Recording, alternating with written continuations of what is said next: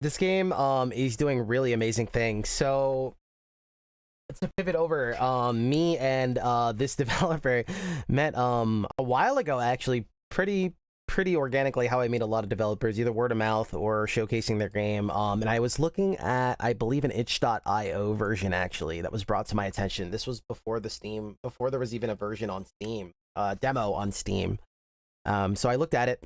I like, give all cool looking games a chance, and this one actually really surprised me. It had some really elegant and beautiful ideas in the deck builder genre. So to give a little preface, I play everything under the sun, and so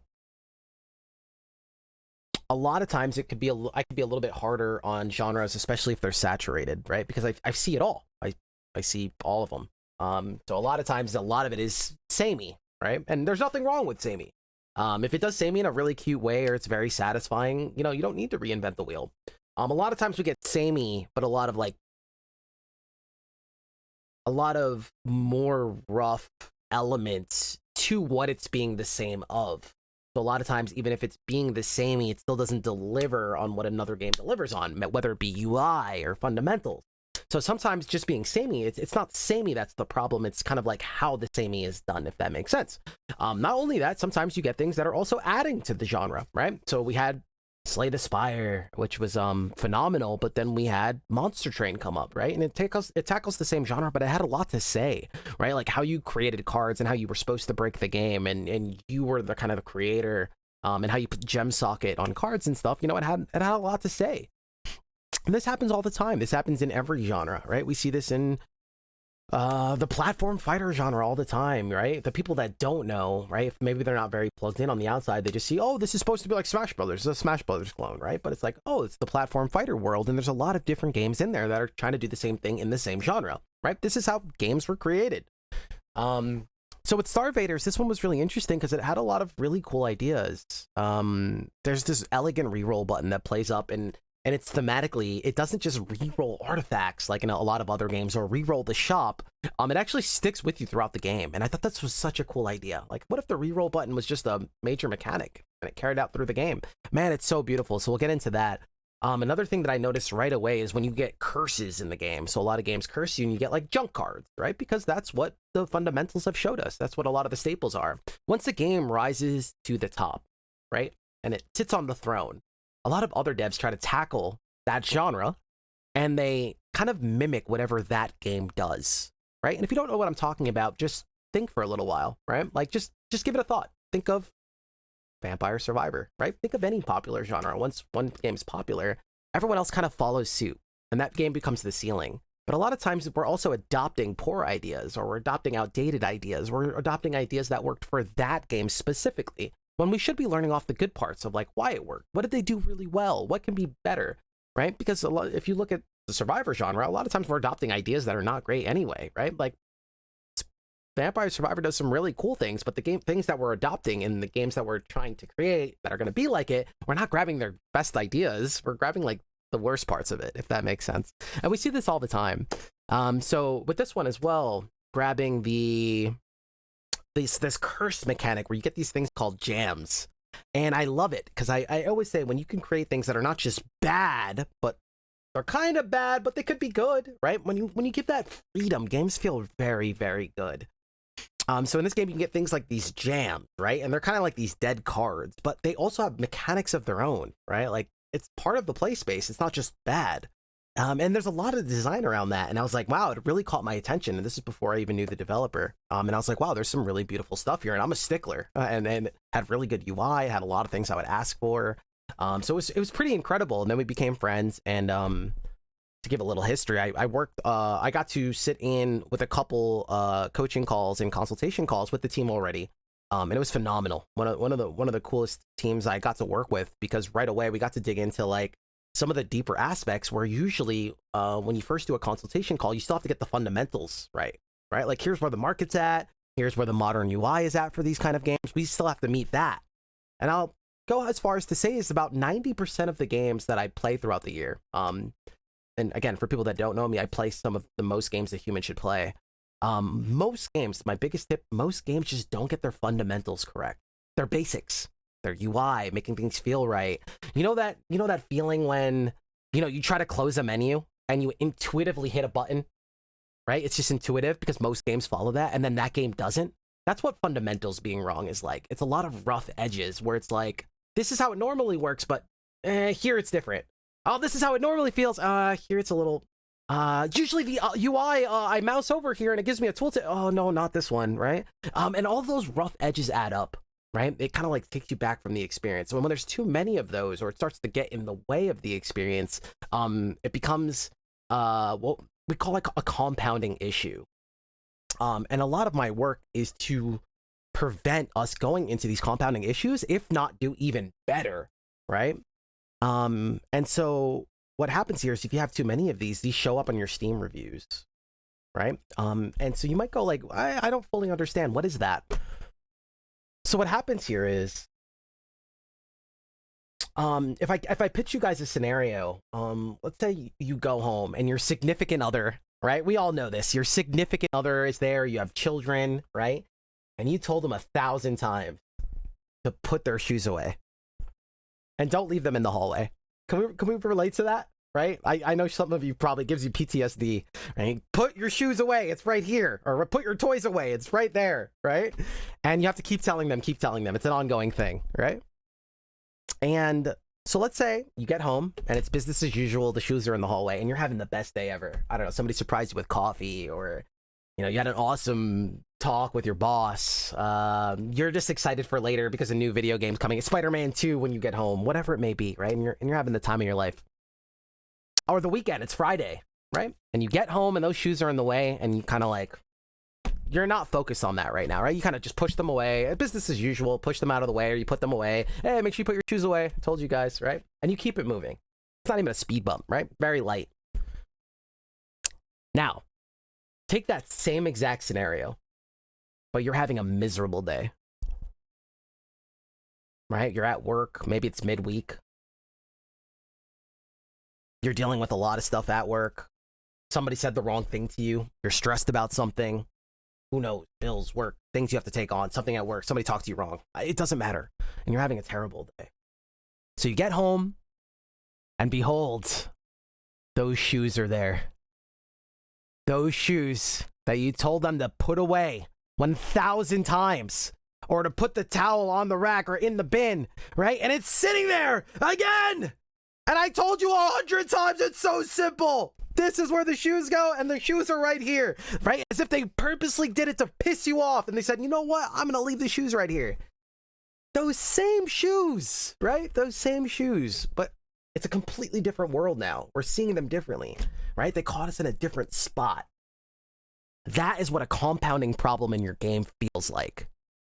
It's too many of those rough edges, so things that we normally would overlook or don't care about, or it's just this rough edge that, man, we're just having too much fun. I don't care that the menu doesn't close when I hit escape and I have to mouse this thing over it and click it, right? You don't care because all the bigger factors, right? The bigger things that are pulling you. But when a game starts to get shrouded by too many rough edges or too many unexpected, expectations unfulfilled, rough spots, game is broken, buggy, right? A lot of unavoidables that we call that, bugginess on launch and stuff like that, right? We call these unavoidables. All of those rough spots are the shoes in the hallway, right? And if we have too many and they react wrong to it because we just had one too many and they start building up, those are your negative reviews on launch. And there's a lot of unavoidables, right? There is going to be the bug. There is going to be that random machine that somebody's playing on launch. You have to already deal with those. So what you don't want to do is add more problems and compounding issues to your release, because that's why you see mixed reviews, right? We see this all the time, right? We see like the Endless Dungeons and the Hellboys and what else is hot on the market right now, right? We see all these things. We see Gunhead, right? Brand new, launched what, yesterday, 2 days. We see these things, but there's a lot of these red flags building up to it that it's like, oh no, there might be a couple too many of these. Gamers might go either way, right? And sometimes you could tell when it's going either way. What does this look like? If you ever go to your Steam forums, developers, if you ever go to those Steam forums and you see people that are upvoting you, but even having criticisms, right? This game is pretty fun, but I'm running into a lot of bugs and there's some things missing, right? That's the gamble right there. That's that teeter, right? It's like, oh, you got lucky there, right? They have a lot to complain about, but something did it for them, right? Maybe they're having a good day. Like we said, those shoes didn't really bother them in the hallway. And then a lot of them go the other way, right? And they're having the bad day, and your little rough spots put them the wrong way. And we took that gamble, right? Just like those shoes in the hallway that your significant other is just leaving there to piss you off, right? But they're really not, right? It's just, so that's the gamble, right? And you don't want those, because a lot of times you can avoid those just enough so that those little bugs and the unavoidables, it don't matter, because they're having an awesome experience overall. And that's what's calling to them. It doesn't matter about the rough spots because they're having so much fun. It doesn't matter about the long lines at Six Flags as long as they're having a really good time. You won't notice the lines. Or at Disney World or at Universal, right? It's the bigger thing that's calling us that is going to call to our experience. So it's not, the little things are not going to bother us. Do you guys get that? So a lot of times the consultation is about that, right? It's about avoiding those little things, those little moments, those little compounding issues like shoes in the hallway. But a lot of the times, if you can't catch those early, there is too many of these little issues. And that's why you see these games at such mixed reviews on launch. And a lot of times you could tell, right? A lot of times a few weeks before launch, months before launch, we say, hey, this is one of those games that's going to launch at mixed, right? Because you could tell. So there's something that we could do about it. So that's part of this process. Throughout this whole month, we're going to be doing a special welcome, everybody. If you guys have any questions, please let me know. Grab a seat, make yourself comfortable. We have a lot of very talented people in chat. We have a lot of talented developers in chat. We have a lot of great gamers in an awesome community in chat. So, you know, feel free to make yourself known. If you guys want to talk a little bit about your work, welcome yourself, feel free. This whole month, we're going to be doing a special with Axolotl and Star Vader, the game that we're showing off. And they hired us. And we worked a little bit with them in the past with some coaching and stuff. And they're doing phenomenal things. This time, our focus throughout this month is going to be a special on replayability. Now, if I'm going to tell you ahead of time what you're going to get out of it, I can't exactly tell you, because it's going to be what the game is asking for. There is no set rules, right? We need to listen to the game. What is the game calling for? What does it need? What does the space need, right? And we're going to be looking at replayability, and that's why it's also going to take some time, right? Because we could say how fun a game is, right? We go like, oh my God, this game is so fun, right? And the first time we go into it and we bought it on release, we're having an awesome time with it. But that doesn't mean it has replayability, right? It means we're having an awesome experience with the game. We're having a blast. It doesn't mean it's something that we're going to keep going back to, right? That's a different topic. A lot of games don't set themselves up for replayability, right? Even in roguelikes nowadays, they don't set themselves up for replayability. And so the way they kind of add that is like very artificially, if that makes sense, right? You see a lot of roguelikes like that, where it's supposed to be replayable and has random generation, but it feels kind of samey. And, you know, a lot of the replayability is coming from a menu that's saying you did a good job, or here's +1 damage, go get back out there, Tiger, right? And that's supposed to be replayable.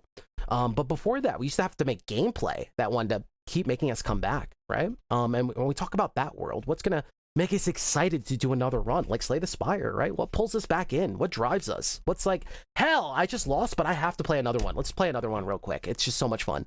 Let's see what kind of build we can cook up, right? We're going to be talking about the essence of that and how to create that. And so we need to see what the game is calling for, right? And we'll bring up those cool conversations and things like that. So I'm super excited. I'm glad you guys are here for it. Again, it's going to be a very organic experience. I don't know what to expect, but I can promise you that you're going to get something out of it by just participating and listening to the conversation.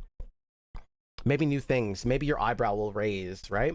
Maybe a wheel will start turning. I promise you guys that if I can just lend you some ears, right? If I can just lend you some ears to try things on during these sessions throughout this month, I promise you, you will leave and get something out of it just from hanging out and participating in the conversation. Now, a lot of things might get you thinking, or you might not intuitively think that, or you might intuitively think something is a bad idea, right? And I'm going to encourage you guys just to listen with the idea of trying to understand and try things on. And I said this to all my clients. It's really important. When you're dancing in conversation, it needs to be a dance in conversation, which means you need to be willing to hear the other person. So what I'm going to ask is that you guys just invite these ideas, even if you don't adopt them for yourself, right? Even if you think they're bad ideas, try them on, right? Just toy with it a little bit and then put it back on the shelf like you're trying on a piece of clothing while you're shopping, right? Just try it on and see how it fits. Right? And that's going to get the wheels turning for you and open up new possibilities, and you might see things from a new lens. And that's all we're trying to do, right? We're not telling you how to do things. We're just trying to widen our scope. All right. So I promise you, as long as you guys hang out here this month, you will get something out of it. All right. It should be very powerful for you. Feel free to also participate. I'll be answering questions throughout as I go, unless I am focusing on something and I'm really trying to gather a feeling. Sometimes you might just see me pause for a second And it's really because I'm trying to internalize the feeling that the game is creating. And as you internalize them, usually those feelings are coming up from something. Sometimes it's confusion, right? That's a very popular one, especially when you first start playing a game, right? You might be going through the tutorial and something might give you this feeling of not understanding or confusing or uncertainty, right? Did I understand that? Well, those usually root from somewhere, right? And if we just chalk it up and say, you know, I'll understand it later, usually we're walking away from the root of a problem, right? And that's where we can fundamentally raise our flooring. We need to figure out where that is. If something's frustrating, why? What is creating that frustration? If something is really fun and exciting, we need to know about that too, so we can keep doing that, because sometimes that happens by accident. A lot of times developers do excellent things, but we don't know why they were so excellent. They don't notice it because it was intuitive to them, right? We all do that. It's intuitive, right? Your characteristics, your charisma, how you create, right? Sometimes it's just very intuitive. When you jump in a game, you might intuitively think it's a certain button and you just did it, right? And it could be not what other people would think, or it could be exactly what other people would think, right? Because you don't know. So sometimes even the good things you do need to be spotlighted, right? Hey, make sure that you know this was really cool. And they're like, oh, I didn't even think about that. I just kind of naturally did it. And I hear that all the time. That's actually extremely common, right? So we got to talk about all those things. We got to toy with all of them. So I hope that sounds good to you guys. And again, thank you so much for giving me some of your time and being here. This is going to be a very exciting experience. And I've never done a full package, a month-long package on stream before. So thank you so much to Axolotl for pretty much being our host and allowing us to share this space, right? I want to say that I know that it takes a certain amount of vulnerability to put your game on display here, especially for learning purposes and to grow it and say, hey, this is kind of what it is now. And it's going to be way better, and it is going to grow, right? This is not its final product. And for devs to be vulnerable like that and say, hey, I'm not just showing this game when it is perfect and ready to sell, but like, hey, I'm going to make it better, and this is just a work in progress, takes something. It takes something. And that's kind of like what we're battling. That's why this work is so important. It's to battle that feeling of you feeling like your pride or your baby is being like, your work of art is being like exposed too early, but dancing in the conversation to make it ultimately a better product will open up a whole new world for you and your game and your release. The ball will be in your court, right? Just remember that every book has an author, right? Every author has an editor, and every athlete has a coach, right? And so soon every game will have a game doctor, right? It will just be, because it's going to be crazy for you to even ask that, right? It would be crazy. Does the book have an editor? Of course it does. Well, those other art industries, they understand because they've probably been around a lot longer than us. So it's they already got it together. Us in the gaming world, we're still getting that, right? We're still tackling ego. My ego, oh no, this is my baby. Somebody's gonna tell me what to do? Nah, right? We're very battling that still. But once we realize that it's not about that at all, then we're gonna start to have a lot of power. And that's what my clients are sharing about. And that's why they're so active about vocalizing the work that we're doing, because it should be a norm. Right? And that's what we're here to show. So hopefully you'll get that out of this month as well, guys. Anyway, let's get started. That's my intro. I hope I did an okay job at explaining things. Again, I didn't have a script ready or anything like that. You know, I just wanted to give you guys me. And, you know, again, it's going to be a very organic process. I didn't have a script or anything to read for you guys and kind of show you guys how it works. And most of all, I hope Axolotl and the team get infinite out of this, which, again, we have before. All right, let's do this.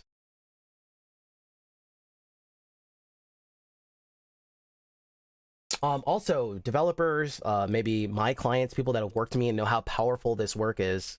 If you guys can also, I don't know whether it's word of mouth or tweet or let people know about this space, so we can get this conversation to become the norm. It would mean the world to me. I am trying to do something super ambitious, and I'm trying to go against the grain and show the gaming industry as a whole why this work should be the norm, and why every book does have an editor, right? And why movies go through that process, why athletes have a coach. It's not an attack on them and saying they're not good enough, right?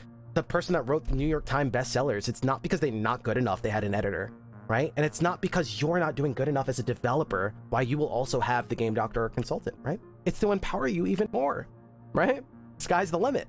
That's why we're in this conversation, and that's why we're trying to change the game industry. Let's get it, baby.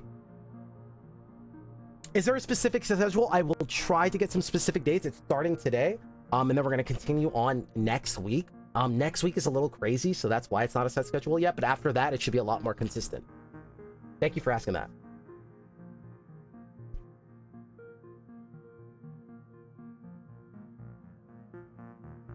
All right, guys, everyone comfortable? You got some snacks, listening ears on, right? We're gonna be dancing. You guys got your dancing shoes so we can dance in conversation. I'll be talking out loud a lot of times. A lot of times it's not actually a question. It just might be a rhetorical question to kind of get our wheels turning. All right, and sometimes it might be, you know, not a leading question. Sometimes it might be a leading question, right? It's really to get the work out of the game and see where we're at. What's coming up. Yeah, this game is very exciting. I'm very excited to have this opportunity. Even working with these guys and doing some coaching, they've been so receptive, and it's just been such a great experience. They've been very quick. They're very quick to picking things up.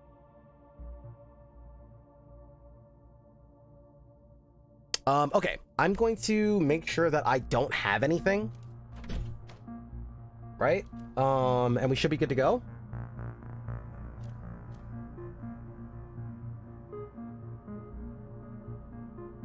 Reset unlocks. All right. We want like the pure organic experience here.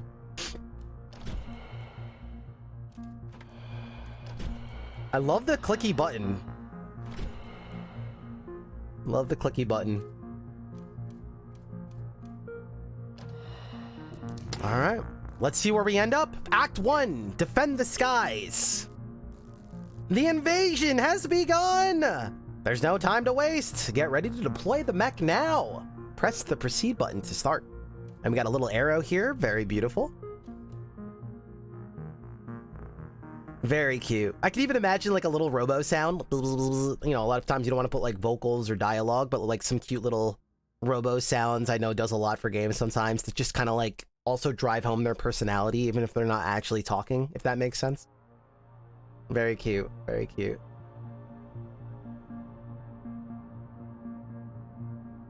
It's a lot to look at when you first come to this screen. I just want to kind of like take it in, right? This is the first screen that you're looking at.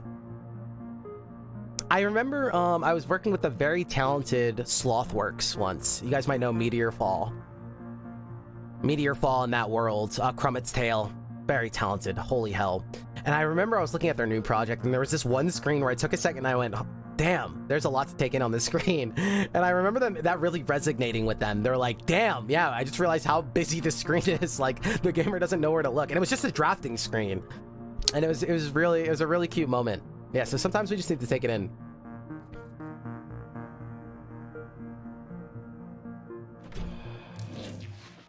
Huh. I think right there it's really interesting. So there was a moment there where I actually picked the map and it still proceeded.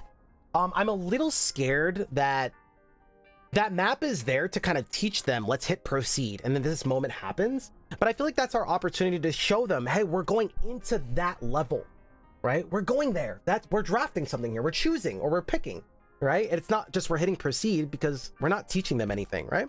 I think there was a moment there where you allow them to pick this area to show we're doing something. We're going there. We're going in there. Does that make sense? Right there is kind of like, hey, let's press proceed and we're going in. That's loud. Oh God, I missed that tooltip. Holy hell. Sitting here developing UX and focusing on fundamentals. Wait. Esty would approve. Oh my God. Ivory, welcome. Thank you for the resub and the kind words. I hear a lot of developers say that now that I work with, where they're like, I have this little I hate you for it, and I have this little Esty voice while I'm developing. And I have this little Esty voice, like, what would Esty want here? I'll take it. I'll take it. I'm gonna lower the music because remember, the purpose is not for showcasing, the purpose is for talking. Can you not access this in-game?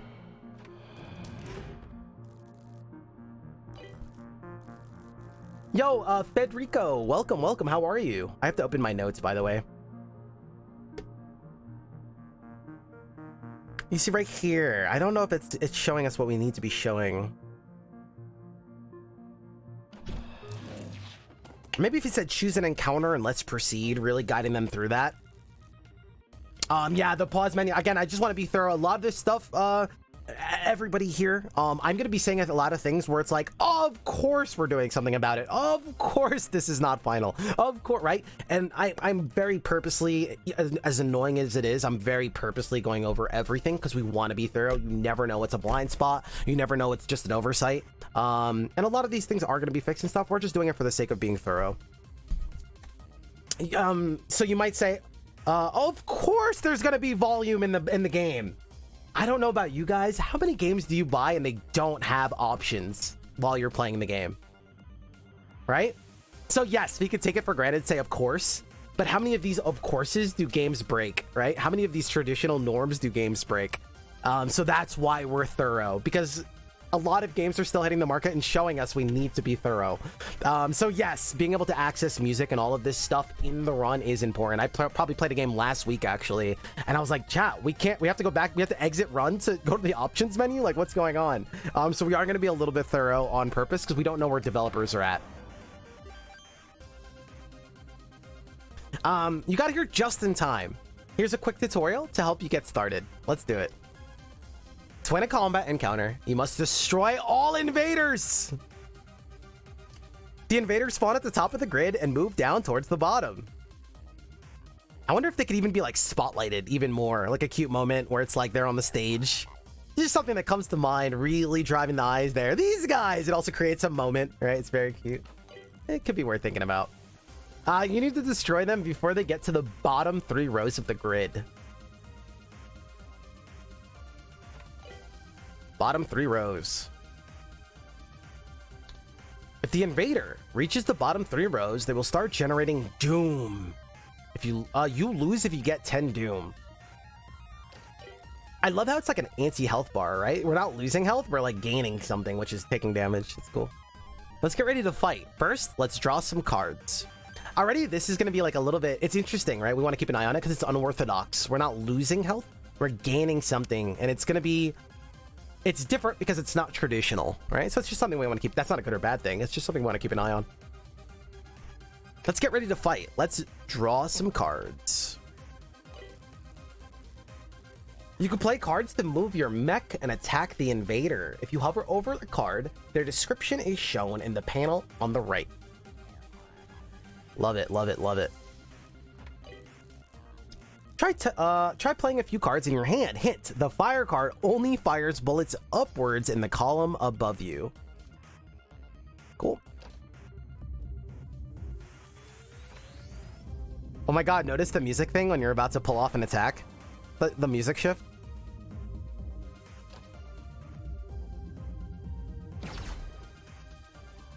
Got him!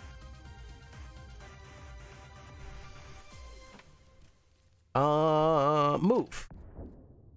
Here.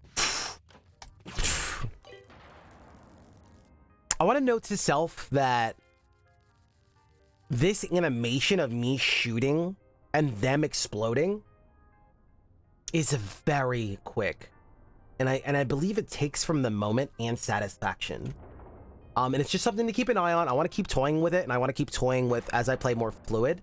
But I think it's all happening very fast. I want it to be a little bit slower. I want to see the bullet. I want to feel that satisfaction. What that's also going to do is give us room. So if we start adding modifiers to our bullets, or our bullets get more dramatic and they gain more damage, it'll also give us a moment to showcase that as well. And there's a couple things there. And then when he explodes, I think it'll allow us to really toy with that and bring some expression to it. Just something I want to mention. I want to toy with it more in my head, but it's something that I did think about. Wow, that happened really quick. I didn't really get to feel it.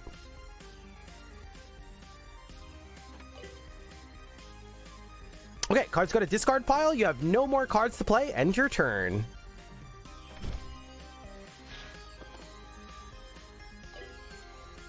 Even when they come down, right? I believe we can add some, like...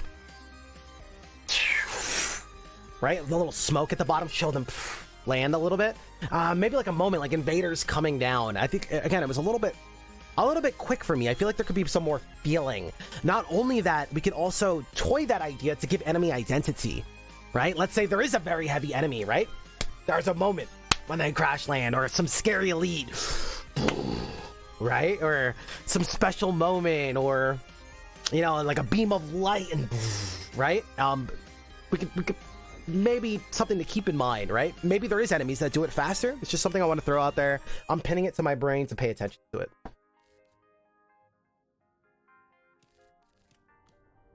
All right, let's do this. Each turn, you draw 5 cards into your hand. Spotlight. You draw cards from the draw pile. When the draw pile is empty, the cards in your discard pile will be shuffled back into your draw pile. Draw 5 cards a turn. Cards generate heat when played. The heat cost of a card is indicated by the amount of icons on the card. Again, I remember playing this in the demo. I love the heat system, which is their own take on a mana system, and it's not even just a hard gate. And I want to talk more about this, right? Again, you guys are going to get a lot out of this, and so I want to be thorough about all the beautiful things that are happening here as well. If your heat goes over the limit, your mech will overheat, and flames indicate that you will overheat if it's played. Boom! So many good things here, right? 1, they're not making rules, they're making guidelines. And this is one of the most important things that I could teach developers this year. You see a lot of games starting to toy with it. Let's look at another deck builder. Let's talk about Wild Frost. Do we all remember Wild Frost? So beautiful, right? Every 4 turns in Wild Frost, you cycle your deck. You shuffle your hand for free. But you could also shuffle anytime you want. It's just going to instantly end your turn, right? It's not like a hard rule. There's some extra options. There's play space, right? Sure, I probably shouldn't shuffle anytime I want because I'm going to instantly end my turn, but I can, right? Here, it's this buildup of heat, and then even when I overheat, there's another mechanic. It's not like, oh, you ran out of mana, that's it, right? Look at that elegance, that playroom, right? There's another mechanic to overheating and using too much mana in another game, right? Man, this play space already is so cool. I love it. I love it. Overheating will burn the played card and immediately end your turn. I also want to add how they pointed out that the card will remind us that we're about to overheat. I want to really let that sink in. Most games miss this part. I'm not exaggerating. The game is going to remind us that we're about to overheat, so we can intentionally do it and not do it by mistake. Look at a lot of the great games. Look at a lot of games, right, that mess with artifacts that are about to happen. A lot of times we don't even notice that they're happening. They don't have identity. They're just something there that we have to remember. Look at the great Astria that just came out. This game blunders this left and right, right? They even went to as far to say it was part of their balancing that people oversight and forget about things, right? Why are we trying to punish people in a tactical game like this? And we're hoping that their brain is over encumbered and we need more pylons. Right? We're here to help the player. Let them decide because we're making a tactical game. We're not making a reflex action game or something. Help the player. Let them know, hey, just a reminder, I know you're thinking about a lot of things. I know you're fighting. I know you're dealing with cards. I know you're reading tooltips. I know you're learning how to play this game. We're going to let you know here with this beautiful flame that you're about to overheat just to make sure that you're intentionally doing it. Beautiful, right? Absolutely beautiful. Love that. And again, a lot of games miss this. This is not a small thing. Right? It's one of those things that you don't notice unless it's really done wrong, right? But if it's done right, we don't notice. Let's try it. Play cards until you overheat and end your turn. Cool, let's get it. Man, it's so beautiful. Love that. Love that. All right, let's slide to the left. I believe I can click anywhere, right? Interesting. All right, so now we're about to overheat. So what they're saying is, warning, overheating. I would almost love to see and again, I want to add mods. Vol, if you're here, can you make sure that our automated messaging thing is going off, or maybe turn it to 20 minutes? All this art and all this animations and all this stuff is so temporary. This is very, very early. Again, very, very early because that's not the purpose. But again, we're trying to be thorough. Yes, I would love to see little steam come out of this guy showing that he's overheating, right? Going thermal or whatever it may be. It's going to add a lot of charm and a lot of life, make the board feel alive. Man, it's really exciting. So cool. All right, let's overheat.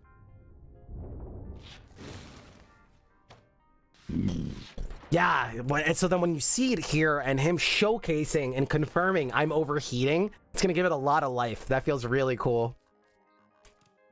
Very nice, very nice.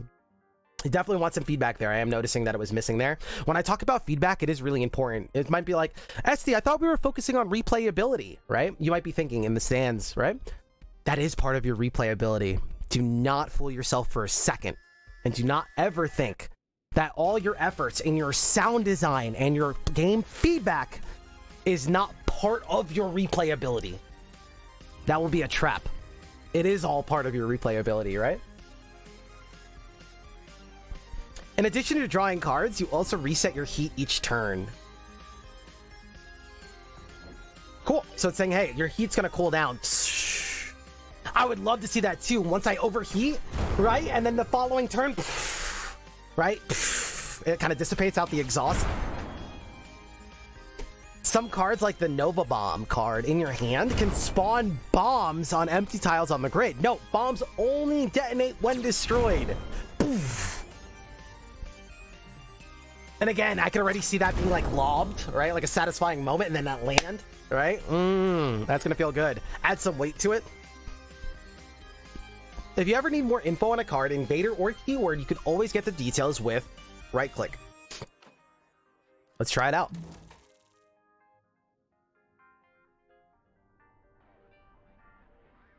Very cute. Spawn a Nova Bomb up to 4 tiles away. When destroyed, detonates and strikes adjacent tiles. Click for more info.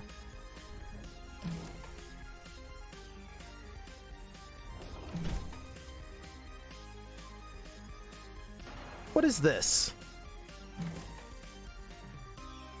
I can also very much picture the One Step from Eden kind of thing.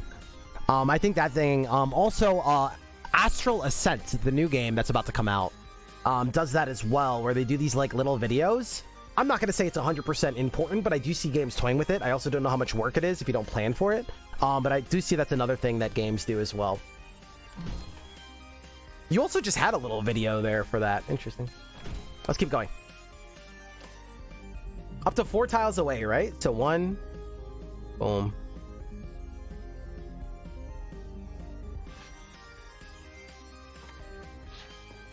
You know, sometimes I really wonder, because all games do this. I wonder if, like, if you're not gaining new information, if you were, like, able to, like, undo, right? And no games really do this, right? I'm not saying, like, oh, this is the standard. No, but I think when we're ready to push the standard forward, I wish the same thing in Cobalt Core a couple times, right? Where I don't have to memorize, like, all these, like, things in my head, and then it feels really bad if you, like, miscounted or something, right? Into the Breach is known for this. And really, like, we're trying to make a game that's, like, arcadey and faster than Into the Breach in a weird way, right?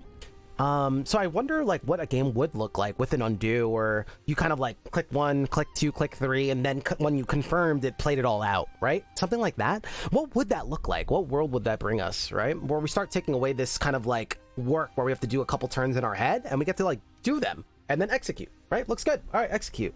I'm just throwing it out there, right? I wonder what world that would be when we start pushing it there.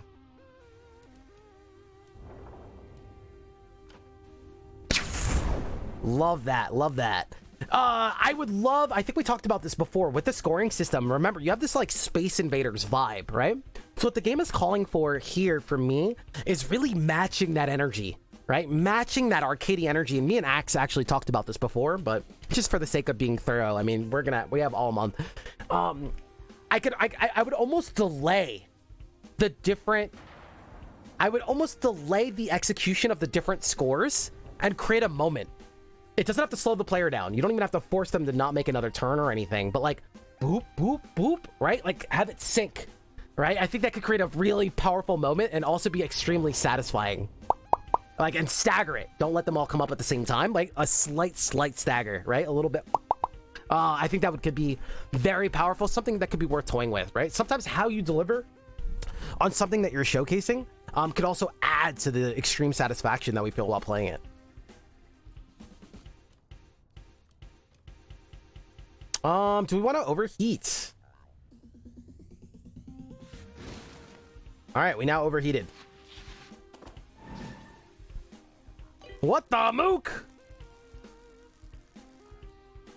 Some invaders will try to attack you. It's not that bad if you get hit, though. You will only gain a temporary junk card in your discard pile. I love how they show it to us here too, and not just tell us about it, right? It's right here. They show the tooltip ready. They're getting us familiar with, oh, that's what that is, right? Not just telling us about it. I also want to shout out to doing those kind of things. Every gamer feels it.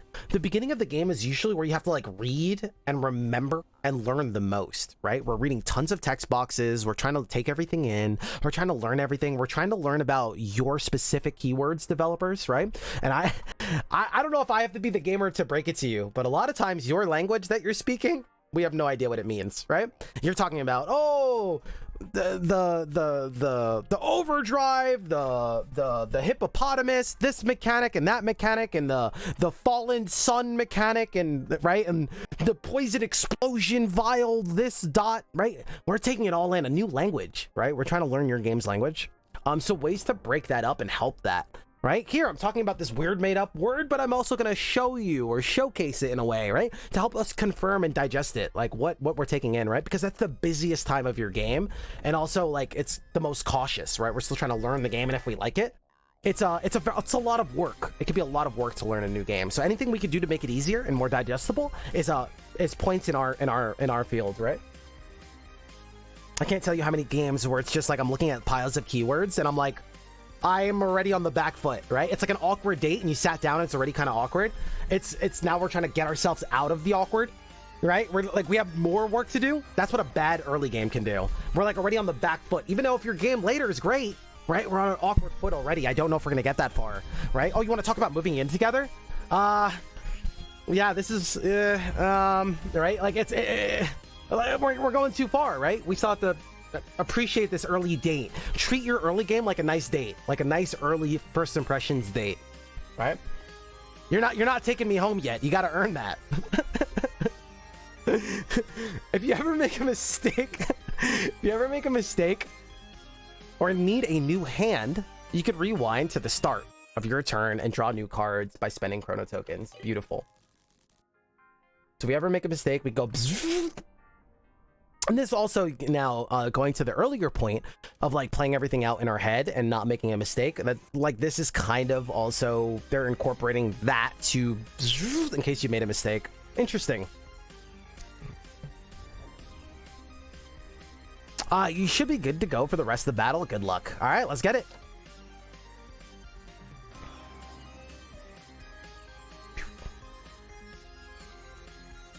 Burnt.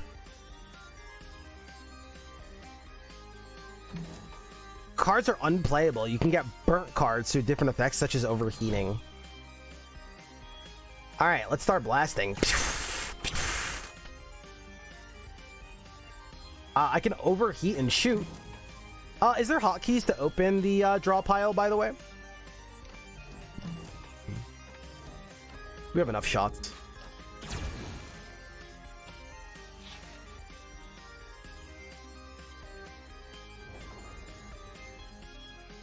I noticed some games have this thing. I can't speak to it much, where I see your game, once you overheat, is auto-ending your turn. I do see a lot of games creating an option for that. I can't speak to me saying I want that, but I do see it as an option a lot, so maybe that shows us that they ran into a lot of people being vocal about like them wanting to end the turn.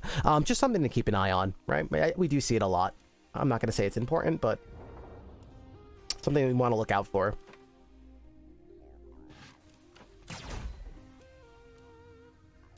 So this is dead. Enter. They're getting closer. Oh! Oh, if he stays there. All right, I got something for you. Oh, we have a bomb. We have a bomb play. Here. Here.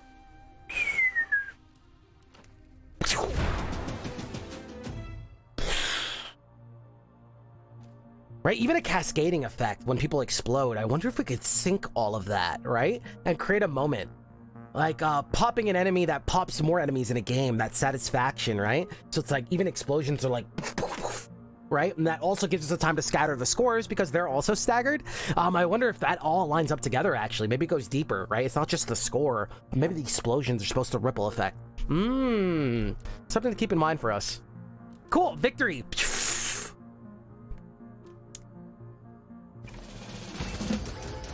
I would love to see that open, right? And then go to this screen, right? Right? I don't know if there's some kind of transition there. A for deck, S for discard. Gotcha.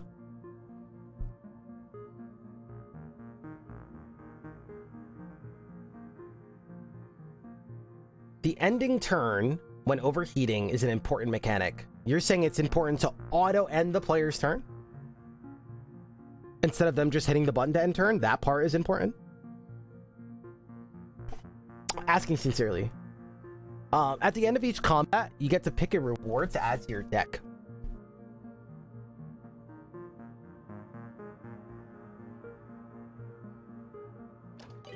Let's pick a card, any card. You can look at your current deck with this button. Can I also hit A here? Ah, it's so good. Oh, and it closes when I hit A again. Again, another thing, game's oversight. Look at the brand new Chrono Arc that's about to hit 1.0. Devs, this stuff, it's probably redundant to you, but everyone has their own blind spots. We don't know what is natural to them and what's not, right? We have people making games that don't even play a lot of video games. It just happens. Sometimes, you know, people want to just get into it, right? Man, I can't tell you how many games get this wrong, right? Oh, it's just beautiful. Nice and easy, right? Nice and simple, intuitive. Beautiful. What the mook is that? Undiscovered boss incoming. What the mook? I don't know if you guys have seen the new Ghostbusters trailer. Cluster fire. Fire one bullet up from your mech and from each bomb. Fire one bullet upwards that splits into 2 on hit. Costs 2 fire. Prime. Push your mech down. Your next card played gets +1 repeat. I'm wondering how important tooltips are here on Mouse Over. This is probably like, because this works better with like controllers and stuff like that. Should be clear enough. You did teach them to right click things if they don't understand it, and then you have it right here. Should be fun. Push entities, push your mech down, your next card plays. There's also like something where like tooltips popping up are really annoying. Can anybody attest to that? Is there any games that you guys play where it's like, you know what it is for me actually? Backpack battles. Right? I'm like juggling items and stuff like that, and these big tooltips keep getting thrown in my face.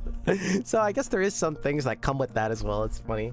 And then some games you start to see them implement like the delay. You mouse over for like a second and a half, then it pops up. Interesting. It all comes full circle. Push your mech down. Your next card is on repeat. Cards that have repeat will trigger their entire effect that many additional times without repeating the cost. So like 2 bombs you get thrown on top of each other. Fire 1 bullet upwards that splits into 2. Or we go bomb build. I'm gonna go crossfire. Love that. Choose an encounter. Okay, out here you get to pick your next encounter. Your goal for each run is to prevent the doom of Earth and survive all 3 acts. Good luck. So this is not like necessarily my doom bar. This is the doom of the planet. Ah.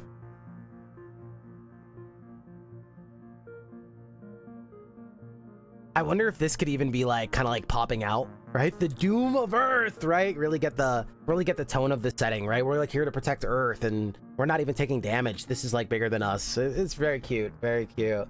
Kaverk, welcome on in. How are you? Welcome, welcome, welcome. If I'm missing any questions, and like a mod or somebody can't answer, feel free to at me, if I miss it, unless I'm purposely avoiding you because I hate you. I'm just kidding. But just let me know, and I'll do my best. You get to pick your next encounter. Your goal of each run is to prevent the doom of Earth and survive all 3 acts. Good luck. All right, let's do this.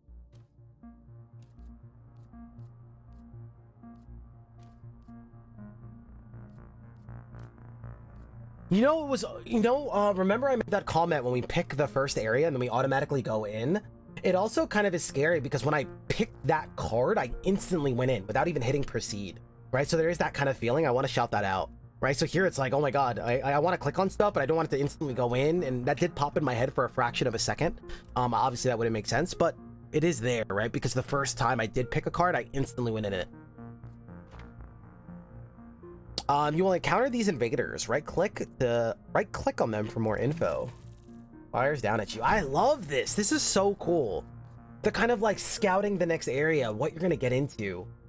This does a lot of beautiful things. One, this is pretty unique, right? What are we used to seeing here? We're used to seeing, what they're calling the Slay the Spire map, right? Or before that, right? Slay the Spire map. What about FTL or the FTL map, right? Or, you know, I still remember their unique map system of Night of the Full Moon that people don't talk about, right? I think that even predates, you know, a lot of them as well.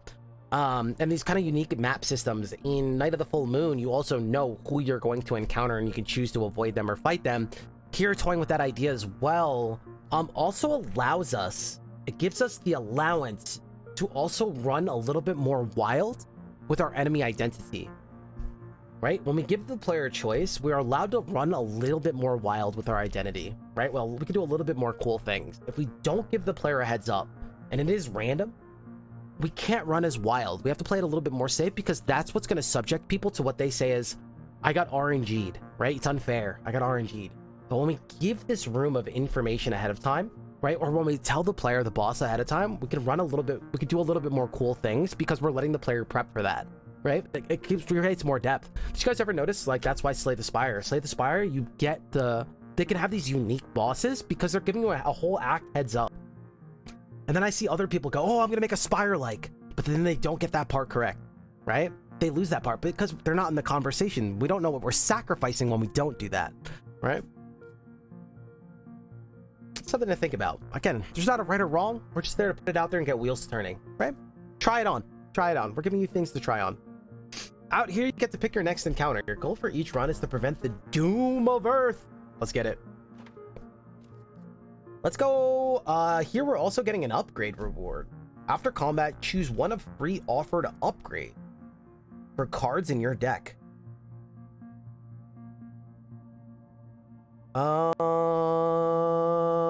I'm in. So now if I double click this, do we go in? We do.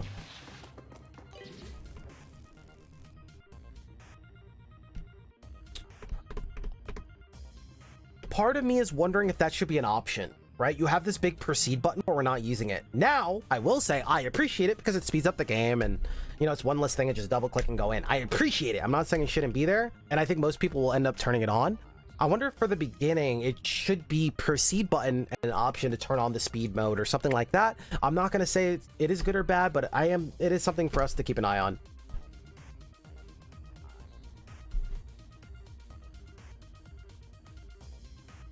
Alternate timeline, Earth and Moon is in pieces. Have you guys ever seen the movie Time Machine?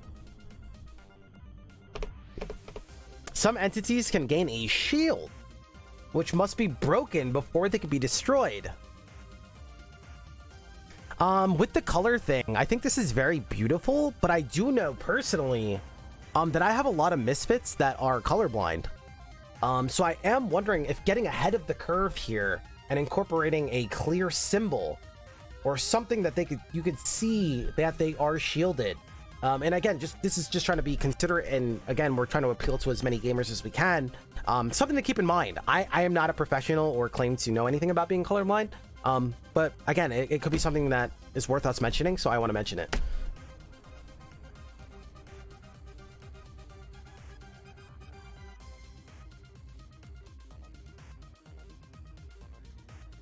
Let's do this. Here's our new shot. So this will take the shield off of him. Wow, look at the clarity helping you out here. So when I hover over here, right? Oh my god, there's so many things happening here. So when I hover over here, it's showing 2 exclamation points because these guys are volleying. So they're saying, hey, you're gonna get hit by both these dudes. Right? If I mouse here, oh, that's so cool. Or here, it's just one guy. So the game, helping. Right? Helping. And then, like, seeing the volleys here, or seeing, hey, if I shoot this is what's gonna happen. Right? Because we have that opportunity. We all know what it feels like to get bamboozled in Wild Frost because we played one wrong card and that extra damage triggered this thing that we didn't want to trigger, and now we die. Instantly game over. Right? Or, like, we all know what that feels like, that one little oversight, right? Wow, I love the game trying to help us here because that's not the important part of, like, being mentally overloaded is not the important part of the game, right? So help that out, right? And also helps the fluidity. Oh, love it. So nice. So nice.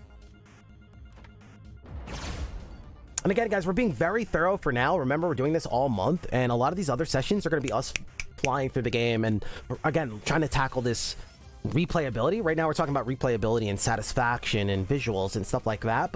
And we're trying to learn how to play the game. But then again, we're gonna be changing pace as well.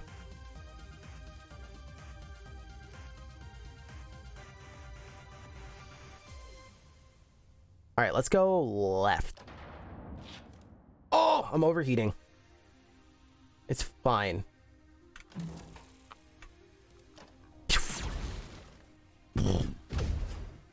Oh, even those might be a little bit fast. The tail end there looks really good, but maybe. I'm not sure yet.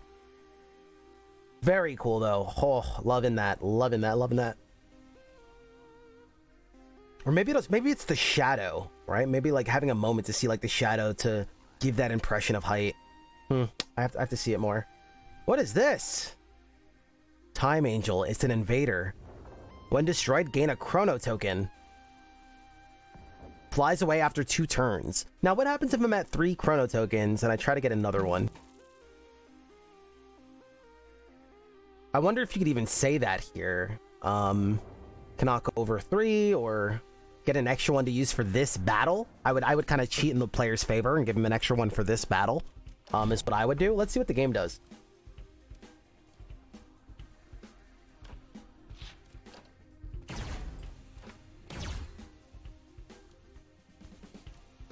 I did not get another one. Yeah, that's kind of what I would do. When in doubt, I would kind of find a way to cheat in the player's favor.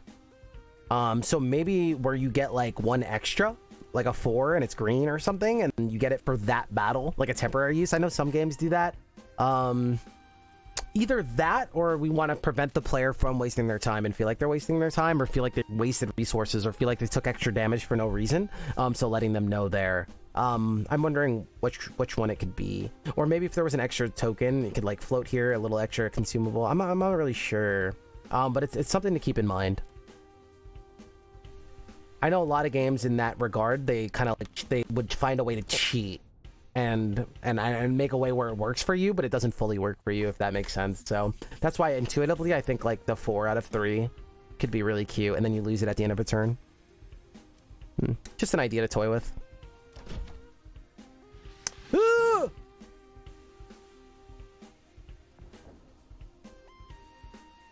All right. Well, we don't. I'm getting. I'm sorry, guys. Give me 1 second, okay?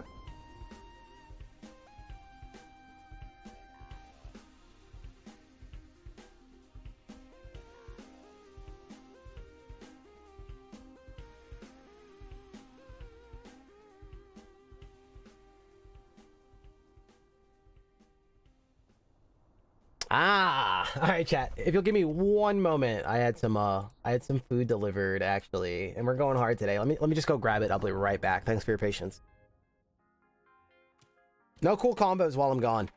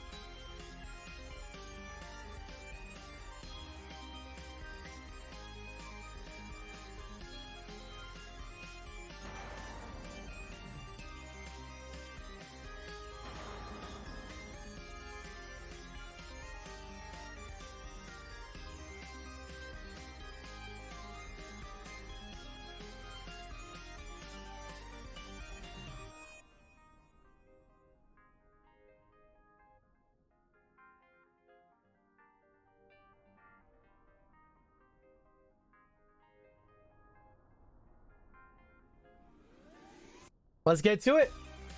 You guys enjoying so far? How's the crowd doing? I appreciate you guys all taking the time to be in the conversation. I also have an Inca Cola.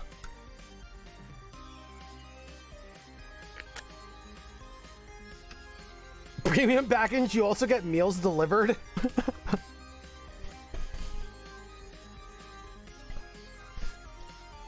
Okay. This guy's gotta go.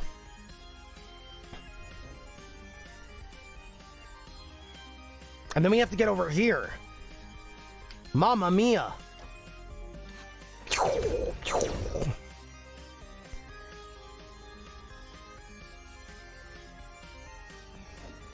Bomb's not important here, so kind of like overdriving and getting it here, then we can just shoot and then jump. And it's one less movement we need is actually really good. I love the music pitch change here. That looks really cool. That looks really cool. So I'm curious what's going to happen here. And so far, this is something that I talk about really often. I've actually talked about this during a different game like 2 days ago.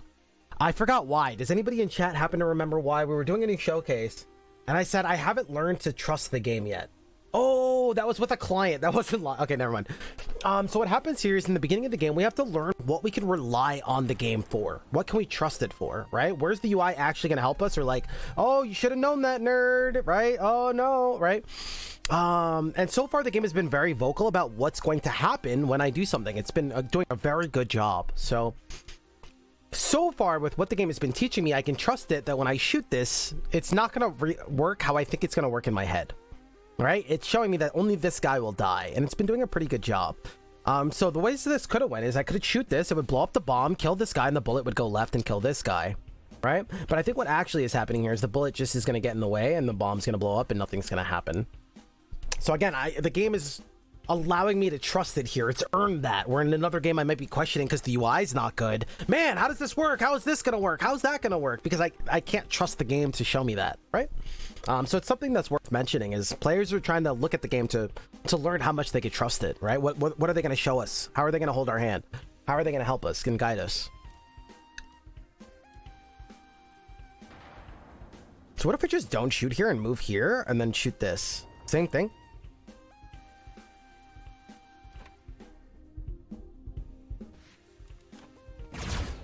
Cool. Let's use another movement to get over here. Whoa! I almost misinputted that. Nice! We need two attacks here. But then we could always use a redraw here, right? Careful! There's an invader channeling doom. Why did he pop up all of a sudden? Maybe just a bug? What up, Drake? Mord, appreciate you being here. What's up? Navocado? Different pacing than our normal content. But you guys are going to get to see my other, like, very passionate side, right? We're here to make the industry, help the industry level up in the form of conversation. I wonder why this popped up here.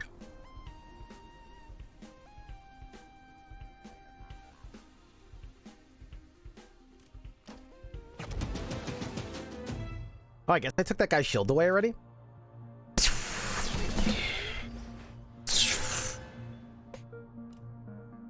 Oh, upgrades. We went to the upgrade screen. I wonder, did the chest look the same? So I got the impression that I was about to draft. I wonder if it should literally be visually different. So like a wrench on the chest or something to show it, you're tinkering, something like that, prepping us for it. Boosted Nova Bomb. So that's the symbol here, boosted. If you just play a move, one repeat. If you just play a move. So if I move before I throw this bomb, I repeat it. I don't even know what happens when you repeat a bomb. I would imagine it would throw the bomb on top of the other one, thus detonating the bomb that was first there. Snecko. Fire. Fire one bullet upwards, repeat, and its cost is randomized. What?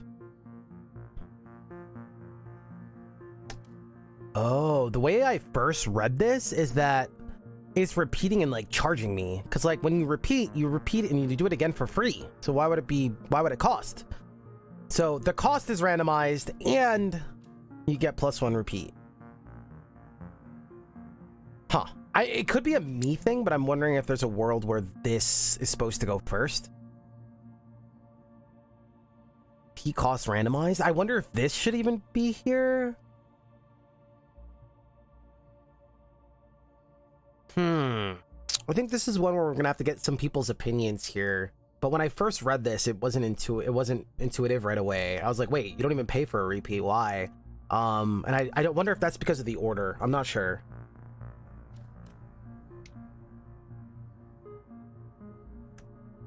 I also read it as the repeat costs you a random amount. Yeah, so it's not just me. Usually if something makes me question it or think something was unfair or something happened, I know that I've been doing this long enough where something is going on, right? So I'm not saying that something is wrong, but sometimes maybe we could deliver more powerfully. I don't know, so I am mentioning it. Maybe there's supposed to be a separate. I'm not really sure. It's maybe the order is the most simple thing to do here. I'm not sure. It's worth pointing out. Idling Light, thank you so much for the follow, guys. If you're brand new here, if you're a developer here, feel free to come out and say hi. We'd love to meet you guys. And again, just you guys hanging out here and being part of this event over the month, and just being involved in the conversations here should be very eye-opening. I promise by the end of the month you will leave with something from hanging out here, right? You will gain something out of it. Maybe a question mark. Yeah, this also maybe to double down and show this as a question mark, or maybe it's hollowed, or up to 3 randomized cost up to what? So maybe you also show people that it's up to I'm assuming up to 3. Maybe it's more, so maybe people are also going to ask randomized out of what. So then we're also doubling down on showing people the limits of what it could be, so they're not like, what if it costs 10? Or you know what I mean? Maybe, right? I intuitively thought 3, but that's because of my conditioning. My gamer conditioning. So yeah, it's something worth keeping an eye on. Risky crossfire attack. Fire 1 bullet upwards that splits into 2. Repeat. Wait, while in a danger zone, repeat. So here repeats at the end, and there's a comma and not an and. See, oh, maybe it's also an inconsistency. Right? While in a danger zone and +1 repeat, but here it's a comma, here it's not. So maybe it's also just an inconsistency. Here's also a comma, here's and. So maybe we just spotted an inconsistency, or at least that's what I call it. I call these inconsistencies, where a game is doing something and then all of a sudden it doesn't.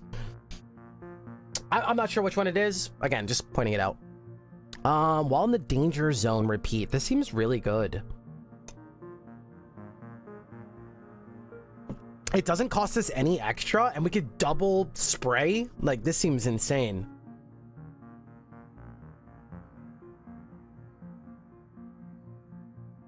I'm just saying, like, here it uses the word and, so if it followed this, it would read as while in the danger zone. Well, I guess I see what you're saying. You're saying it wouldn't make sense. I'm just making the point that, like, this is not a comma here. And, like, so this one is. When you play a move, repeat. While you're in the danger... Oh, because you're saying that this is an activator for this to happen. This is an activator for this to happen. And these are 2 separate ones. I see, like, what you're saying. So you can't really use a comma. Yeah, so then I don't know what the solution is.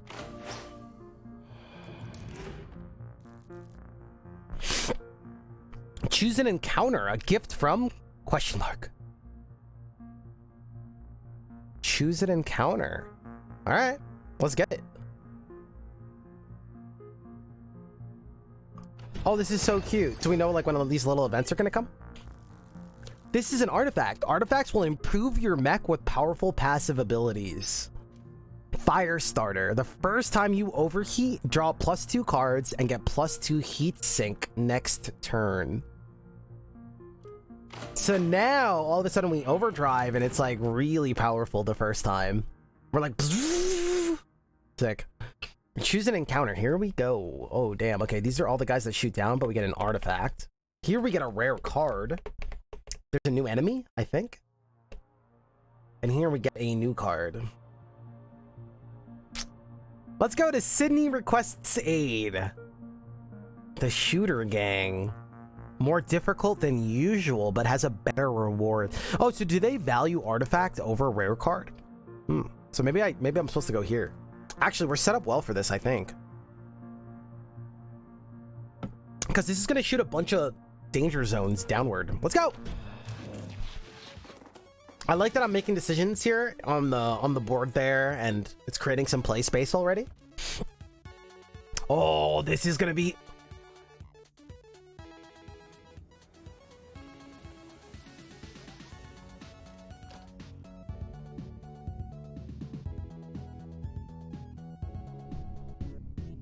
Oh my god, I've used this track before.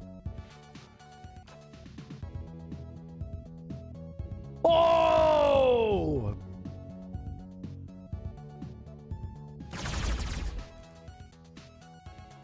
Yeah, again, create that moment, right?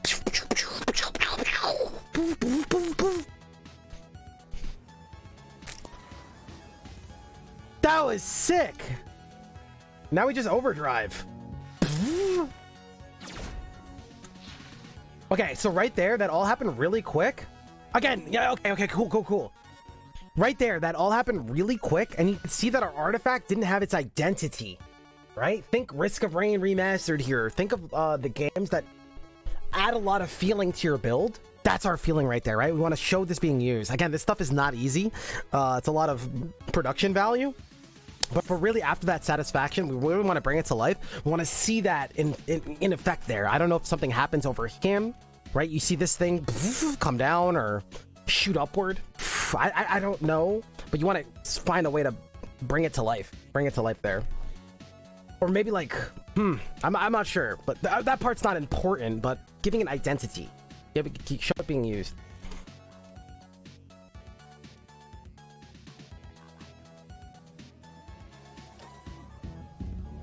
Dude, that was so satisfying.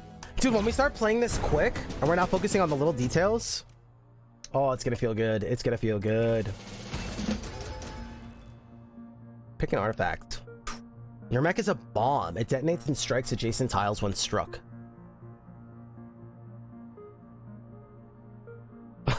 That's crazy. Thermal conductor artifact. Unused heatsink is added to your heatsink next turn. Ah, like ice cream, but with heat. And like opposite of cold.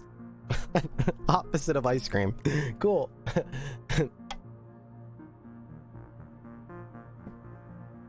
Could be powerful. Panic mode.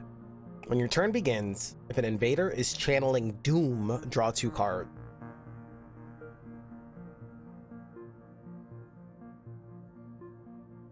Thermal? It's hot ice cream. I love that we could skip and it's rewarding us with these star points. The game hasn't introduced us to it yet, but I wonder if it should have introduced us to what we're gathering. It could be worth noting here. We don't know what this is, and all the enemies have been throwing numbers up, and we still could be like making a player feel uneasy that they still don't understand what is going on with these numbers, or if it's high score or what we're doing. I wonder if that should be talked about earlier. I don't think you want to overload the beginning, but maybe after the first fight or something. I'm not sure. I think I would assume here you are. I'm wondering if it should be earlier or not. Oh, never mind. Here they're not going to talk about it either. Yeah, maybe we just didn't catch that yet. I think you also said obviously this tutorial is very temporary. But yeah, maybe talking about this on the earlier side. Oh my god, the music! Now, I don't know about anybody else. And with this art style, but I'm a huge sucker for when I can just push fun buttons.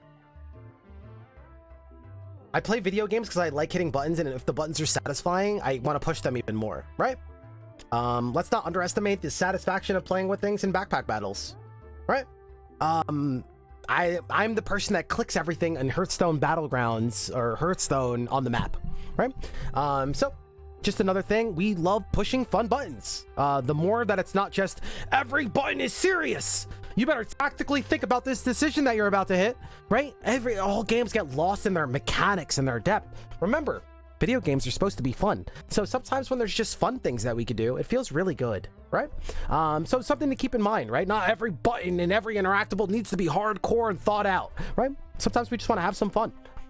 So something to keep in mind. Yeah, that's exactly what I was thinking. That's what made me think of this. Is like I click this and it's like bzzzt. You can pat her. Are you buying something? Oh, wait. So yes, something to keep in mind. Again, not saying it needs to be utilized here, but for all the devs watching, we do notice those things. They go a long way. You guys want to know a fun fact? Some of you probably didn't know this. Did you know in Slay the Spire, you could put out the torches in the background? Some of you might not know that.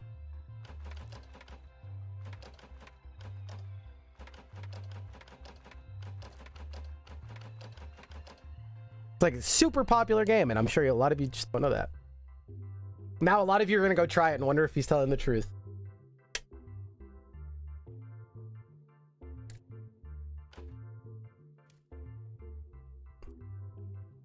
I am loving the music. I'm just taking this in here.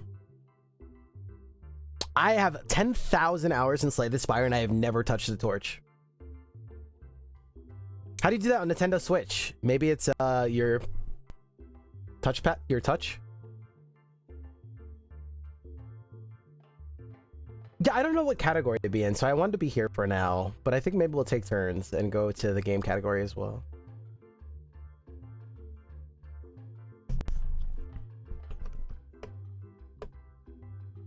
All right, let's do this.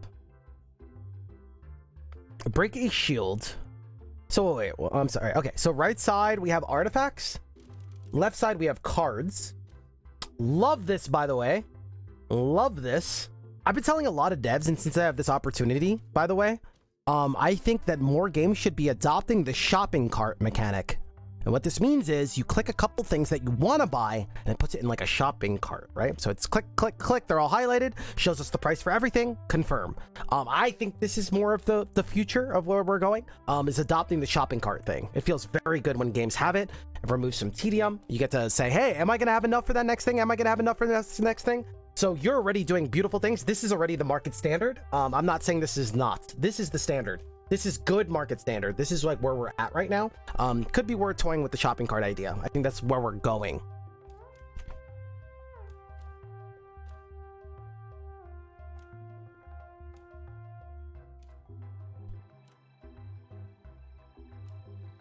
Choose a tile and purge this card. Launch a rocket at it when your turn ends.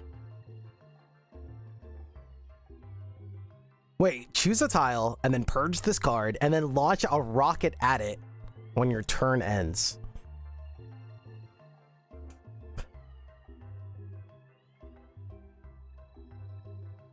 So it's a delayed one attack, yeah? Wait, it's you can attack anywhere for 1 damage. For 2? Oh, and adjacent tiles. Oh, so it's a bomb. It's a bomb that instantly explodes for 2. Ah. I save and quit. Yeah, I think that's another thing too, is the shopping cart helps prevent those kind of like clicks and stuff like that. And yeah, it's nice. Or I can't tell you in Slay the Spire how many times I like bought 2 things and I was like $1 short of buying this other thing that I thought I could afford or something. We've all been there. We all get it.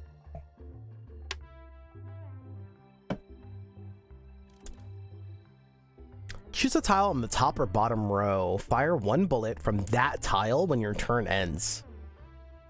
Choose a tile on the top or bottom row. I don't know what that means.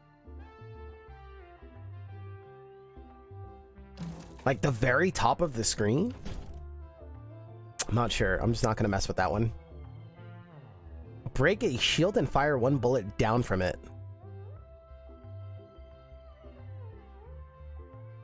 Okay, so if an enemy has a shield, I can automatically target them, break that shield, and shoot a bullet.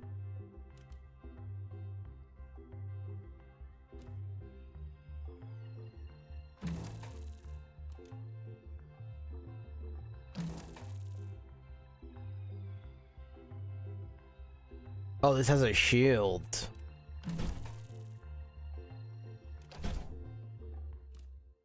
Each time you move into a danger zone, draw 1 card.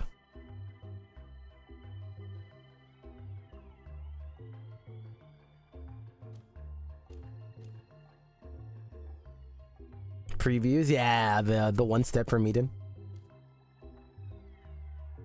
Let's go Rocket. Seems easy.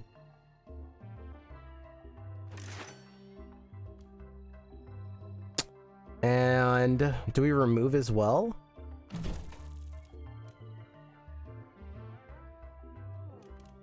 Seems like we have way better damage now. Get rid of one of these.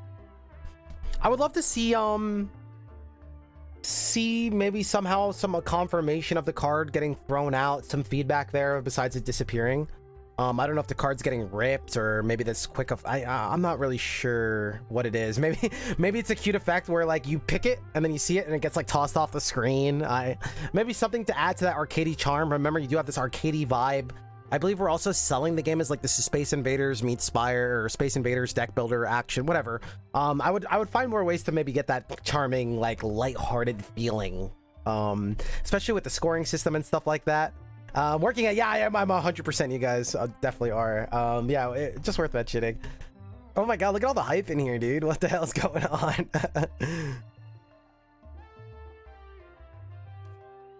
All right, let's keep going.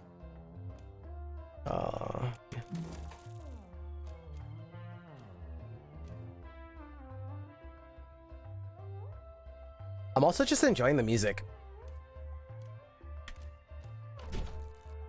Bring me more stars! All right, cutie. The boss encounter is now the mothership. I almost want to like... again, this is probably temporary.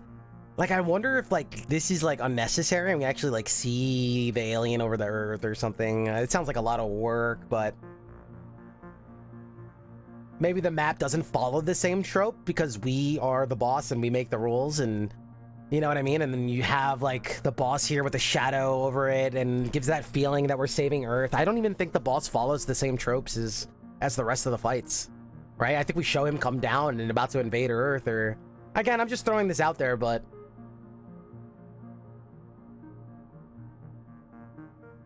yeah, it also, you could have an intro screen, whatever. I mean, the sky's the limit, but yeah, I don't think he even needs to follow the same rules. Or we cut off the top of this and have him coming out of the card and like really show his scale. I think of a way to interact with this Earth, so it's not just this thing that's here. I'm really showing this here, or we see him, but then it's also pointing. I'm not sure. I'm throwing a bunch of ideas out there just to get the wheels spinning, but I feel like we could do more with this to really match this Earth being invaded feeling, right? And I don't think it has to fundamentally do anything to the game. I think it's about feel here and really like pulling us into the world and just being fun and creative.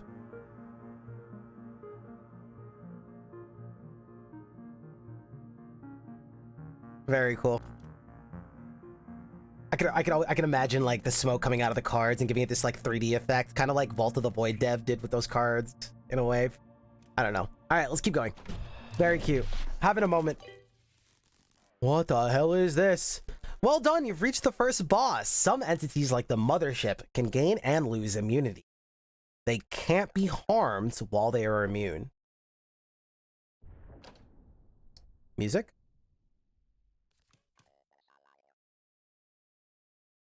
Music? Maybe after I shoot him, maybe it's gonna pull a Wild Frost.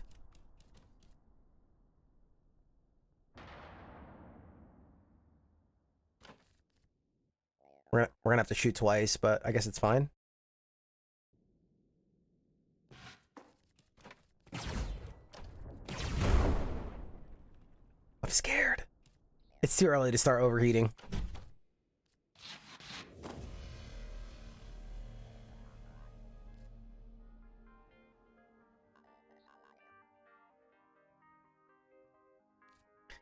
I like what they're going for here. I feel like it's supposed to be like this Wild Frost thing, right? Or this Gunfire, RoboQuest thing.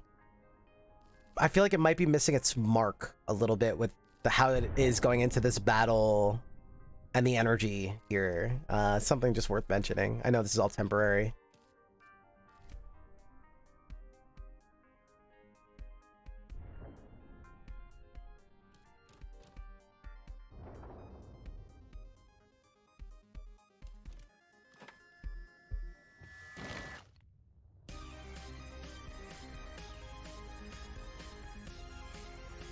You know, I wonder if we could even, like, add some life to that card and show the rocket going up already. Right? Like, right? And then now we know it's going to come down, but it has that feeling like it's flying. Again, we want to identify. We want to show these things in actuality.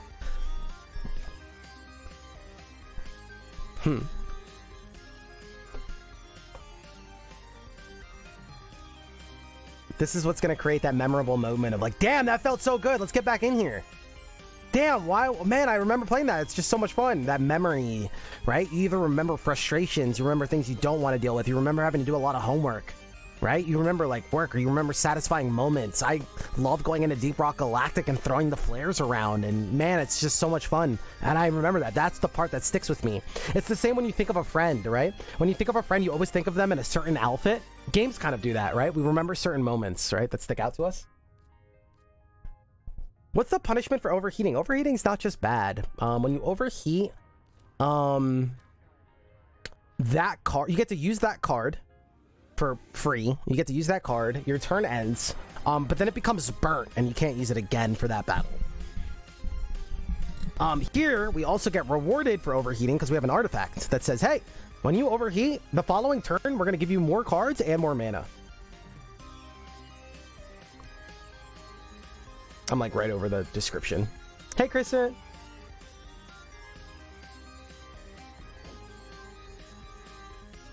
I don't think we want to overheat this. This is like one of our biggest weapons. And this is all going to open up. So I guess we move over here so we could shoot it after, question mark. That, again, happened really quick. That could be so satisfying, and we want to show that. I think that's the general theme. Things are happening a little quick.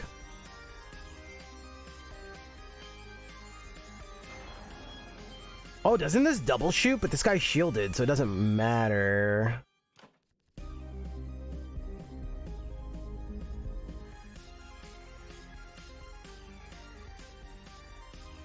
Who's attacking me right now? This thing? Haha! Nerd. The UI is so clean.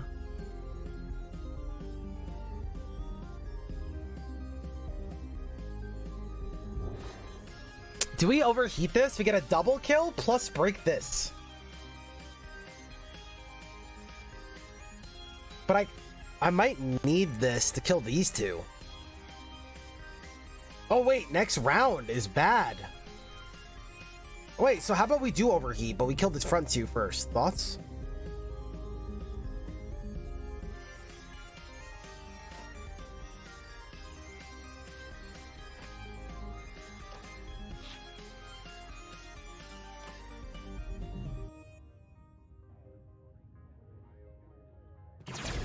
I don't know.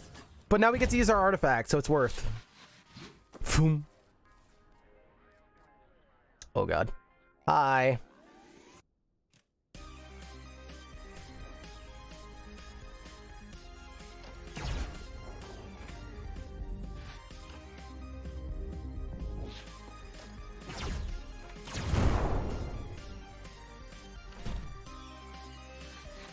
Oh my god, they split? I didn't even know they could do that. I was not expecting that. I thought they were all attached together. Alright, we don't have a shield, but we should get out of the way of line of fire.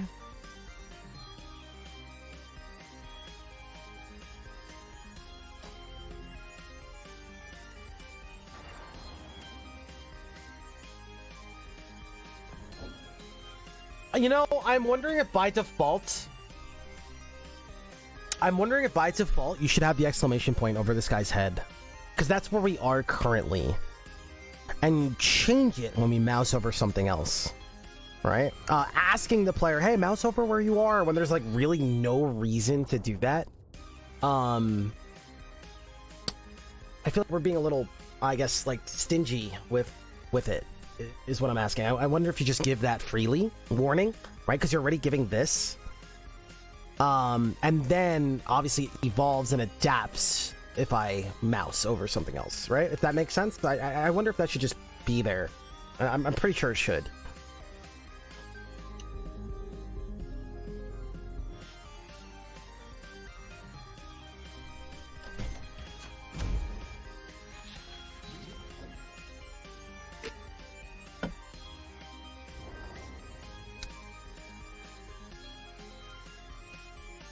Where we're getting attacked is just red. So maybe you're overthinking it. It's just red. They're red, they're attacking. But if you mean like, hey, I want to kill a specific enemy, I want to kill whoever is attacking me here. So then we have exclamation points showing that I'm in combat of both. And then what we do have is this as well.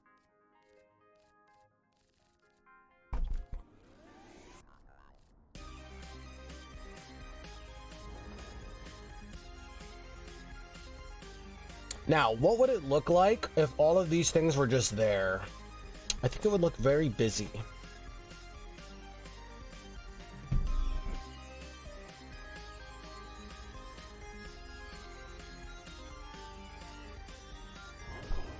All right, let's do this.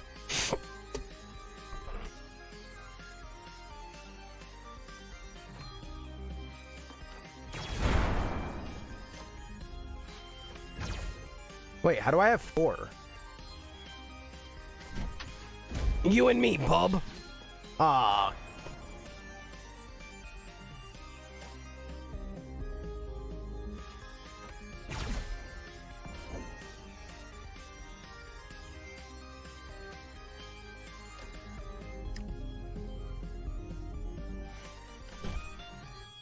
I'm coming. Nice.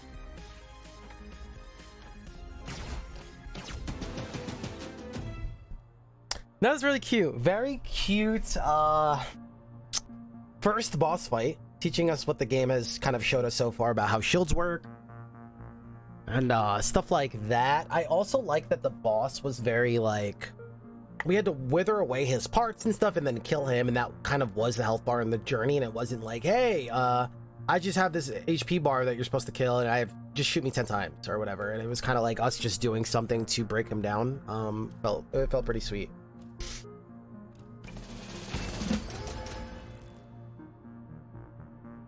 If you hover over the end turn button, it will show everything at once. Is there a button that I could just hold to do that? Instead of hovering over the end turn, which is scary? Alt, perhaps? Alt or control? Not yet. Okay.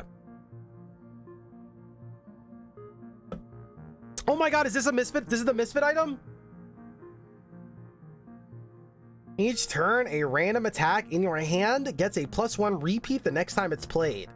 Holy hell! Retrospects. Retro!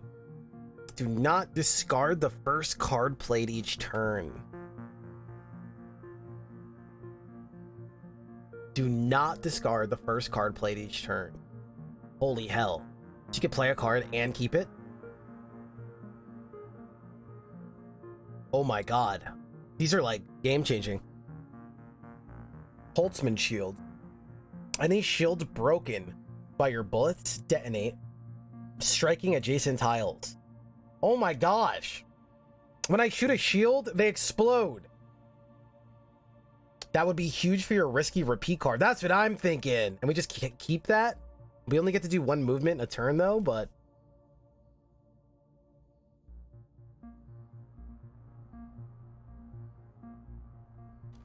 Random attack is pretty sweet as well. I think this is fine. I'm in.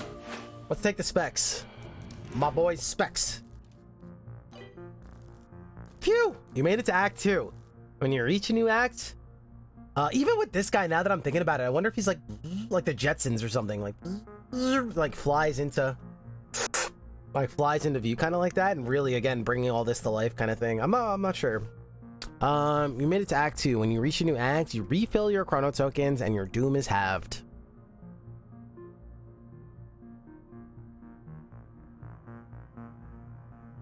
Cool. So they cut our doom in half. And we get all of our chrono tokens back. Gotcha. Let's get it. Card or card. 3 enemies or 2 enemies. Let's see 3.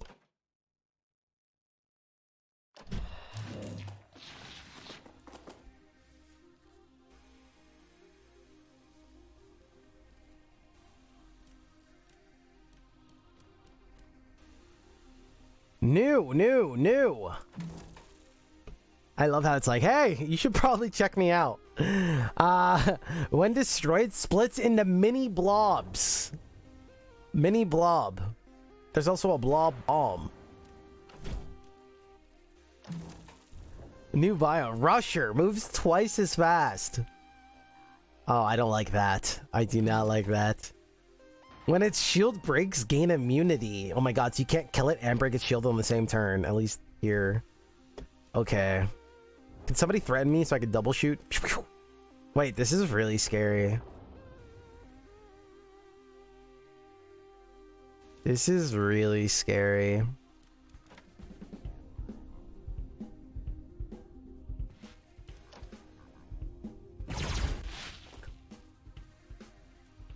What? You could just throw this at me?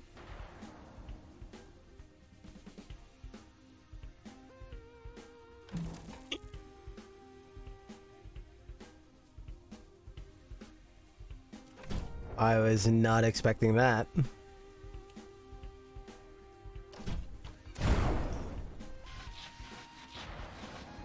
I wonder if it's RNG? Or did it tell me? Or get good? Or redo the turn. Maybe I should read it.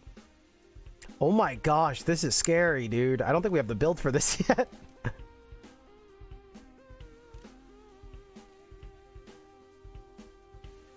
Oh god.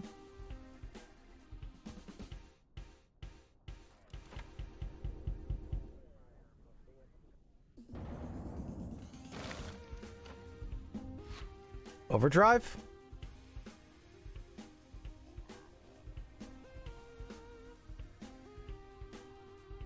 Overdrive? Just get good.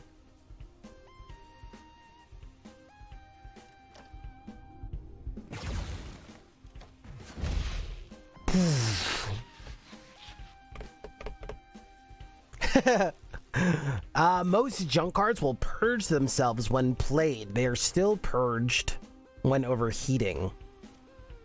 This effect looks so cool, by the way. So I could also overheat it to purge it, which means we could like purge it for free, I believe.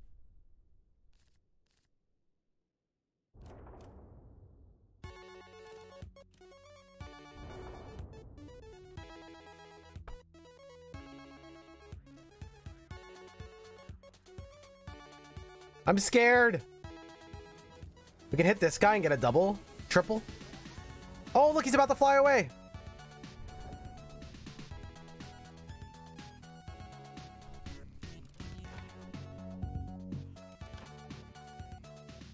Dude, these jellies, they're gonna fly into the... No, dude. It is random.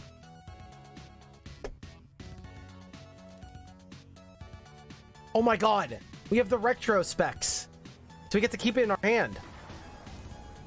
Or use it again. Oh, why don't we just jump into the threat zone? Chat, I'm cooking.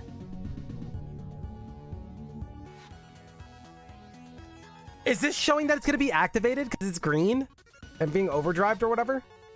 Was this green before that, chat? No, right? Love that. Love that. Noticed. Witnessed. Oh. Okay. Yes. I can confirm that I want the game to make that even more satisfying. These are the best moments of the game. That's going to be your game's highest points. I want to see the score going crazy, right? The way it pops up, like a, right? Or, you know, and then the colorful effect. And then I want to see it rippled. I want to see it boom, boom, boom, boom, boom, boom, boom, like a quick domino, right? That's going to be our highest points of the game right there. That's our highest moments. And the good part is it's not just one moment. It's going to happen every time the player does something cool. What is the diamond? Oh yeah, you can't hurt them. Slow top. Yeah, we talked about it earlier. There's a couple solutions there. A couple. Man, I can already like foresee it in my head. It's... I wonder if we were supposed to overheat a move card and get out of the way, but... Man, that was so cool. Okay. Oh, we still got this punk. That's fine.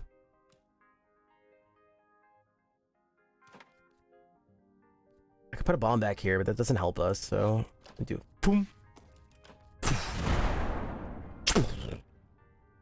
Alright. We have a lot of movement cards, it's fine. These slimes gotta go.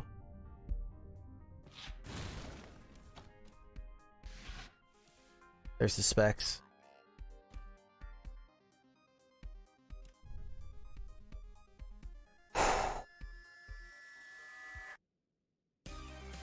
It's not just slow-mo. I do think, again, I keep saying this, I keep finding myself wanting things to like be more dramatized and more feeling, and slowing it down will be a start to that. But I think we also want to do some things with the effects. We want to like ripple, we need to do some stuff with the score. I get this is all temporary, I just want to... There's some really cool effects, right? We could really explore some of these old arcadey games and really capture those best moments, those best, you know, those most satisfying moments. You guys want to see what it looks like to take something traditional and do something that pushes the genre forward? You want to see delivery? I highly recommend every dev here goes and looks up Hyper Demon and look up a video that shows you somebody getting a high score and watch what happens. It's the most incredible thing. You want to see what delivery is like at its peak, what powerful delivery is? Look up Hyper Demon, do yourself a favor, go look it up. Especially if you haven't played it. A lot of people probably haven't. It's very niche. And look up, you'll see powerful delivery and what it could do. It's incredible. The first time I saw it, I jumped out of my seat. You're welcome.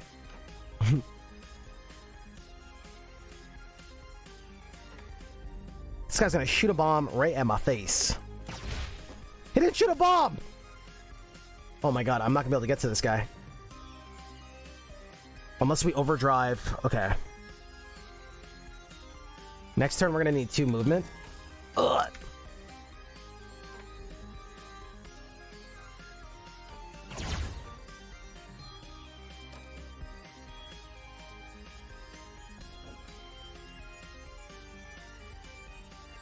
Right, but our delivery is everything, right?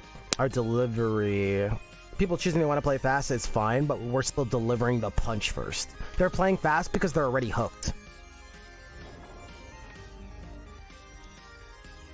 But yes, you definitely want an option to turn it off. Alright, you are not going to hurt me, little turtle. Double movement.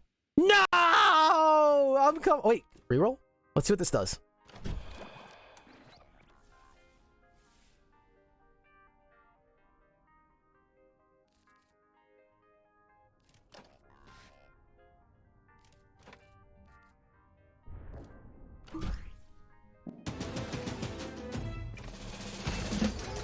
That little punk. Wait, did it even show this go up? Now that I think about it, I was going so fast, but I didn't... If you asked me what happened there when I got Doom, I don't even think the game did anything. Like, I didn't notice it at all. Now, something probably actually did happen, but I want to be receptive that I didn't notice anything happening. Like, it didn't mention it, or... Was there a moment where it showed? Maybe there was.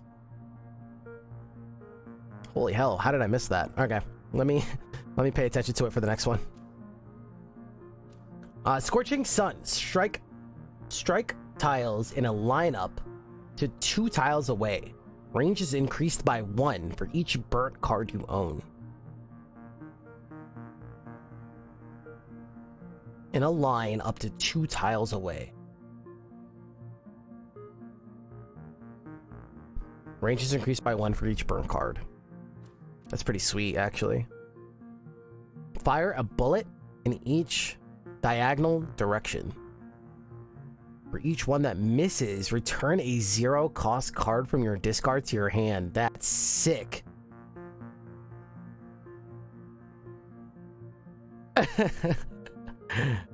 I like to think that I'm crazy. Okay, so I wasn't crazy, just didn't notice.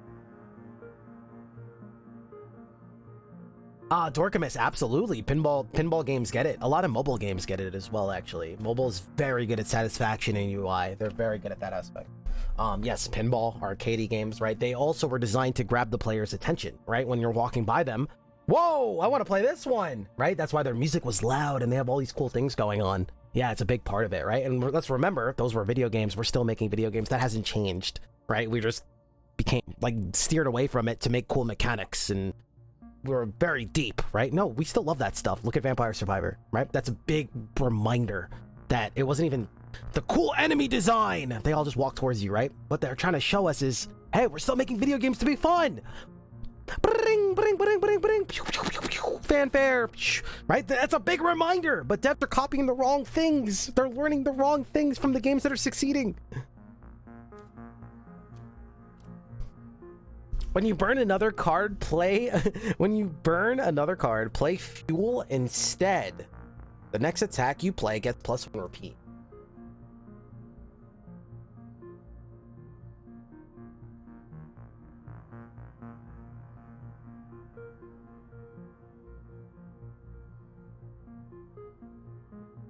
Interesting, especially if we can get card draw.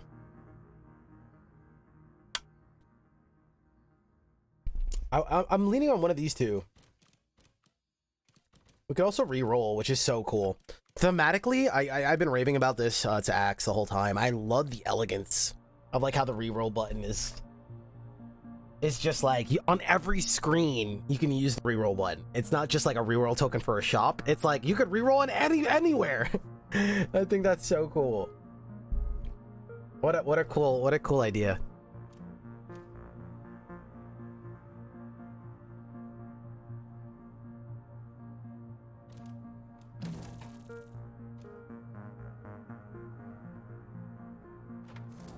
You know, it's really interesting when you overburn, you can play a really expensive card, but you're pretty much just playing it for just overburning or whatever.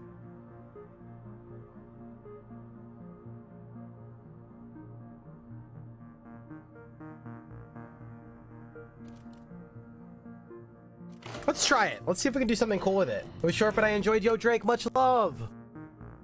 Let's try to do some cool stuff. Woo, danger. I want to see a lot of life, even to this danger thing. Like, remember our thematics and where we are, right? Like I don't know if it's a news report or like flashing red radar. We're being invaded. Earth is being invaded, right? Like I want that feeling almost. I don't know what that looks like, but again, we want to bring all of this to life.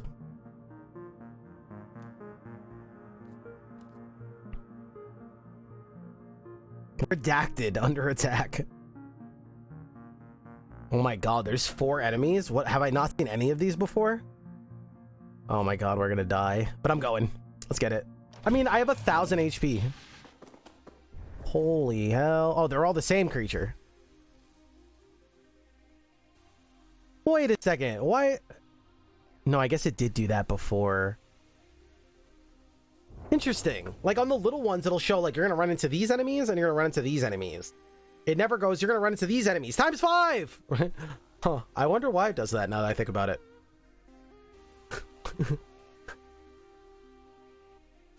Yeah, sci-fi city names. Agreed. It could be really cute.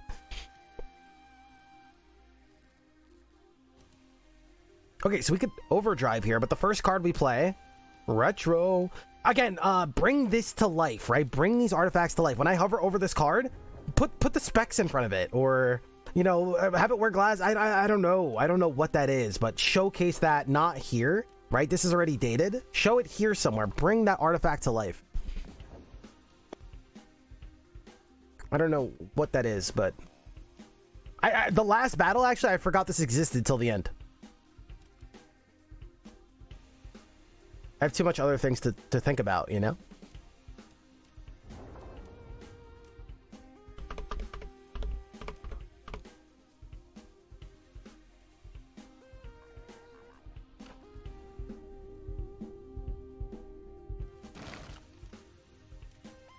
Okay, so we want to overheat.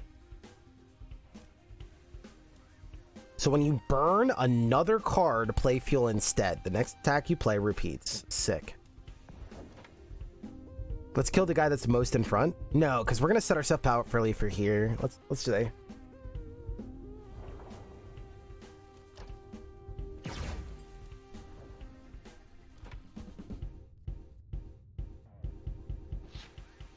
Did I do it?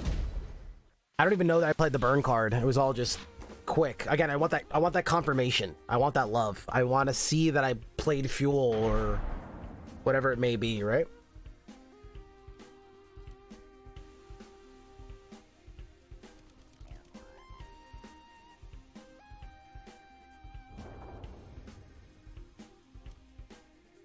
Holy hell. Wait, so this would play ×3 chat if we were being threatened?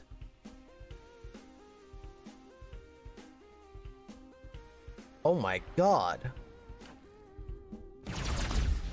That... no. Moves towards you each time you play a card. Strikes you on collision. Could we not do that? Can y'all get away from me?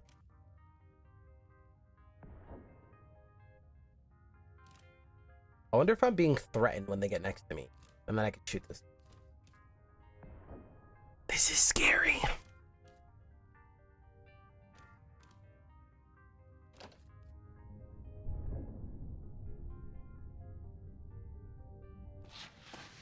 I am not being threatened. Or am I? Nope.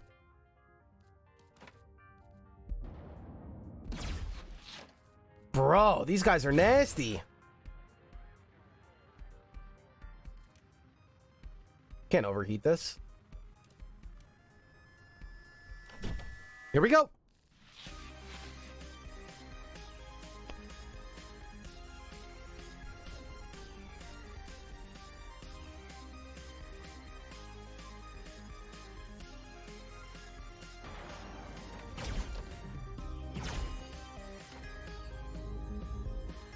All right, how do we want to play this?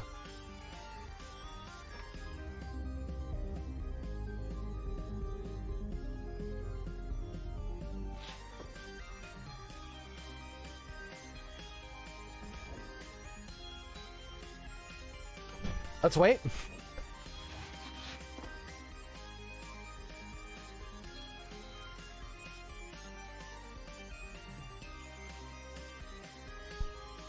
I mean, that's a nice hit. These bugs are gonna chew us up, but whatever. I wonder if this is actually supposed to be a reroll. Oh, you can just overheat. Nice. Yeah, we just got to overheat and prevent the overheat, right? What? What? Oh, it's burnt to a crisp. Wait, what? I had fuel.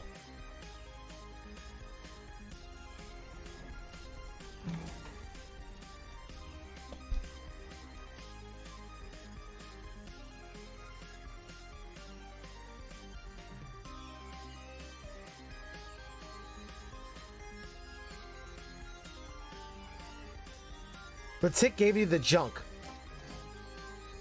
Oh, did I play a movement first? I thought the glasses. I thought the glasses were gonna carry over the card. What did I play first then? I played this first?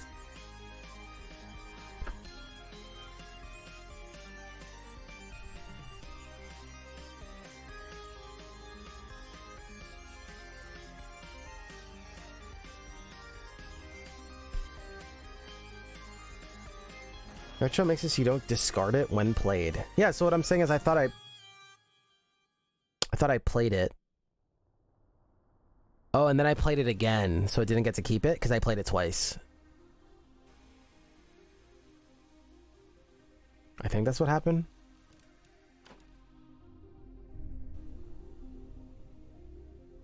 Right?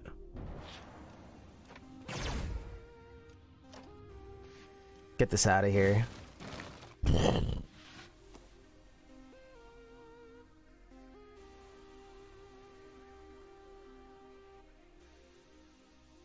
Oh, so this whole time I was learning it wrong. That's so funny. I call that usually it's a confounding issue, right? It's like where the player doesn't understand something, so they teach themselves to make it make sense, and then it makes sense, but then they've been learning it wrong, so other things seem like it's wrong, but they actually just learned wrong. So I think what was happening there is I thought I was carrying over because I kept drawing it. That's so weird. Like I kept drawing it. It was in this slot, but really I was never.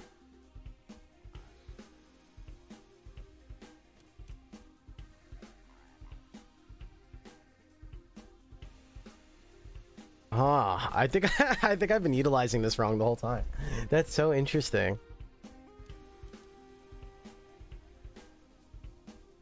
Readers do not discard. If you use the card, it won't discard. You'll keep it in your hand, and that's how it's been showing up. That's so funny. Okay, okay. Interesting, interesting. Can I just shoot this guy in the face? Oh, come on.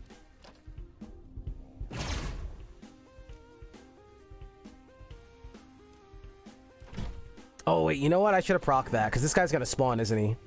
Never mind. Chat, it's really that simple when you think about it.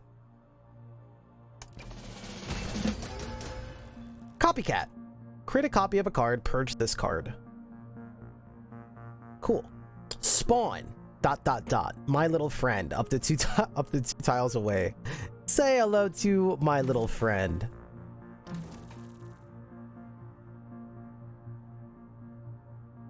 It self-destructs when your turn ends. Copy bullets fired from cards with fire in its title. Self-destructs when your turn ends.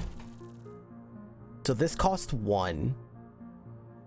And then whatever you shoot next, he will copy. And then die. Does he explode? Self-destruct.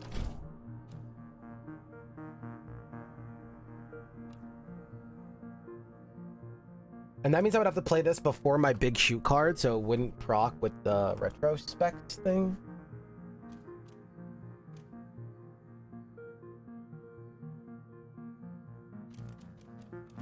Interesting, interesting.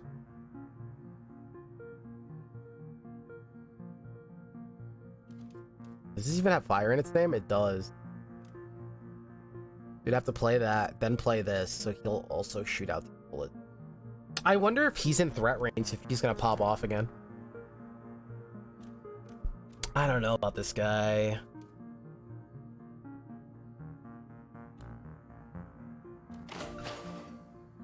Okay. In this build, artifact with rushing party. Okay. I don't think we're super built for it, but no, we need more. I want more cards, man. I'm getting cards. All right, here we go. Here we go. When your turn starts, spawn web on adjacent empty tiles. Dissipate at the end of turn. When your turn starts, spawn web on adjacent empty tiles.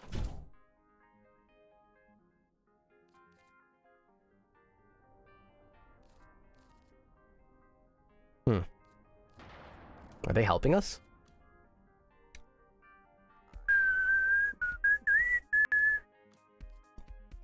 Not a good hand for us. We could reroll here. We could also just shoot this guy in the face, but then what? We're kind of just sitting here. I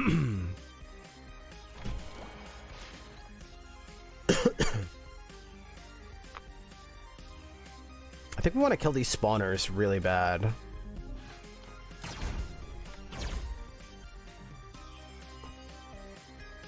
I don't know if these guys are good. I'm just gonna leave them alone.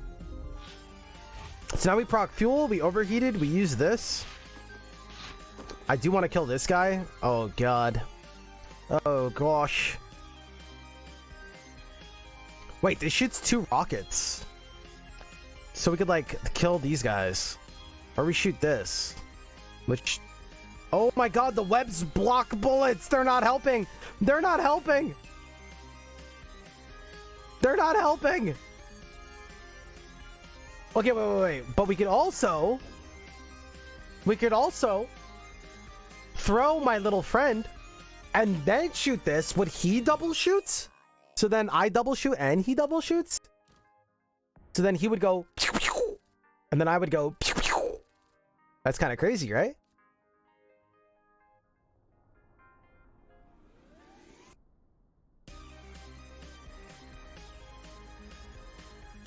What does he read? Spawn my little friend up to 2 tiles away. He copies bullets fired from cards with fire. Well, if he's copying it, he would do it too. If he's copying me, if he's copying the card, he's gonna do it. Well, maybe this is his time to shine. All right, let me play this out in my head. So it's, you know, doubling back to what I said earlier, about like the idea of like, oh, imagine if you didn't have all to do all these games in your head, right? And I got to like play around here and come up with a creative, cool idea, right? Hypothetically, and I didn't have to do it all mentally. I got to push buttons and play it and see. This would still be relevant because this is your re-roll, like draw new stuff, right? So it's still super relevant. It wouldn't like trump it. One doesn't trump the other. Earlier I was like, well, that's why this is here, trump, but it doesn't. They're two different things. Interesting. And more of a note to self. Okay. So double shot is killing, cracking. Killing, cracking. So if I put my homie,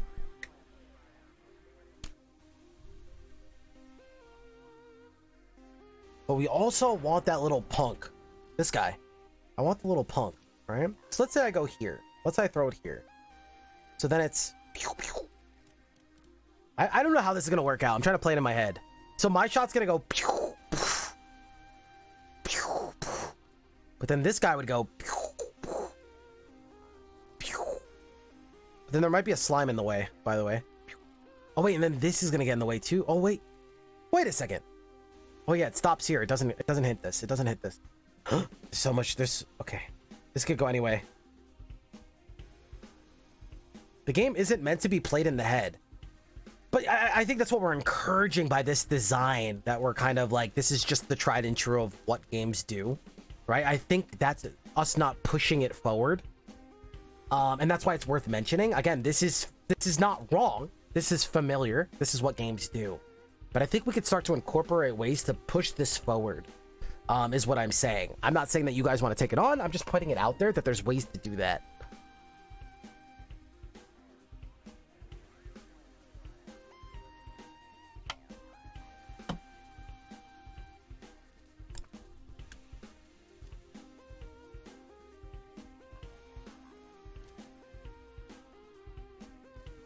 I want to make them play with intuition. That's interesting. I don't know how you do that. I think if you want them to play with intuition, we have to go with what I'm talking about. Right? I think intuition is let the player not have to feel remorse for not playing correctly or overlooking something. Right? So I think you let me go, hey, I think I got an idea here. I shoot this, I throw this guy here, I shoot this, and watch them all blow up. Right? That would be my intuition, and the game is allowing me to explore that. But since it's not, right, and I could just screw up or I oversight something, right, like this absorbing my bullet, right, and I feel like I'm not allowed. It's the same with Into the Breach. It's the same with all of these games where it's like a chess match in your head, because it won't let me say, hey, I kind of want this guy to go here, punch this guy, and then see this, right? But then we've all been burnt and punished by that one overstep, over calculation. But it's because for some reason you're only allowed to redo your stuff in once per battle in Into the Breach, once a whole island. I don't know why. So what it does is it's encouraging the chess match thing. So again, here, I think what encourages that is allowing you to click cards and then executing all the cards as a thing. Again, I don't know what this looks like. Again, I think this is like the next step in the industry. Worth talking about. Worth exploring. I don't know.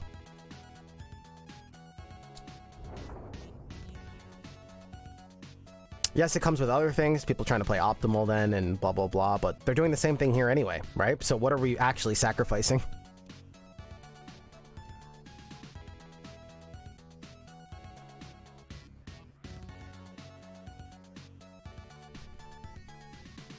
Let's go with this one. Let's try this.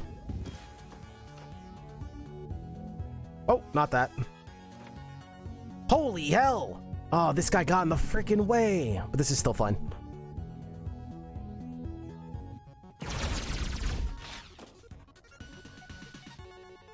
That was sick. I think that was staggered.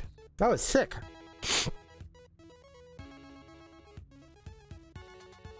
Wait. Oh my god, he retained. Wait, I could have thrown him twice. You see? Oh my god, there's always so much to think about. So, like, let's say, like, we went with my way. Hypothetically, let's just cook for a second. Throw that out. I see that happen. Oh my god, that's so cool. Cool. Oh my god, I see one better thing. Okay, undo that. Boop, boop, boop, boop, boop. Right?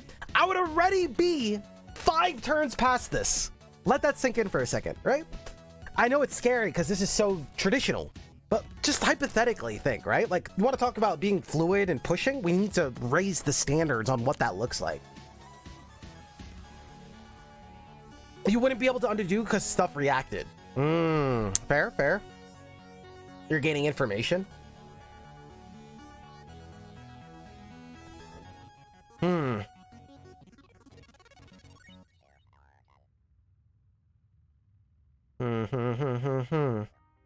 How do we have it all? How do we have it all? I would have to cook with it. We're trying to get Rewind to do that.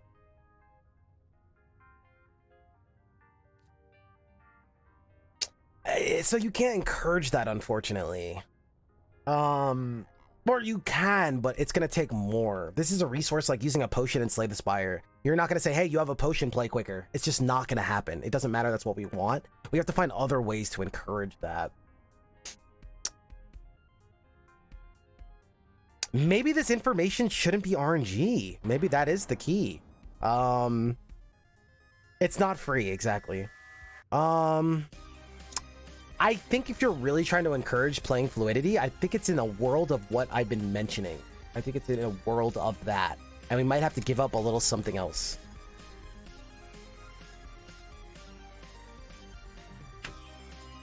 If it's not RNG, there's too much math. No, I agree that it should not be pew, pew, pew. Let me see how these guys split. Okay, now undo. I agree that it's not that. I think we're dancing around it. I think we're dancing around something. Card draw is still an issue with gaining information.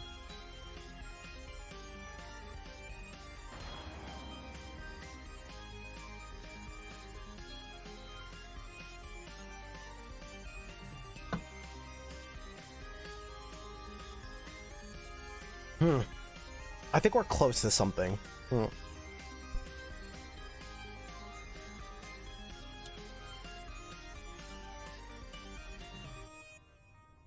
I think we're close to something.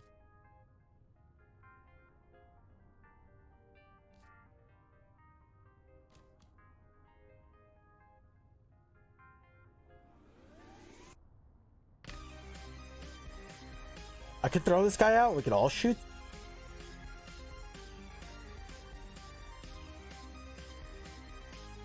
Which gets us 1 extra bullet. I think we're gonna overdrive the rocket.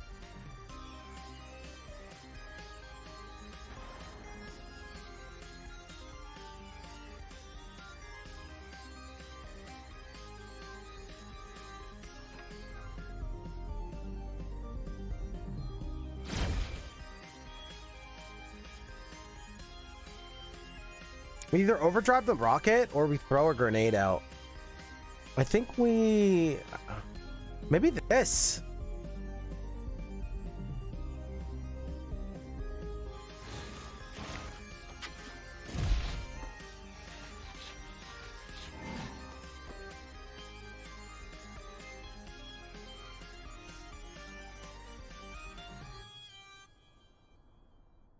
Well, this is scary.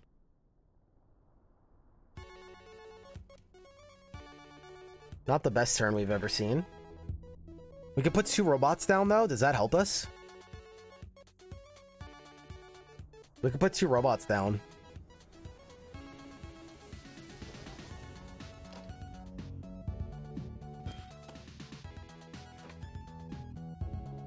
Chat, I'm scared. There's hella people.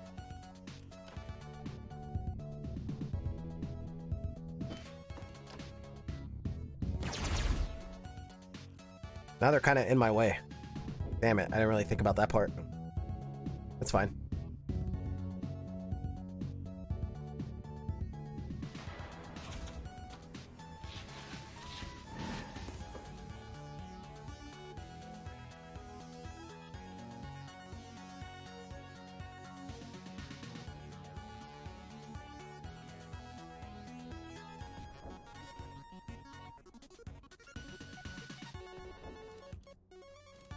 Sometimes it's taking a while, guys, because I'm trying to internalize certain feelings, certain ideas, what's actually going on, and play the game at the same time.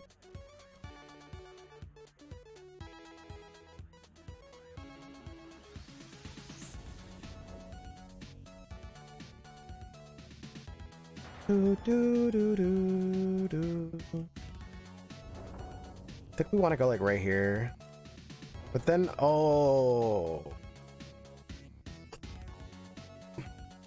we don't retrospec it then, but that's fine. Dude, this slime is gonna suck.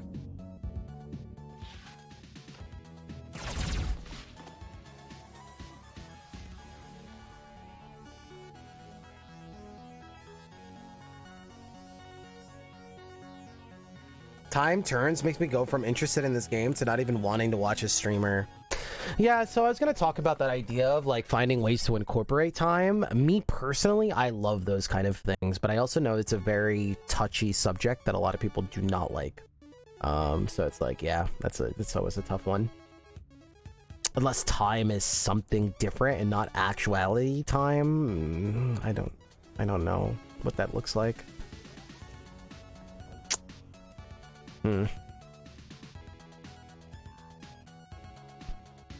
We should, yeah, we gotta light these people up here. What if can I put a bomb in his way and then we blow both of them up with next turn? That did not work how I thought it was gonna work. Damn it. I thought he was gonna go this way because this guy was going this way. Does it always go from left to right? Because then this guy always moves first, and then this guy always moves first, so maybe it moves left to right. Yeah. That's fine.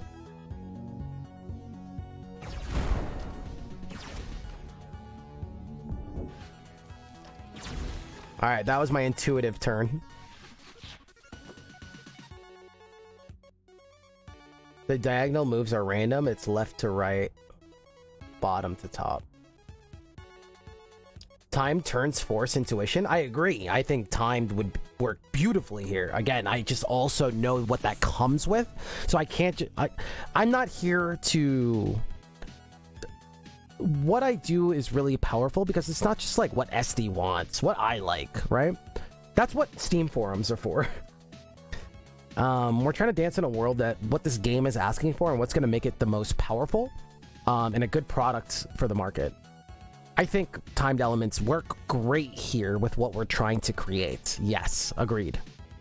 Now, do I know that it's also going to turn people away from it? Yeah, yes, absolutely.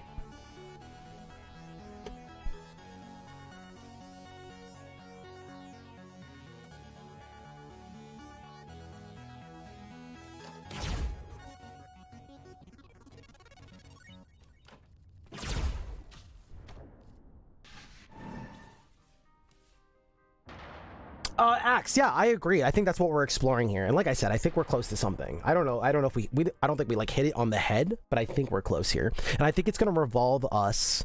I think it's going to involve us kind of pushing the industry forward a little bit or trying something that eventually is going to become the norm, right? I think it's going to cause us to be creative a little bit.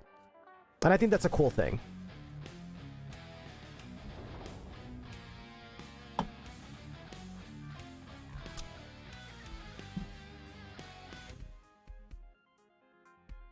Another month already. Time in zoom in. Worth every sub. Chat, thank you kindly. I don't know how you guys got here. Maybe it was word of mouth. Maybe it was a tweet. Maybe it's because we're doing dev stuff. Maybe you're a developer. Maybe you're just a gamer. Maybe you're a fan. Guys, thank you so freaking much for... I know this is a funky channel. This is not the norm. We go from marathoning and being overly hyped about Risk of Rain, and now we're doing in-depth analysis stuff. Thank you guys for giving me the freedom to do that. This is something that's important to me. I've been gaming my whole life since I got introduced to the Super Nintendo and Super Mario World before I knew how to hit two different buttons at the same time and sprint jump. Yes, Super Mario World very early on. You cannot proceed unless you can hold sprint and jump. As a kid, you don't grasp that. You hit one button at a time. Yes, that was my first introduction to video games when I was a wee kid. And now to try to take on a business where I'm trying to literally change the game industry and have them adopt what other art industries understand is trying something super funky and super different, right? Going against the grain on anything and trying to introduce anything, a new norm to anything in any genre, in any world of field.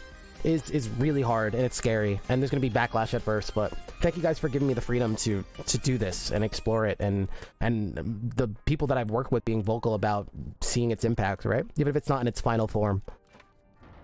It means a lot to me.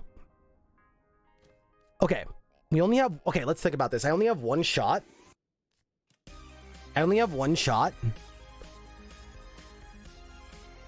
Whatever we play first, we get to play twice.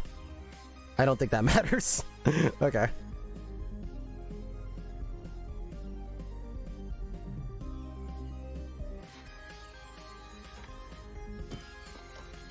Oh, and the double shot! Wahoo!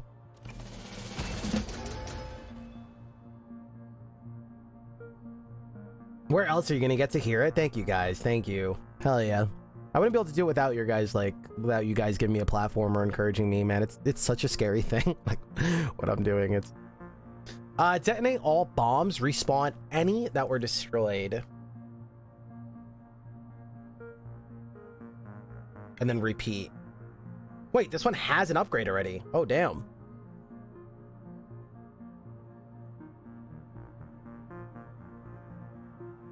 Detonate all bombs. We have one bomb card. It's not even that good yet. But I guess it becomes good? Not really. Nah. Choose a card in your hand. We want shoot cards. We want shoot. Choose a card. Fire, sorry. Not literally fire, like fire! Choose a card in your hand and burn it. Strike tiles in a large cone. Yeah, I think this is... Oh, okay. I'll take it. Holy hell! And we have gasoline! Or fuel. I can like just chug the fuel and then purge this card and all burnt or junk cards. Create that many sparks in your hand. I love that I can just see spark here. Again, devs, this is another thing. When I say devs, I mean all of us. This is another thing that's extremely still oversighted. Yes, when it's done right, it's like, of course it's going to do that. No, most games do not get this right. They just assume, since you understand and you've been working on your game for years, so it's very intuitive, that it's going to be intuitive for everybody else. And then we play your game and we see some random word like hippopotamus, rex, card, something, and you expect us to just know what it does. Not only that, if you don't show us, that means when we return to your game and we once knew what it was, you're punishing us again because we forgot what it does. So then we're even more unlikely to go back to your game if it has too many spots like that. That's why people can't play Binding of Isaac without mod support, because we don't know what the hell all those 150 artifacts do. Right? Because we can't remember because we're getting punished for our memory. That's why a couple years later, now they admit, hey, that was not the smartest idea. We're going to try to add it to the game. Because it takes some of us longer to get to our dead ends, and we realize eventually, hey, our design wasn't the great. It worked, and it served us, but it's not always going to serve us, right? So a lot of this stuff, it's not that it's bad, it's just that we could be doing better. So yes, this is very good. This is a big one that a lot of people oversight. We don't know your language. Your gamer does not know your language.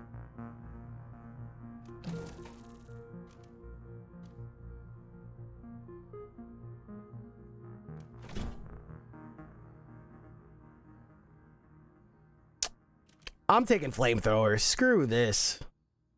But we're gonna need better movement cards. Bong! Min's Workshop. Let's go. Hello. How you doing? I'm doing good. I'm doing real good. What is the Matrix? Somebody asked me how I dodged so well the other day. What game were we? Oh, RoboQuest. Oh my god. Move 1 to 2 tiles diagonally. Gain immunity this turn.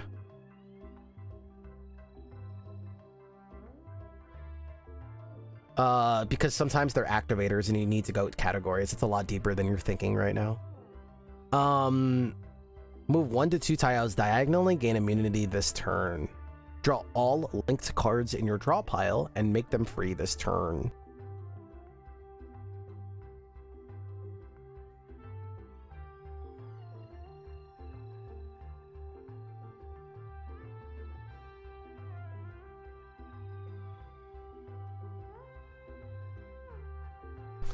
It's really interesting. I've been toying with this idea. This popped up yesterday.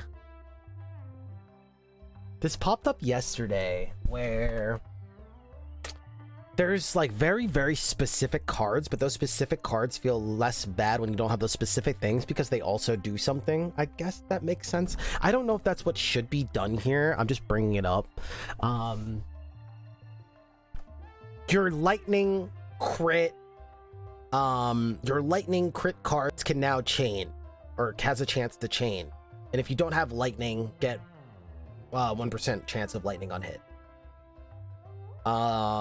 And so you still get something, and it doesn't feel as something like you want to pass on. This card's interesting. That feeling came up again just because it's like, okay, this doesn't do anything, but I'm hoping magically to find linked cards in the future. So it like feels bad because I'm also hoping on RNG and to like hopefully get some value, and I'm not getting value now. So I'm bringing this idea up because I see a lot of these games, and again, this is more pushing the industry a little bit. A lot of games are dated and not doing this yet, but you can see some of the games that are starting to get it.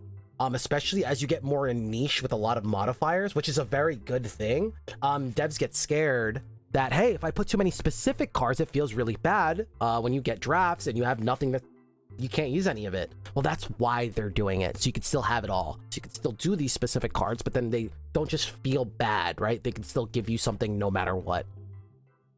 So it could be here. I don't know if that's too powerful. It could be like, draw linked card, you buy linked, and then you get another random link in deck. Like one card's gonna be randomly linked, so you know it's gonna be something. I'm gonna have something that's linked. I don't know, but again, I'm just bringing it up.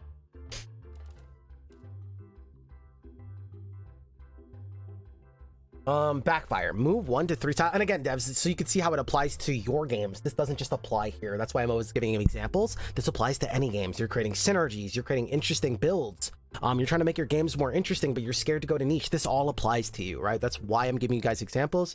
This doesn't just apply here. This is a majority of games, right? We're here to push the industry forward, so we need to be in these conversations.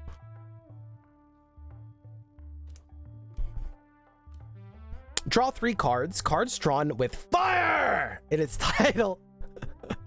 I want like a person like pointing with like fire everything. Cards drawn with fire in its title are free this turn. Damn, now I want to be like on the battlefield and see like other ships, like, or like random events of like ships coming in for backup, or like a power card where like people are like flying in with like artillery. And like RNG artillery. Oh my god, now I'm thinking of like all these ideas to bring the board to life.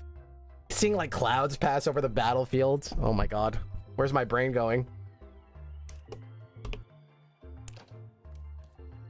All right, sorry.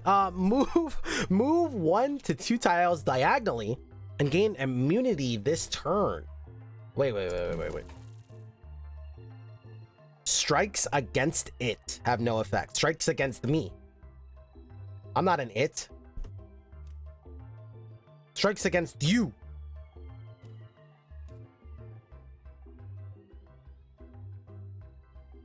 I assume that I'm immune. Okay, that's really cool. If we're immune, that means we could jump into a red zone. It synergizes with our shooty card. And also, we just got that fire breath card, so we can really move around and go.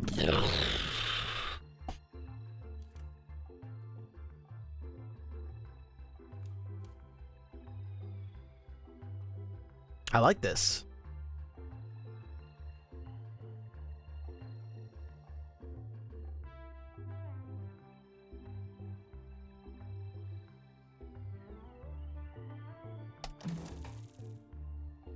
Strikes against it have no effect.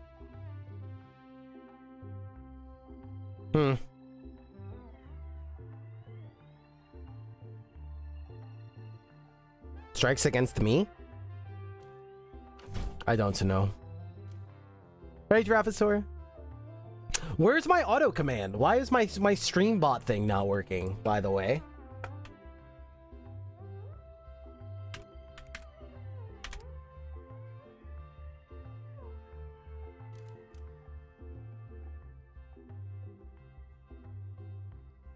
This target? Yeah, that makes sense too. Draw 3 cards. Cards drawn with fire in its title are free this turn.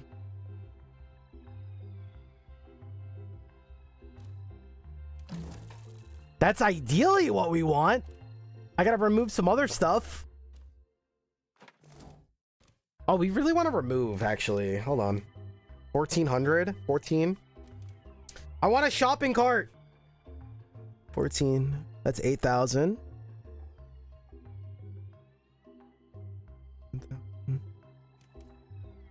All detonations also fire bullet. So like here, I also want to note that I've seen this pop up, I think 3 times so far, Dev, and I think we talked about this already. This stuff is very scary for me as somebody that digests the whole market. You guys can't see it right now. As somebody that digests the whole market, and I don't know if this affects average gamers, it scares me because it makes me think the game is small. And I just want to point that out. I'm not saying it is. We also have unlocks, whatever. But to first go into a game and see 3 of the same drafts keep popping up makes me think, oh my god, they have a very small artifact pool. All right, maybe I'll unlock like 5 more, but I'm adding 5 more to a small pool. Does it matter? Right? Like, this is all going through my head. And I see a lot of games do this, and they actually don't get that much bigger. So that's why my brain has taught me, hey, this is usually the clear sign of... So I'm just pointing it out, just something to keep an eye on. I saw this pop up in a draft, I saw this pop up in a shop, and then I saw it pop up in another shop. It's like, holy crap, this pool is really small. And we don't want that. I know we don't want that. That's scary. At least for me, I'm very conscious of that. I'm very sensitive to that. Because so many games do waste my time, and they are that small, and that's the clear indicator between them. Again, just pointing it out. I'm not saying it is wrong here. Just pointing it out. And it feels especially bad if it's like, damn, I skipped this 3 times and I keep finding it and it's keep picking up my slots. You notice it even more. It's like having a bad day and seeing shoes in the hallway. Like we talked about earlier, if you missed the beginning.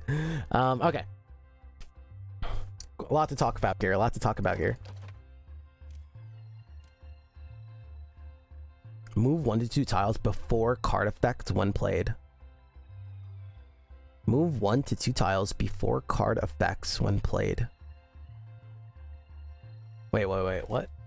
Move 1. So I move 2 and then it plays before the card effects. So I move to 1 or 2 and then it play. Okay. That is really cool, actually. All right, we need to get stuff out of our deck. I want a lot of fire stuff in my deck. We have 1, 2, 3, 4. That's not enough.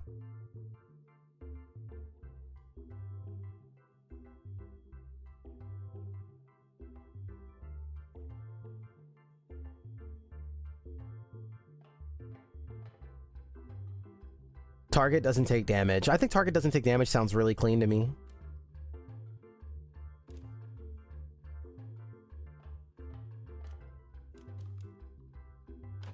Speaking of Giraffosaur, man, you know, shout outs to the Everspace 2. I still remember going through the tutorial in that game, speaking of teaching, and it really left a big moment for me. It was so beautiful in the tutorial where you guys, like, there was this moment where you tease the bigger portions of the game, but like not overwhelm the player. It's like a tease, and then there was a malfunction, it turned back off. And I just stopped and I raved about it. Man, it was such a beautiful moment. Probably one of my favorite tutorials I played this year. Hey, she has money in there this time. Help me with my research. Min's fundraiser. That's so cute. And you also get plus 1,000 for each purchase. Like, can we talk about how elegant this is? Do you guys remember in Chrono Arc? There's like that little money jar in Chrono Arc and it still has $0 in it because I never have money to put in there. Like, she's just adding some of my funds to the research project just from buying stuff. That's so cute. That's so cute. All right, did I destroy a card yet? Wait. Did I destroy a card already or no?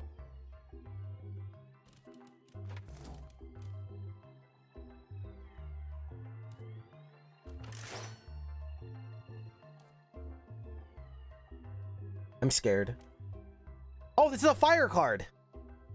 Fire a bullet in each diagonal direction.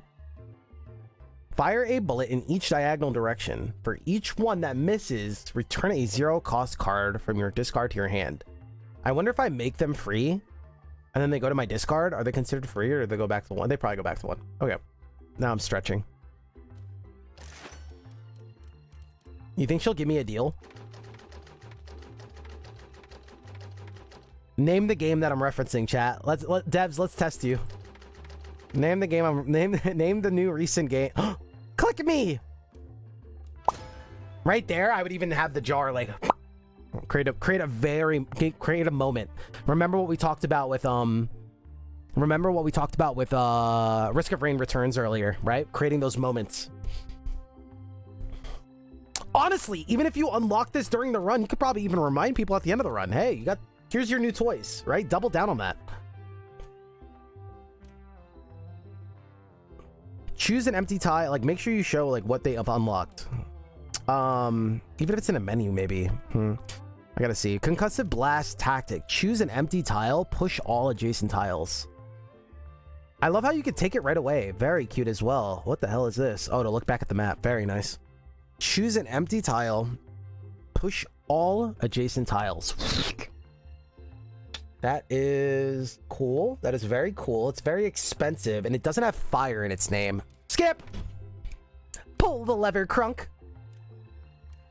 Wrong lever!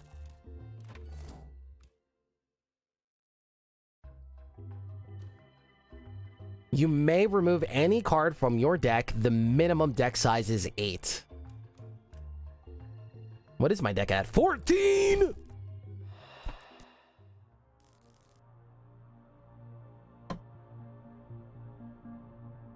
Wild Frost!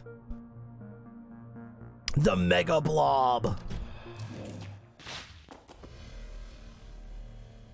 Anybody pick up Cobalt Core so far? Abilities unknown.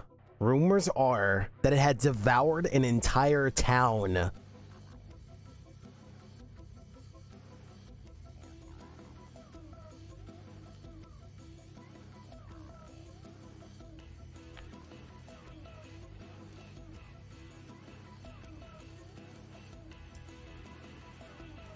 What happens if I just choose this to burn it? Would it still work? When you burn another card, play fuel and stuff. Oh, no. Wait. No, it would work if I burn something else, not the fuel.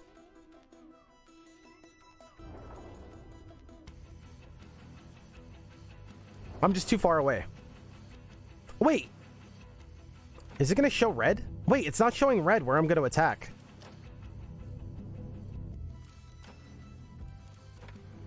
Interesting. Would this not show up at all if nobody was here?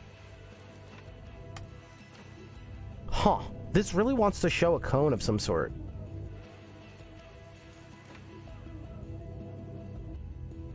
Or maybe it's waiting for me to choose a card, but that's scary. You have to select a card first. It feels very committal. It feels very committal. It's a little bit scary, right? Because I think when I pick a card to choose, then it's going to just happen. That's what the gamer thinks. We're committing to it. Hover. See, I wouldn't even think to do that because I know in my brain I don't want to. Okay, so it is there. I'm wondering if you just show. I wonder if this is the same as the exclamation point where you guys are hiding it until you mouse over here. I wonder if we're holding our cards too close to our chest here. Figuratively speaking, not literally. Something to keep in mind. I'm not sure.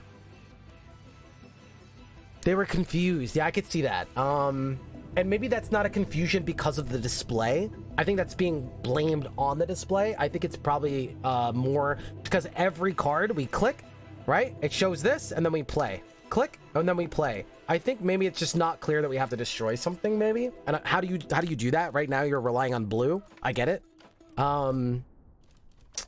Blue's used here for movement. Again, I wouldn't blame it on the display. I do not think that I think the display is taking the blame, and I don't think it needs to. I think we're blaming the wrong person here.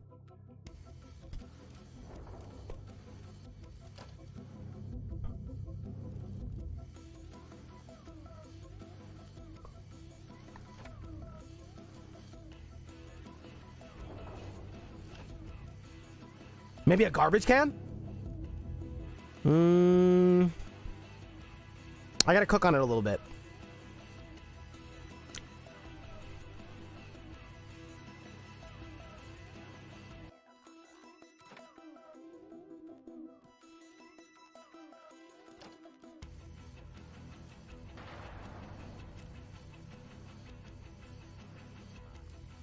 So I think we want to be forward more. I do want to play this, but we're not going to get any value from it. Because he's just going to hit this once, right? So we might as well just shoot him in the face. Let's just do that first and see what happens. Ah!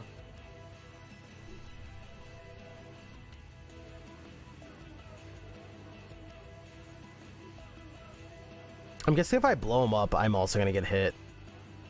So I just got to move.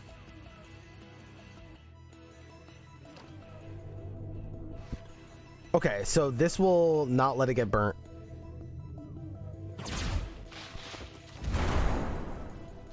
What the hell just happened? Did it double play, chat? Did it shoot twice?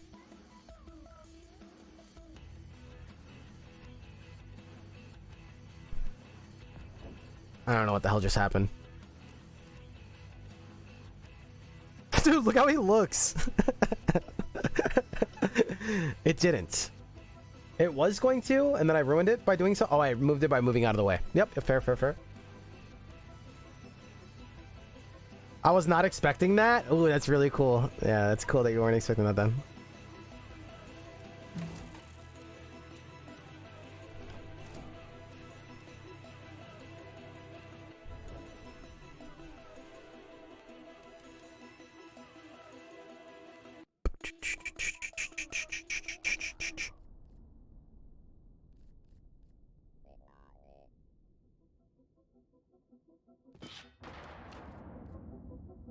Fire everything! Oh my! Screw it! I'm not getting hit, they are. Sorry, robots. I don't even know what the hell's going on anymore.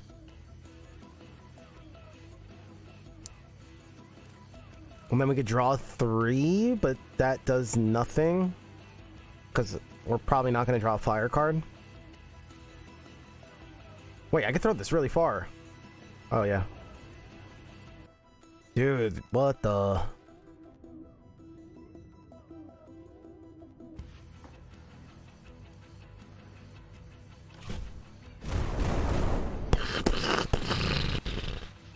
Dude, there's so many enemies on the field. Where's my flame breath? Oh. Maybe now we do this?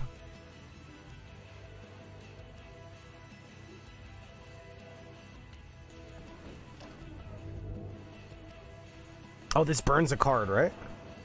No. Oh, wait, it's asking me to move. Right. I think my flame breath could reach. But flame breath would be better here, but whatever. Because what if I don't get flame breath?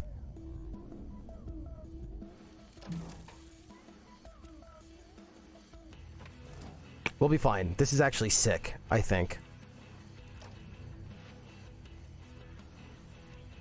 Oh, so these are free? Oh my god, we did it.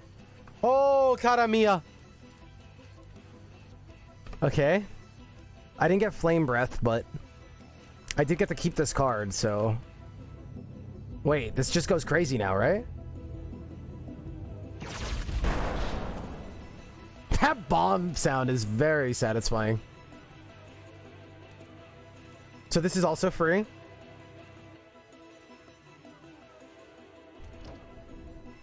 It's interesting seeing it blink. Just because it's like... It's really interesting. Like, if it just wasn't there, I guess intuitively you would think it cost 1. I don't know if that's true. Like, I know this is free. I guess because you want to show that it's being affected, right? I like it. I like it. I like it. I like it.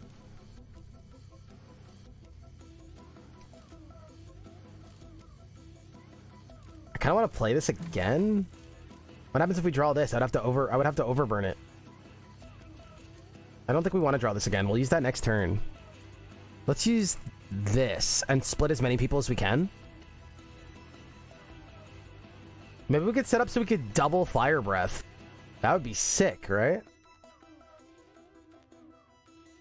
Dude, I'm scared, chat. I'm scared. Hold on to your butts.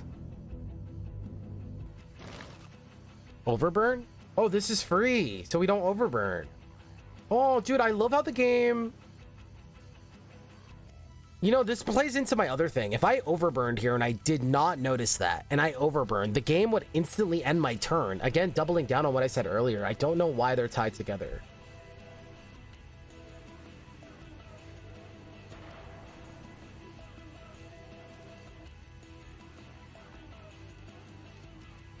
As you can see here, it's coming up again. Interesting. Well, that's twice now that we're mentioning that.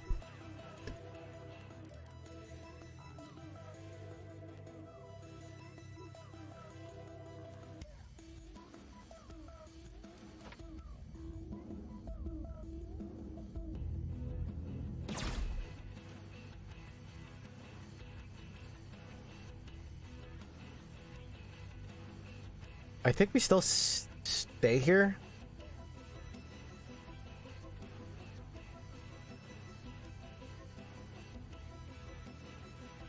It's a legendary that makes it so you don't end your turn when you overheat.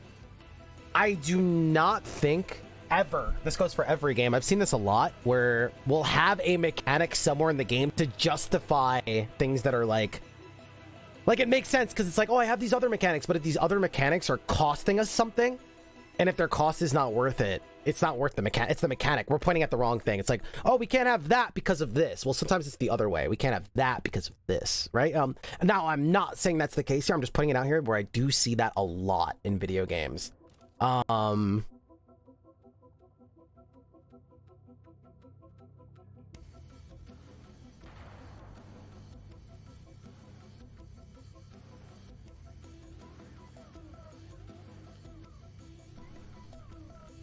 If you guys are responding to me saying that artifact is not strong, I'm not talking about strength or balance or anything right now. I'm not one thing. I'm talking about balance at all. I believe you guys that it's powerful. If maybe I'm butting into a conversation. I haven't watched Oppenheimer, but now I feel like I did.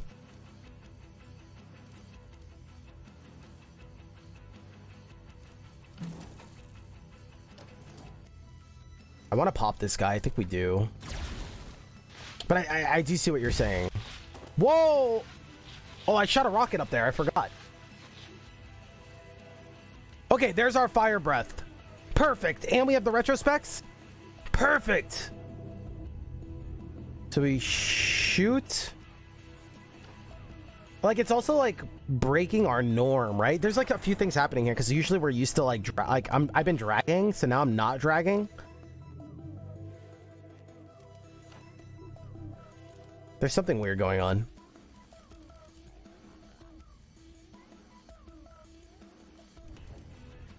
I gotta add this to my notes. All right.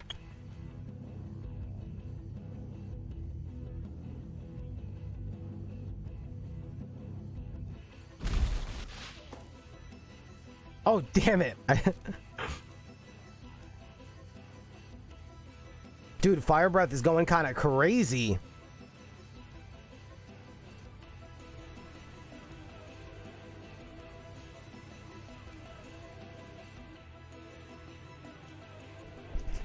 All right, chat, how do we do this? I think we move first. But where do we move? Do I move up and then try to burn all of these guys and then come back down? Because we're going to heal after this anyway. Or do I move left and double burn this guy? I think we, like, move here? Question mark?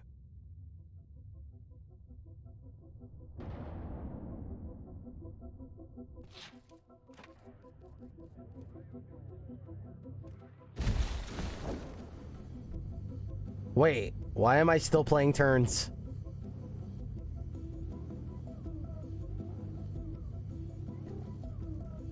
I think I broke the game. Oh, because it's double playing.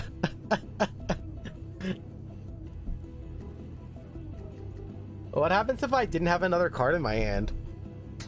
That's so funny. I didn't even think about it doing that.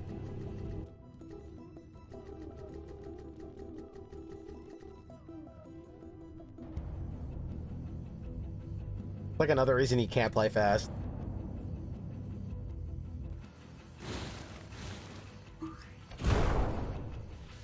What was that cool sound effect I just heard? That's so funny. Wait, how the hell did you just get a shield?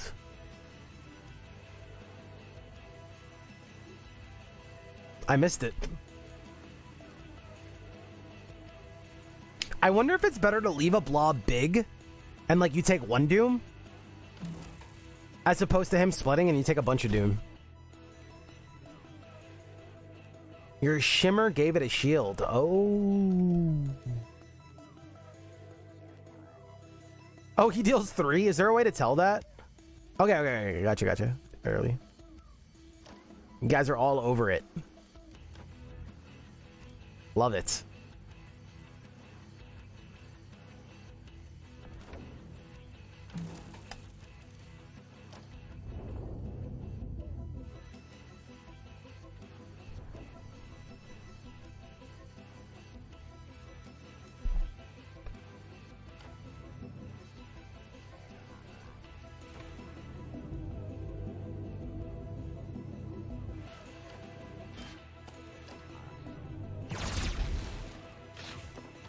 Oh god. Our biggest attack is gone. My whole deck is burnt. Everything is burnt.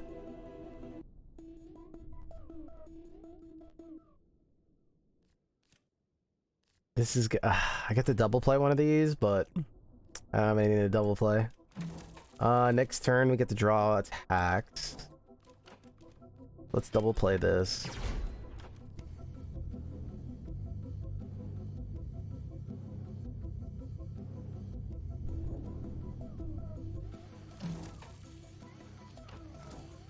It's fine. It's fine. You got a shield again, little punk.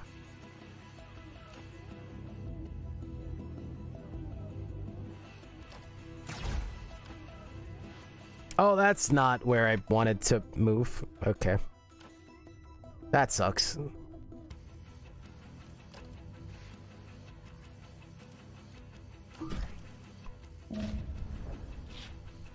I'm wondering if the threat should move up there or something like that. See them turn into a Doom or Skull and then... There's also a turn limit to most encounters. You will usually not reach it, but if you stall for too long, all invaders will start channeling Doom regardless of where they are. Little Doom orbs, something like that. Yep, you got the right idea.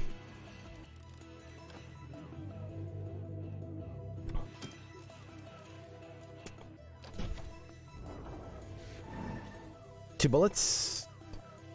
Uh-oh. Oh, we can double play. Thanks, Specs. That did not go smoothly. Seraphim, you start with a shield. The first time you break a shield each turn, draw a card. The first time you purge a non-junk card each turn, create a copy of that card in your hand. When I purge a non-junk card. Do I do that? No, right? I don't think I do any purging. The first time a bomb of yours is spawned each turn, fire one bullet upwards from it.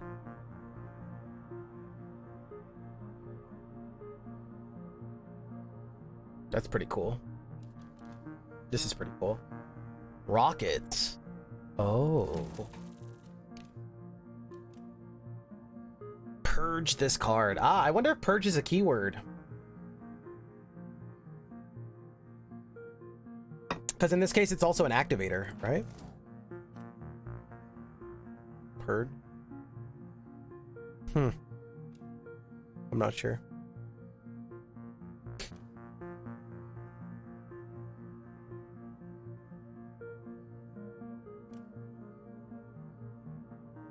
First time you purge a card each turn, create a copy of that card in your hand. So I get infinite rockets, you're saying? If we want to flood our deck with rockets, I don't know how we afford it. That is pretty cool, though. It's like a keyword that isn't colored. Yeah, exactly. I think we're going to reroll, chat. I mean, card draw is good, though.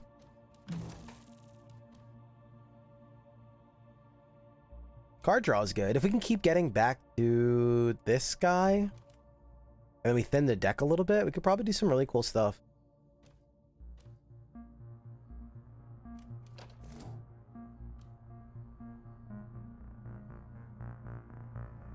draw is technically a keyword.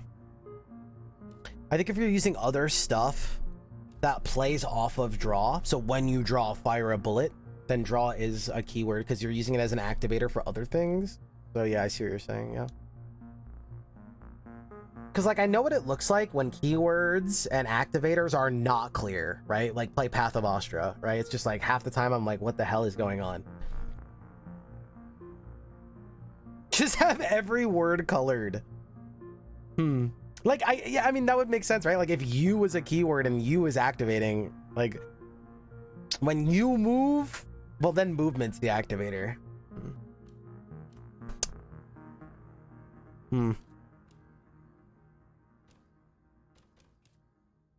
That's funny.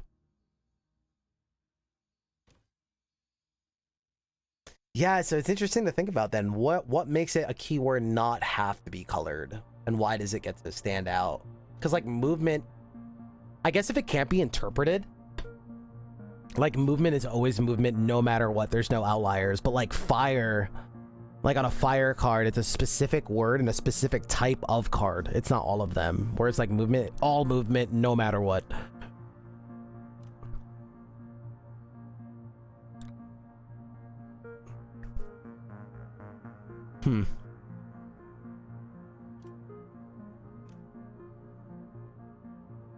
Interesting.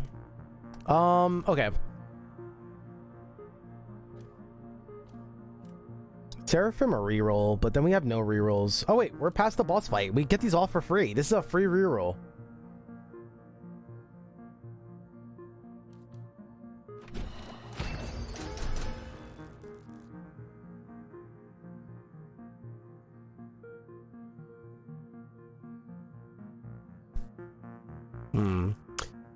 Yeah, it's interesting because like so knowing what I know and games that I've come from, right? Like Path of Astra, which is all about activators and keywords, right?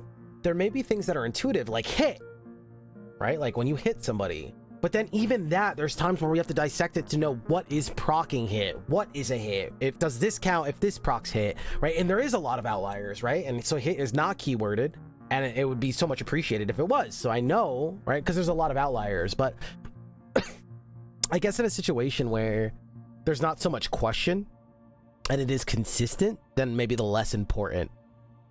But I do know what it feels like to not have a good keyword system. So, but like, no, I'm not feeling that yet. I guess I'm just bringing it up for conversation. Where is that line, right? That'd be interesting if I can start to jot down what makes it okay and what doesn't.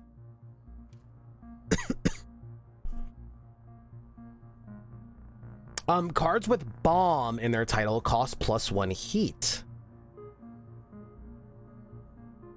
+1 heat. Increase the radius of all detonations by 1. Yikers. Bombs are pushed up when your turn ends. Yikers. That's so cute though. Dude, when they all get pulled up, you should have a balloon. Might put, like, you know what I mean? Man, like, bring these things to life. That would be so cute. You want to show those moments, right? And it makes every fight stand out. It's not just the cards and the strategy that's happening. The game is coming to life, right? It also looks really good from a bystander perspective. It looks really good for the window shopping effect. That's so cute. Holtzman shields. Any shield broken by your bullets detonate striking adjacent tile. We'll just take that one, honestly. I do really want to see balloons though.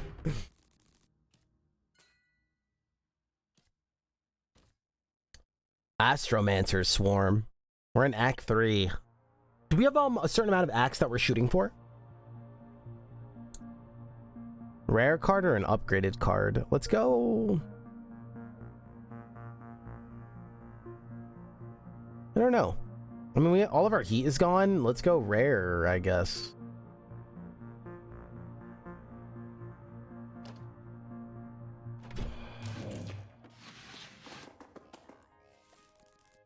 With English as my second language, I do appreciate when draw is a keyword that is explained. Yeah. That starts getting deeper, right? How many games have they played? How new are they, right? These are all things that we have to keep into consideration. That's also why like good tutorials are so powerful. Which also makes me even more sad that most games just don't seem to understand that we don't understand the devs language, because it's the same as speaking a different language. I say this all the time. For devs that oversight explaining things or showing what things mean, I always say when they come to my channel, I'm just gonna start saying random words to them to see like how they like it. No, I don't mean that. I say that jokingly to get a point across, but I feel that so many times.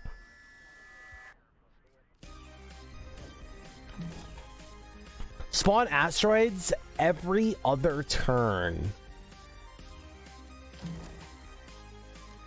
Oh, it's like the fly bugs. It's like the bugs. Yeah! Glop a car, twapple, flip, ding dong. Like, oh, okay, cool. Yeah, I know exactly what that is. Thanks, Dev. Do these guys all have shields? Holy fudge. It also feels a little choppy here. I don't know why. Just a heads up. Is it actually? I don't know. Something's giving me the impression that it's not fluid.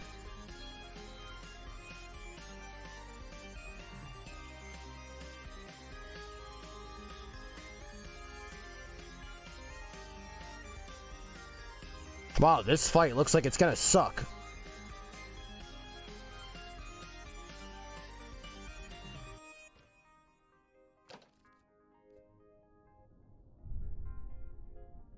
Any things that I need to worry about? Oh, this! You see? Oh, dude, thank God I looked over here. Like, okay, so like, how would I showcase that? How would I showcase that?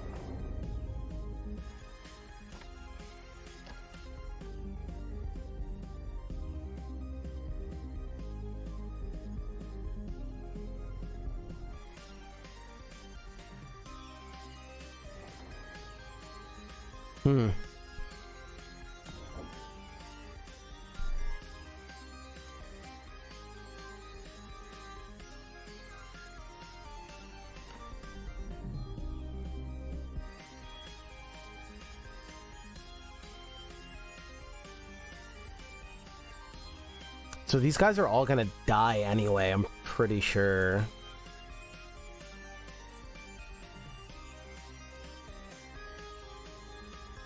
I'm wondering how you show death in this game. Is it just a darker red?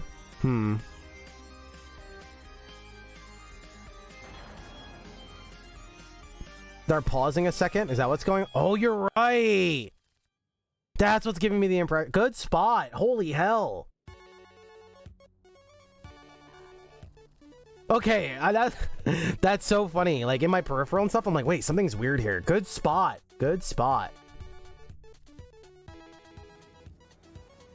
Nice, Arsinia. Holy hell. Yeah, I think that's giving me the impressions that it's all laggy. Holy crap. Nice hit. It's like one of those things I'd have to keep digesting, and like another hour in, I would figure it out.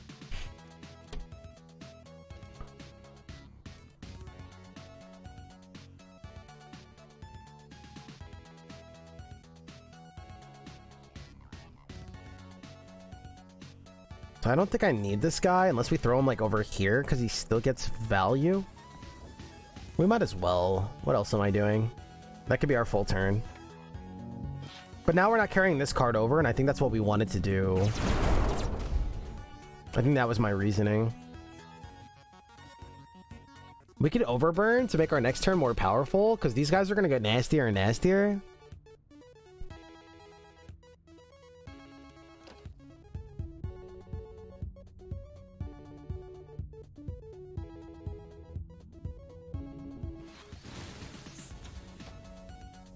You could have also bombed. Bomb might have been a good play.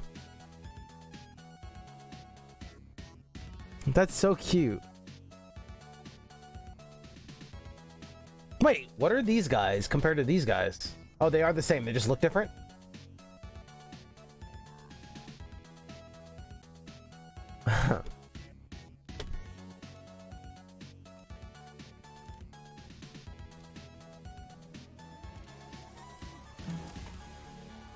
Chat, I'm scared.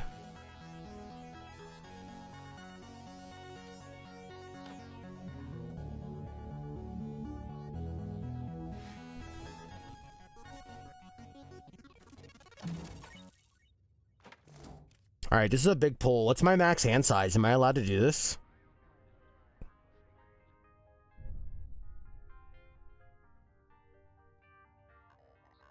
Cool. How do we plan on showcasing that?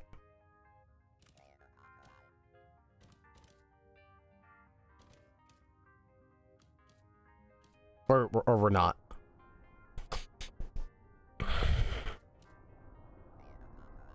More just to see if you guys have thought about it or not. Okay. What am I at? 3, 6, 9. Still thinking about it?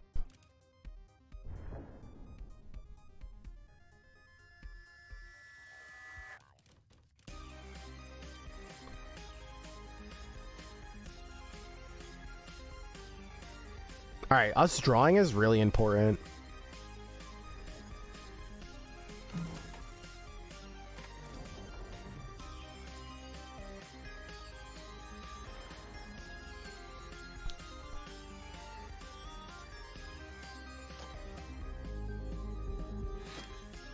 All right, intuitive.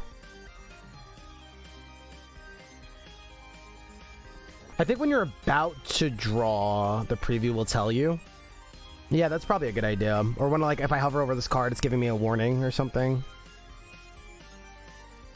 Like, at max limit or something. I'm not sure.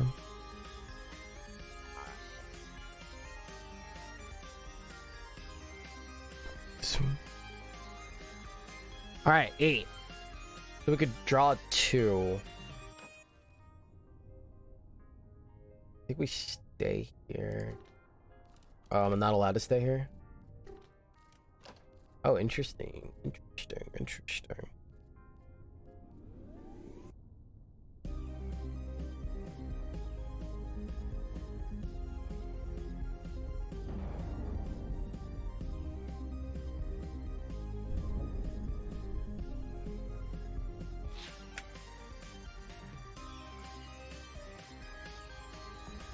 Oh, these are not fire.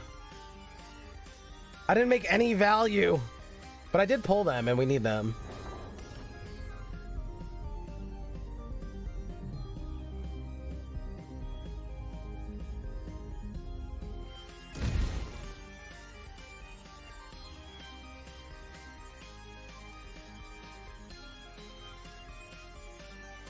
This is a big turn, yeah? And then double here?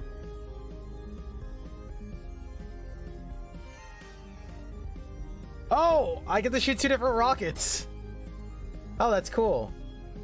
That's actually not even what I anticipated it to do. It actually works in the player's favor. Most games would just double target that square, which also makes me now think, now the game has just taught me that when I double shoot bombs, I wonder if I get to actually target both. I keep assuming that they're going to jump on top of each other. Huh.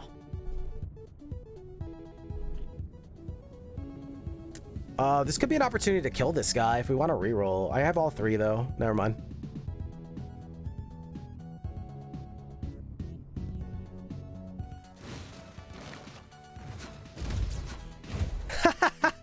So cool, so cool. Yeah, I can't wait till the numbers come to life. I'm thinking very like jump on 10 people's head in Super Mario World. That satisfaction on the end ones. Oh. Yeah, now that's what that just taught me, right? Right, the player, I'm learning that I can trust the game, right? And it's showing me how these things work. Now that I learned that, I'm now applying it to my, oh, okay, this is how this mechanic works in the game, right? As long as we're consistent with that. So cool, so cool. Very nicely done.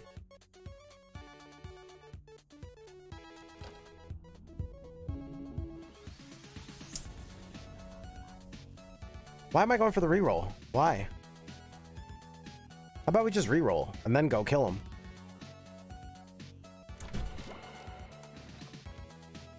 I wonder if the player should go for special people and then reroll and then the special people stay dead. What would that do for us? And this is the only special person we have, so it doesn't really do anything. Yeah, never mind.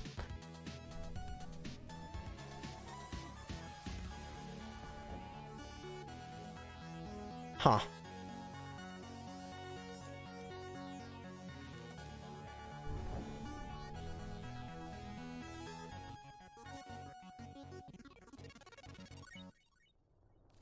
Do do do do do do do. This looks pretty good. I guess we could burn Bombot. We could also burn Bomb. Bomb's been a curse.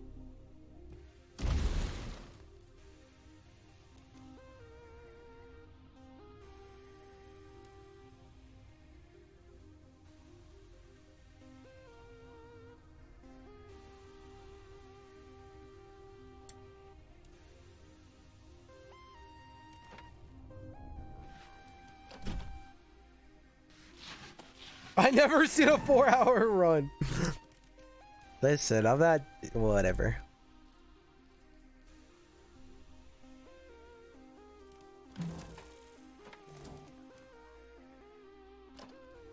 Oh my god, this card moves!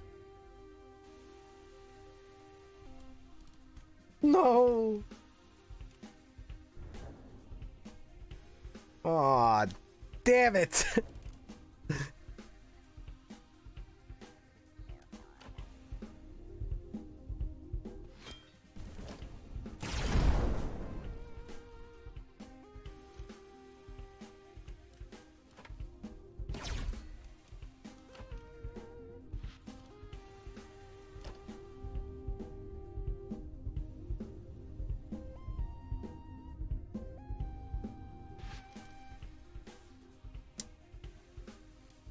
Oh my god, we got it again.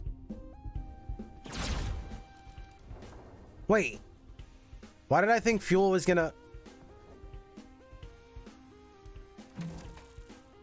Oh, because it was free. Because it was free. And we want to use this because we want to use fuel.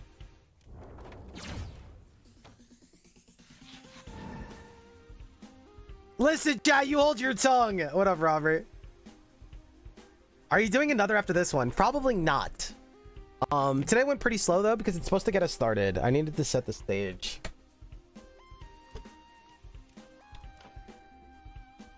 But now that we're all good, now I get to spread my wings.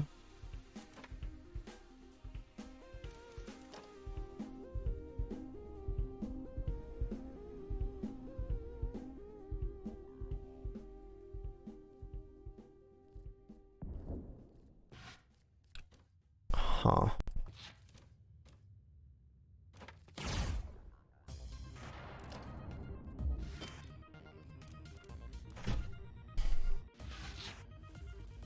Yeah, I see you, Misfits. I'm taking notes. Who's going on my naughty list? Look at that. Look how quick I'm playing.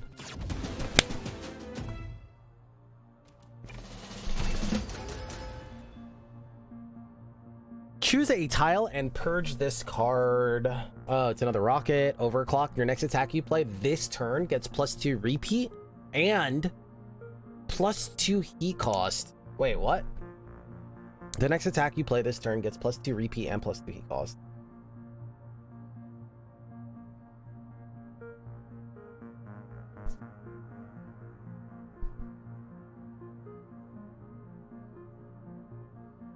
What do we get for being on the naughty list? I'm asking for science. I do have to get Esty8nine back out. Fire +1 bullet up for your mech and from each bomb.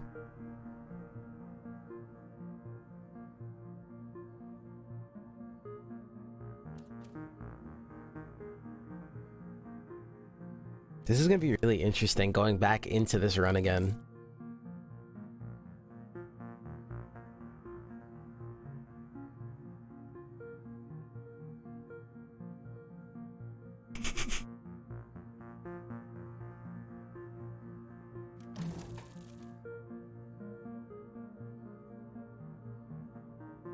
Dude, you know that could do some really crazy stuff, but it's a full turn, but it's...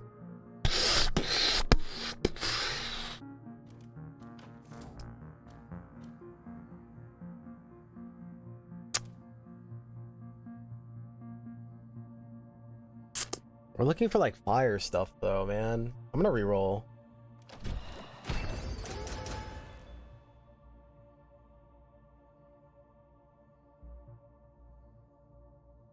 Want a detonator up to 4 tiles away.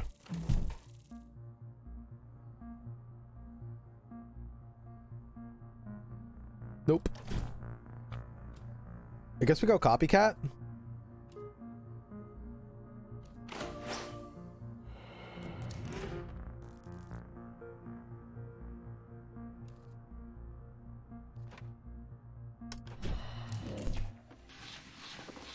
Holy hell! They don't have shields though. Destroyed, add a random junk card to your discard pile. I'm sorry, what?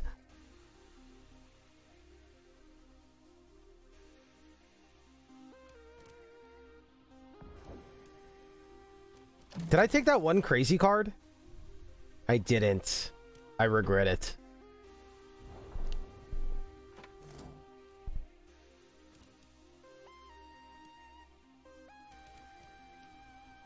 I want the pew, pew, pew, pew card, and I want to repeat it. So, or wait, what happens with specs? What happens with specs?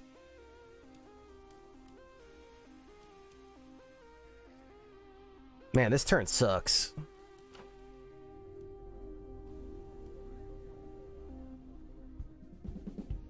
Yeah, I want the pew pew card. Maybe I just repeat fuel. Dude, this turn sucks, but I don't want to reroll. Mamma mia, what do I do?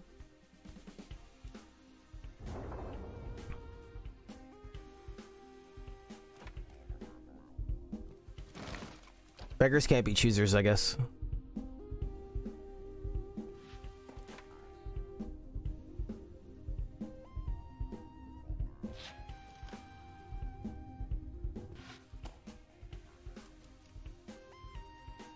Oh, I have to blow these up.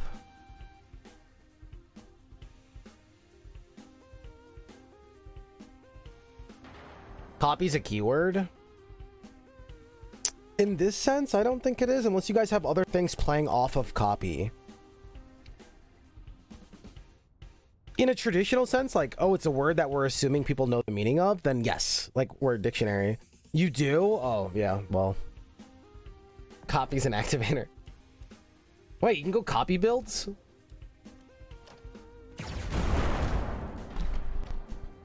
Oh god, here comes the junk!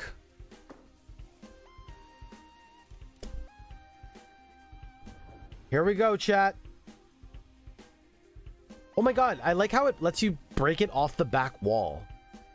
I don't know if I paid attention to that. Okay, so we can either play this twice, but then I would still need to move. Wait, that's actually sick. That's actually sick. I think that's better than playing this guy. Wait, I don't know if that's actually true, because then we're playing it 4 times. If I throw this guy, and then we play this once, it's pew, pew, and pew, pew. That's pretty crazy, right? And then this gets repeated. This does not get repeated. You know, it's actually great. I think that's fine. Check this out, chat. Check this out. Check this out.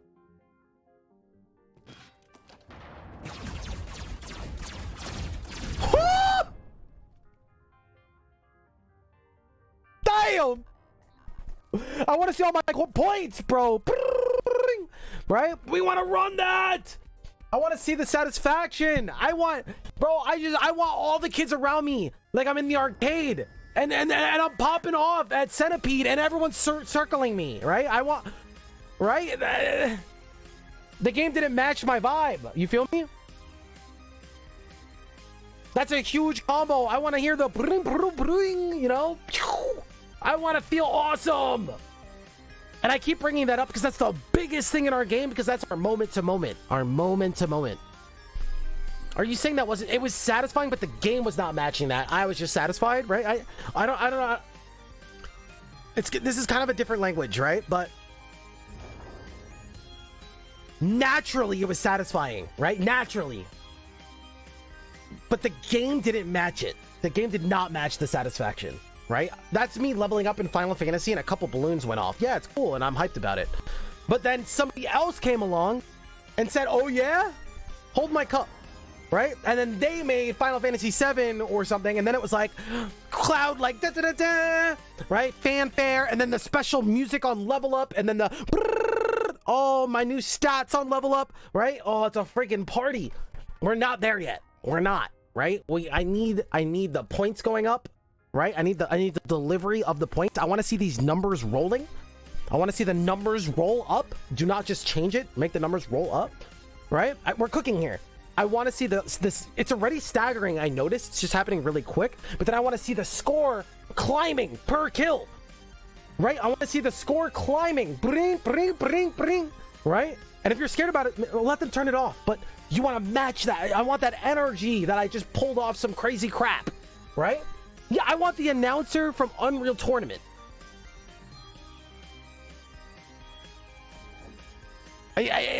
Right? Now, once you see that, once you see Star Vader, this fast pace, remember, that's what we're going after. Fast pace, arcadey, right? So think of that in every design decision. Fast pace, arcadey, fun, right? And I want that. I want to see these coins, you know, big, big, big. Think Super Mario World. I jumped on 10 toads. Brink, brink, brink. Hey, let's get a reference. Let's get a reference.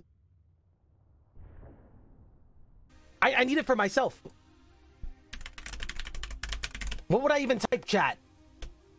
Bounce, 1 up. Downs. I don't know.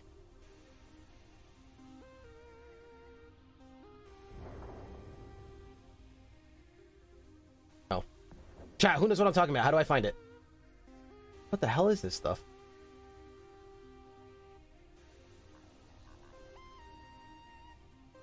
Super Mario World change. Chat, what would I look up? This is important.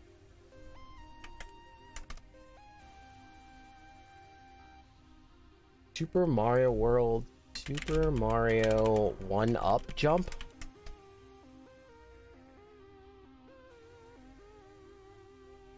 What the hell would I even look up?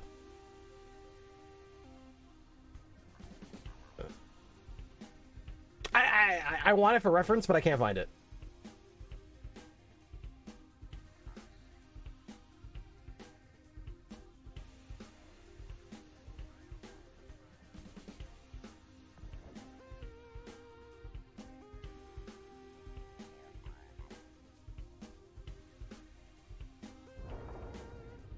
Sorry, this is important. Give me a second.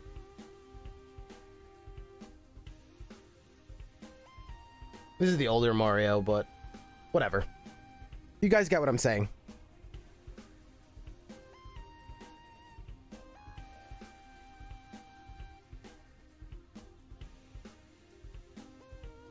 And not only that. Okay, so once we see the satisfying numbers, right? Because you guys already have the color change. I noticed it, right? You want to dramatize? You want to dramatize when we're at a certain combo. Now, you guys have to figure out what that is, where it's not you're doing it every turn, but, you know, you're setting it up. I don't know what that is. Let's say it's past 5. And then after past 5, dramatize the hell out of those numbers. Give it a rainbow wave effect. Brink, brink. And then when the move is finally done, have all that stuff condense into our money. And then you see that roll up. Right? Now, this could all be very elegant. It doesn't have to be slow, right? This is very fast. Think arcade games, right? But you can have that moment there, and people are not going to forget that. They're going to chase that. It's going to feel so damn good. It's going to be so damn good. You're going to want to slap yo mama. I'm just, okay. Like, but bro, yes, like, it's going to feel sick. And again, it is a big deal. You want these to roll up. A lot of games are cooking on that nowadays. I've noticed it. We played a game like 3 days ago, something that just came out. And their numbers don't just change. I noticed that they roll up, right? It's like, brrr, and I was like, oh, shoot. I forgot what game that was. We just played it.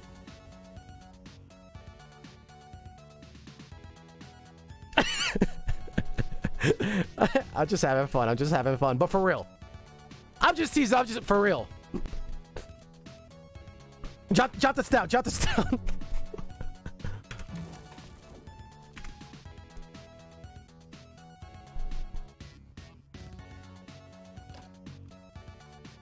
But for real.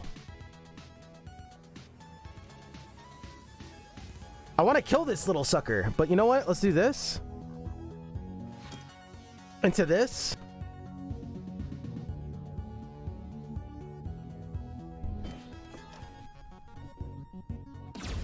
Into this.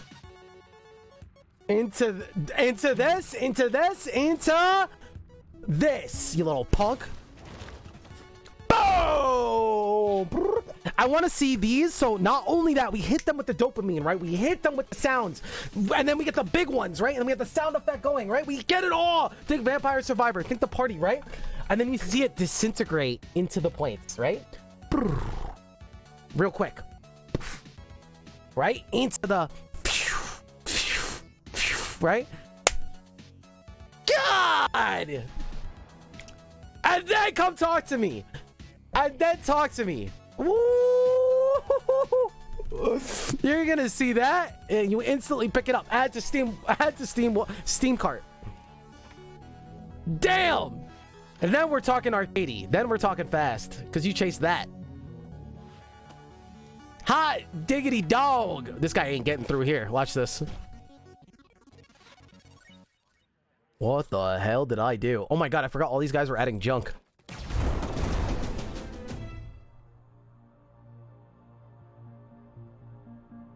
Seven-hour stream? Bro, yesterday was 14 hours. I'm just warming up. For real though, what time is it? Entities pushed. Entities pushed can collide with the edge of the grid. Entities pushed can collide with the edges of the grid. Unfortunately, I don't know what the hell that means. I'm guessing you're saying if I push them into the edge, they take damage? Like, I thought this was assumed. Unless you're telling me I could push them off the stage. That'd be kind of funny.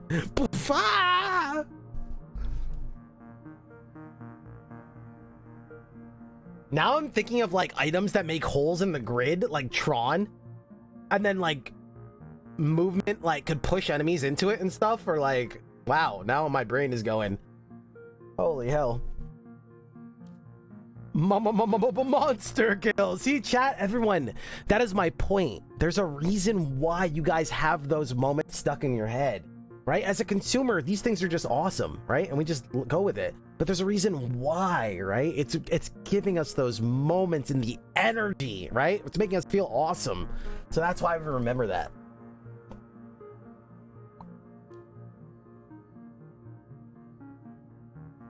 Imagine if we had... They have holes in the grid. That's what that means. They're trolling. That's what that means, chat. Okay. Entities pushed. Entities pushed can collide with the edges of the grid. I don't know what this means. Entities that push in the direction will... Oh, right-click, Esty, right-click. Entities that are pushed into the direction will move one tile in that direction. If another entity is in the way, both entities are struck instead. So they're saying that we could strike them. They can get struck if we push them into a wall.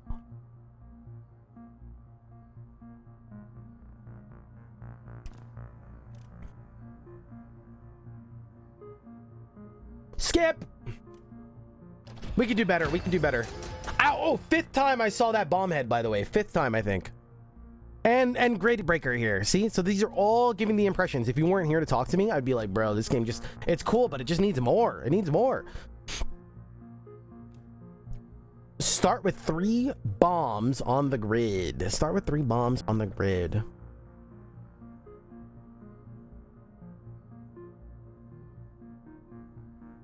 Also, yeah, I would probably put a hard block on being able to see the same one that you're just re-rolling from. A lot of games go through this process where they have it like this, and then people complain, and then they stop it, so we can go one ahead of it, so people don't even complain to begin with. That is our job. I would not allow that to... And again, it's just early. You probably thought of this already, but yeah, I would not allow the same item to pop up on a re-roll. That's what they said. More content. Yep. Well, that's part of the feeling, right? I get it. I'm telling you like where it comes from. Yeah.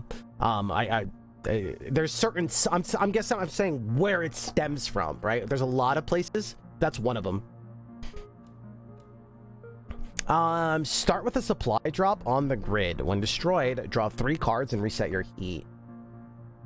The more we see this too, the more it leaves us unimaginative of our next run.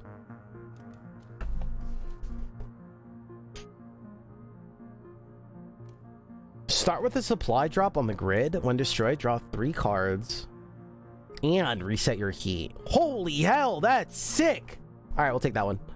Wait, this is also sick, but this is fun. This is sick. This is fun. This is good. This is fun. I'll take fun.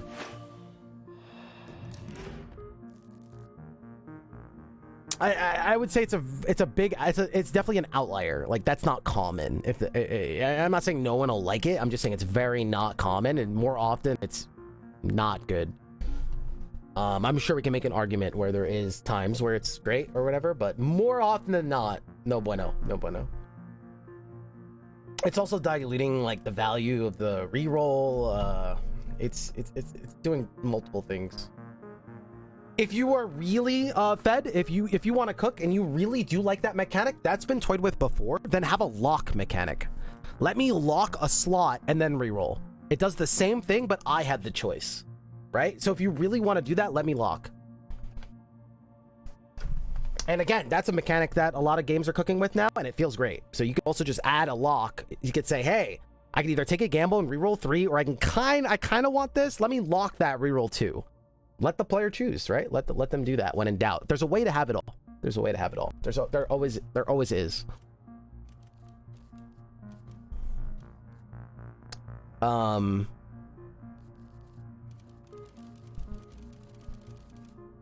upgrades. This is 2 new enemies. I like the shielded guys. I think this is fine. Let's go Paris. Kind of like getting married and having an affair. No, you just have your wife dress up and you know, and you just role play.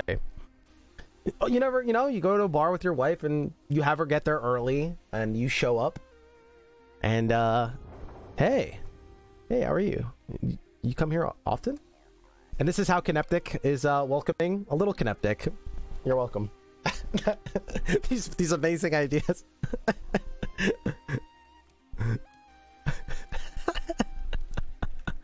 All right, you guys are nuts.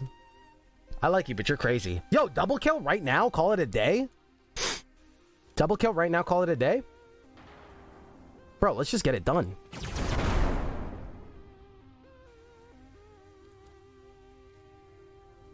Oh, and then we overheat. So this one, oh.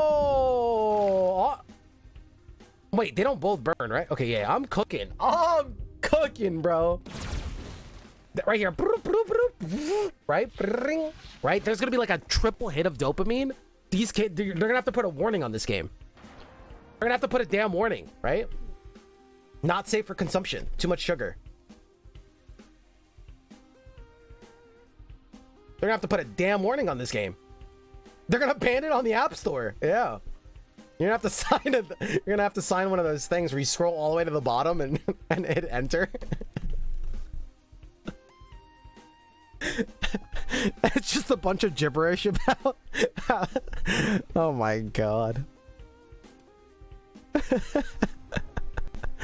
Holy crap. This is why people don't work with me. Chat, we like to have fun, right? Oh, did you think the game doctor service was serious? Did you?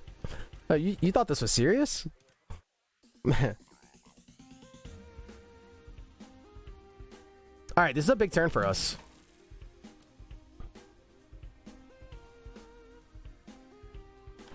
Kind of. I mean, we get 1 free card if I use this. Dude, I want this chest. Wait, there has to be something we can cook here, chat. Help me out. Help me out. There's gotta be some crazy cookage.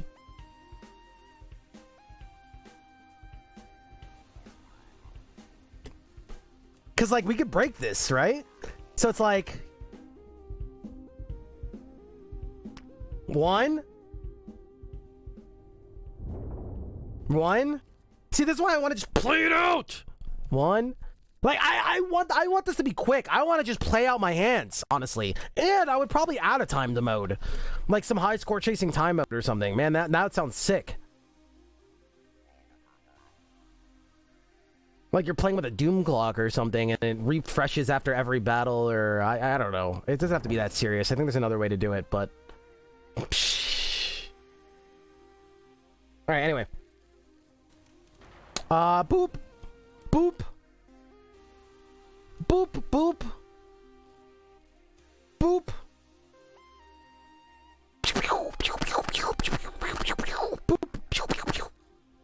Does that look good? Yeah, dude. Oh my god, Risk of Rain returns with those extra cooked modes? Hold up. Like, who is in charge with that call? Hot damn. Spend a heat before. That's true. So it's one no heat to move, one heat to throw, 2 heat to shoot. That's 3. So we're refreshing 3. So we're wasting a little bit. So shoot first, and then and then he explodes. No, but now this card repeats. We could have did better. You were the chosen one, Anakin.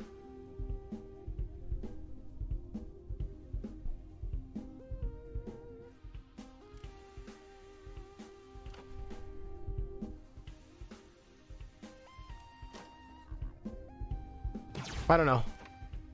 The moment I mess up a cool play like this, I'm gonna have to play even slower. I'm scared for that to happen.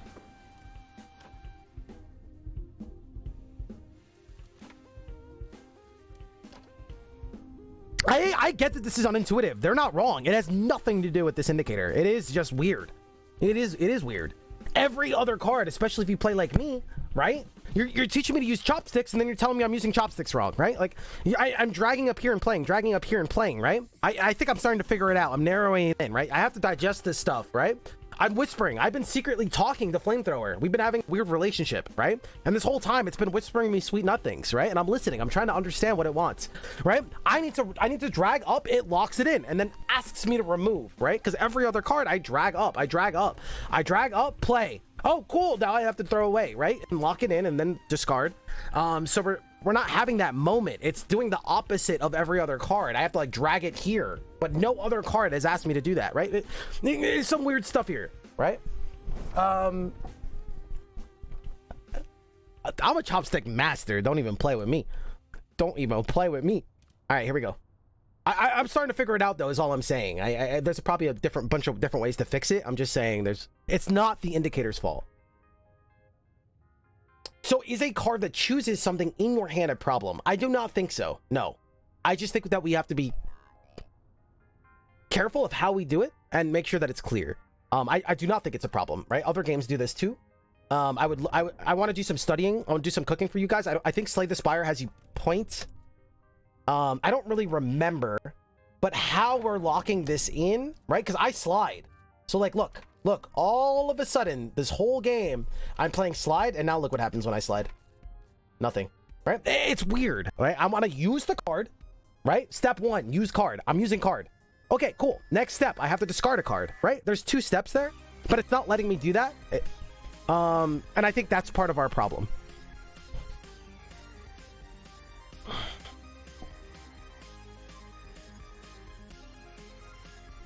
It's just something there is all I'm saying. I don't even think there's one way to do it. I'm just pointing it out, and I'm dramaticizing it a little bit to get the point across.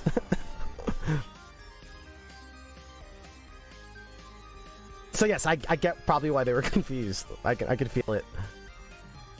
It is cool that you could do it really quick and just be like, boop, right? I get that. I do get that, right? I get there's something to gain here. All right, sorry. What are we doing? Wait. I thought this was our bullet. I thought this was the bullet thing. This is Flamethrower. What the hell am I doing? I don't even have a bullet for this guy. Okay, so that's fine. We're gonna draw into a bullet. Oh wait, this moves? See, I always slide. Do you remember there was a couple times where I slid up and I moved? I said, oh my god, this moves. Do you see what's happening? There's cards that are sliding. There's cards where I'm doing something. And so you can see why I made those mistakes, right? It's all coming together. It's because there's different moves that are requiring me to do different things in different executions. Now, how do we solve that, right? Now, we could just say it's my fault. And it is. It is. It is making me question if there is... Like, do you play card and then click where you move, right? I don't know. I don't know, but it is worth us exploring and thinking about at the least. Because if you notice, even during this one run, I made a couple mistakes where I'm like, oh, damn it. I moved. I didn't mean to. I was just trying to play the card and then, yeah. So like maybe if I play and then it reminds me, okay, you have to move, and I don't know. I don't know what that is. In this case, the movement is first. Absolutely, I get that. And again, there's been a couple times already where I'm misplaying it. So what I'm saying is, right? You're not dragging the card up. He's activating the card, saying I want to play it. It's not actually playing the card, right? So we drag up, saying I want to play the card. Shoot doesn't have any other choices, right? So it shoots. But these have other choices, right? It has more to it, I guess. We want as few clicks as possible. Yeah, so I get the elegance of it, right? I get what's going on here. It's interesting. It's worth exploring. Now, I'm also not saying it's the game's fault. I'm just pointing out I see why it's happening now. I see why I made those mistakes. I see why this is confusing, and I'm just bringing that up. I see what's going on. So it is worth talking about. Now, it could just be get good, learn it. But you know, it's my job to bring it up too. I'm starting to see like what is going on and why it's doing it.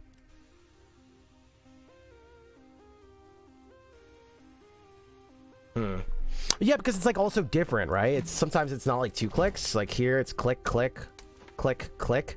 But I'm dragging, and I think that's the thing. So when you drag, it's sometimes it's. Yeah, it's a whole discussion. Huh. Yo, Z, nice to see you. Game doctoring stream, dude. Just the beginning, baby. Okay, sorry. So now I should I move is the question. I think the answer is yes. I think the answer is yes because we want to burn some fools. See, like I can't even like see. I'm scared. Okay, so we're gonna move. 2 up. Yeah, I think we move 2 up. I'm going aggro on this one. I'm going aggro. I'm almost imagining like moving panels and things pushing you around, jump pads, like bringing to life the movement and stuff, and not just Plants vs Zombies, move in lane, shoot people. I'm wondering if there could even be other things encouraging it. Interesting, right? Or like some enemies leaving a bouncy goo behind, and then you can use that as emergence, and it's not just a bad goop, you can jump off of it. I mean, I don't freaking know. I'm just cooking here off the top of the dome, but encouraging getting around the map and stuff sounds really cool. Okay, let's do this. Okay, so this is free. Right?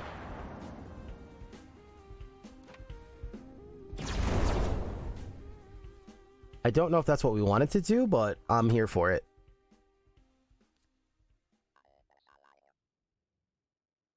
And then we make this. Oh! So now we play this. Right? So we play Flamethrower. It allows us to burn a card, which makes us double down on another card. Oh my. Wait, and do we have a big mana pool because of what? Because of the crates? Oh my, what is even going on here? Am I even playing this game right now? Like, what is happening? This is crazy.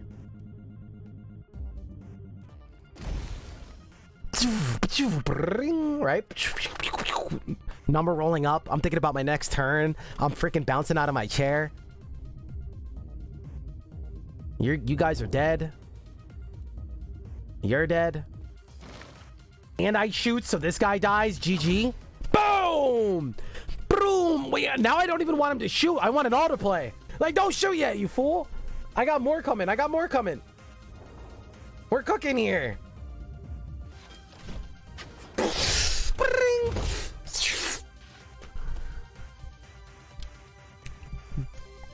What the hell is this? Hallucination. No, I'm good. Dude, this is so awkward. Now he's just like, hi. Hi. You're dead. Boom, boom! When we could capture that momentum. Dude, you know, because like, it's also because the reroll is a resource, but if you can infinitely reroll, then you can't have drawing new cards. It just resets turn. And that is the problem. What if there was another token where you could just reset the turn, or another button where you could just reset the turn without redrawing, but then it removes the elegance, right? I think we're close. I think we're close to something magical. We're close. We're close. Because then, like you guys said, you're also gaining new information. Maybe the new information... I don't know.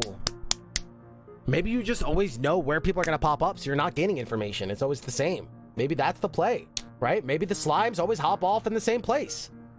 Maybe that guy always shoots a bomb out when he dies 3 tiles ahead. You know, I don't know. Maybe, I mean, there is a world, right? And then there is no new information. Everything just, we know what the enemies are gonna do.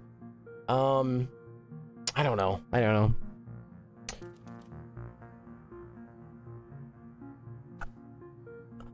Oh, you want a royalty-free sound pack?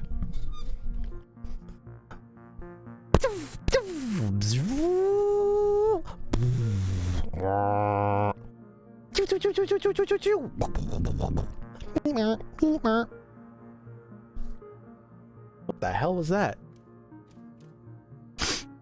Copycat with tactical. Draw 2 cards. I like that. I like that. If you just played a move, +1 repeat. So I can move into rocket to play 2 rockets.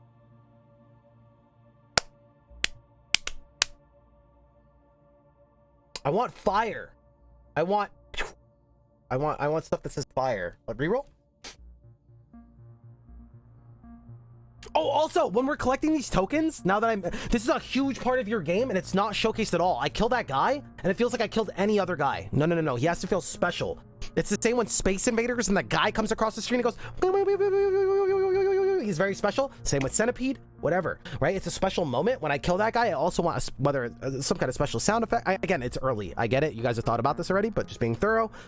Sound effect, I want to see the reroll token. I want to see my gift for killing the special unit. Maybe a special sound effect. You guys want a fun fact? Did you know there's a special sound in Spelunky 2 when you take that crate where you get the Ujidai and throw it against the wall? There's just a random different sound effect.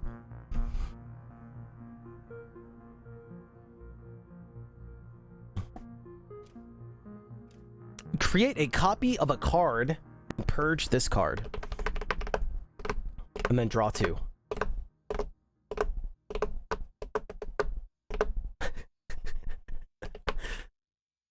Each time this card is played, +1 heat cost and +1 repeat. Whoa, wait, what? Each time this card is played, +1 heat cost and +1 repeat. Oh, so the next time I get him, I could play it again for 2, and then I could throw 2. But then after that, he costs 3, and I shoot him out 3 times. But then I can't shoot stuff. Interesting.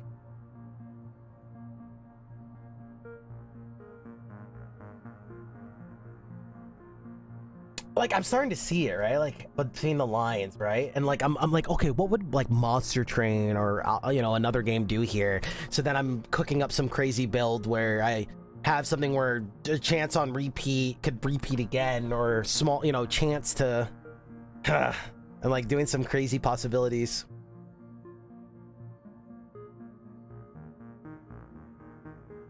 My brain's running wild. Okay.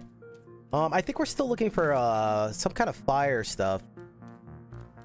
Do I have any good stuff? This is already upgraded. I can't upgrade it again, right? So what are we aiming for? This? We're aiming for this garbage? No, it doesn't even make sense. Just take rocket. Take rocket. This is like...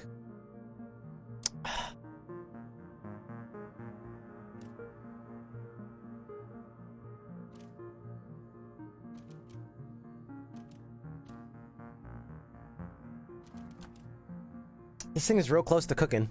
If I had more fire cards. Oh, we're going to the shop. And then I buy fire. And then we just call it a day. Okay. This is not gonna work. Intuition. I'm going with intuition. Tornado. Push all entities in a random direction. Purge this card. Move 1 to 4 tiles. Your next card played this turn gets +1 heat cost. Ugh. Push your mechs down. Push your mech down. Your next card played gets +1 repeat.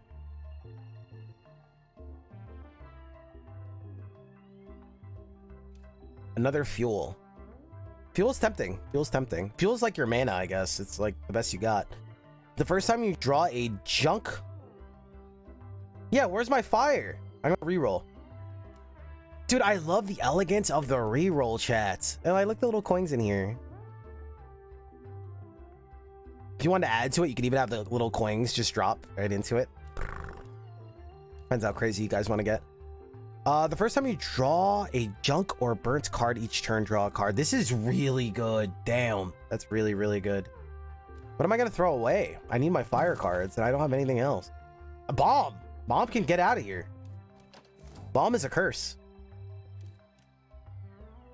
I want fuel though. I think it does roll, but it's really quick. I can't tell. Drop coins dropping on the jar is not the craziest thing you've suggested.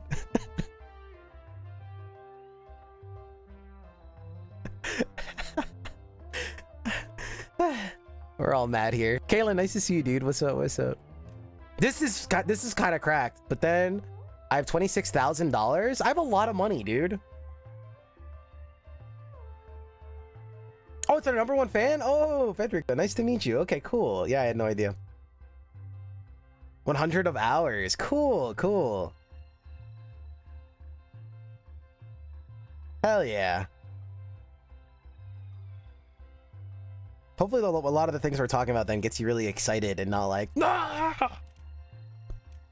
I'm gonna pull my hair out and then I'm gonna tell Min about it.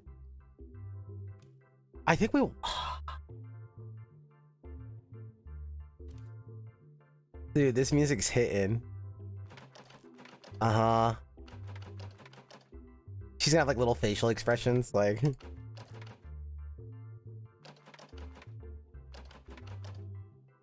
I wonder if it should just be like a bell we're ringing so you can actually make it tangible. Like something we're actually doing to annoy her.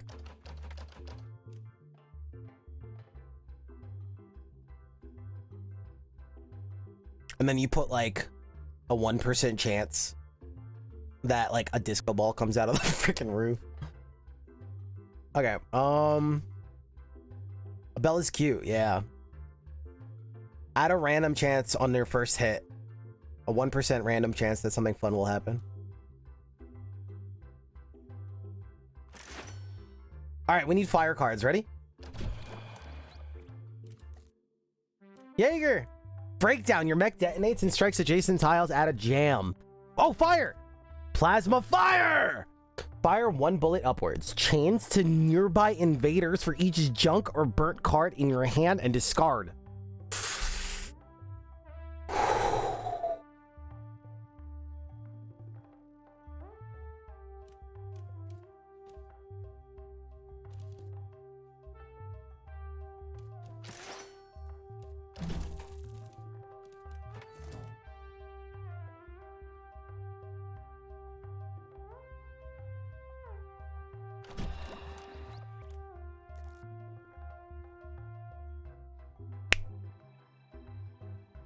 What the hell is this? 50% chance of not burning cards.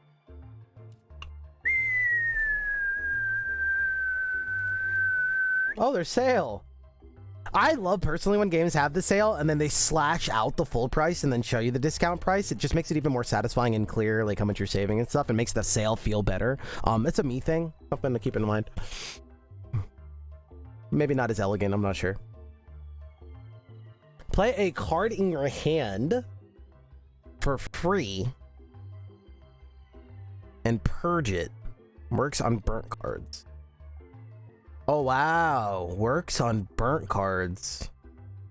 Interesting. I'm with you. Show me the value I'm getting from my choice. Yeah, it adds to the satisfaction. Notice that every time we say it adds to satisfaction, it's usually saying nothing's wrong. It's just we could probably make it better, right? And that's usually, it sounds like, oh, you know, adds to. Oh, it adds to the satisfaction. Oh, it adds to the fun. Oh, it adds, right? It's usually a comment, a clear thing.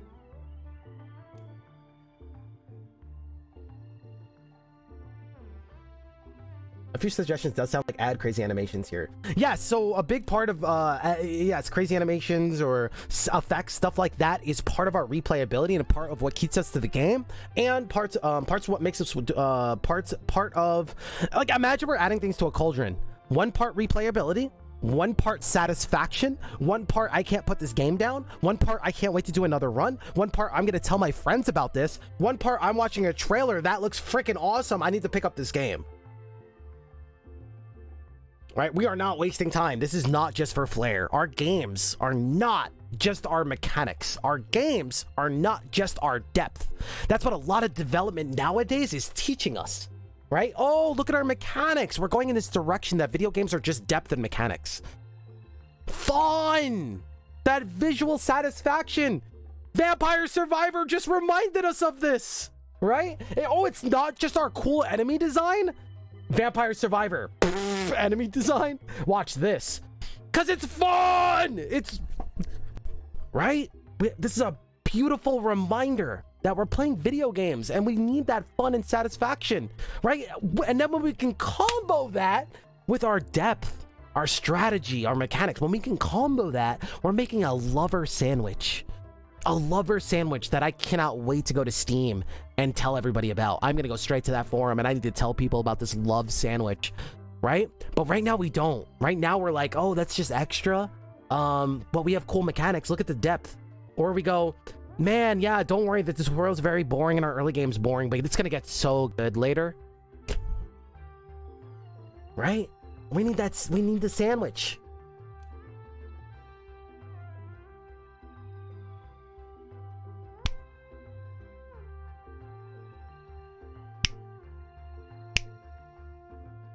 All right, sorry. I don't know who got me off tangent. You're fired. Move 1 to 3 tiles. Fire! Fire 1 bullet upward. If you break a shield, you get +1 heat sink for the remainder of the encounter. Very interesting. So if we hit a shield, the next turn and turns after, we get... But it's expensive. You gotta land it. Otherwise, it's kind of dead. You gotta hit a shield. So if I'm fighting a boss and there's no shields and stuff, I just feel like a douche. Also, I noticed that it can combo with that Aegis shield that starts with a shield. Just putting that out there. I mean, we need fire. What the hell else am I gonna grab? Man, don't play with me. Min, don't play with me. I have like 1,000 HP. We're just gonna win here anyway. So I remove a card or I restock. This is good, but I want my junk cards. You know what I mean? Min, don't play with me. Swap 2 entities. That's sick. I love the board play. Spawn my little friend again. Nah, I'm good. We don't have that many fire cards. I guess we just remove? What am I removing? There's nothing to remove.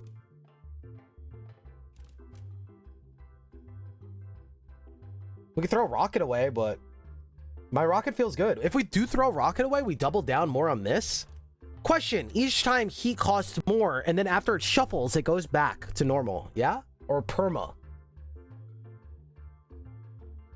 Oh no, this doesn't stay in your hand. This is literally gets more expensive and I repeat it next time. No, yeah, this is perma. For the round. Yeah. That makes sense, That's a me thing.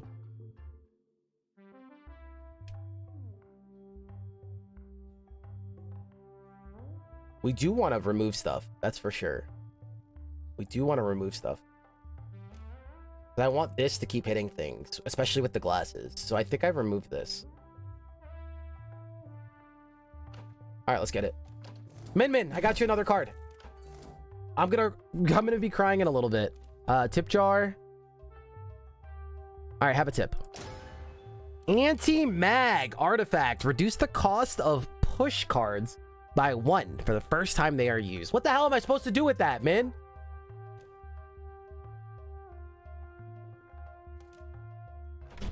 Whatever, Min. I'm out of here. Bring back more stars? No! The Kraken? What the mook is this?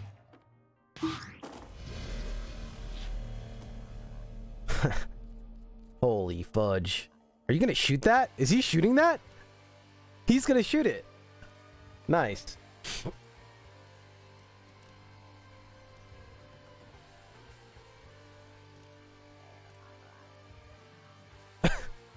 Wait, they have a shield.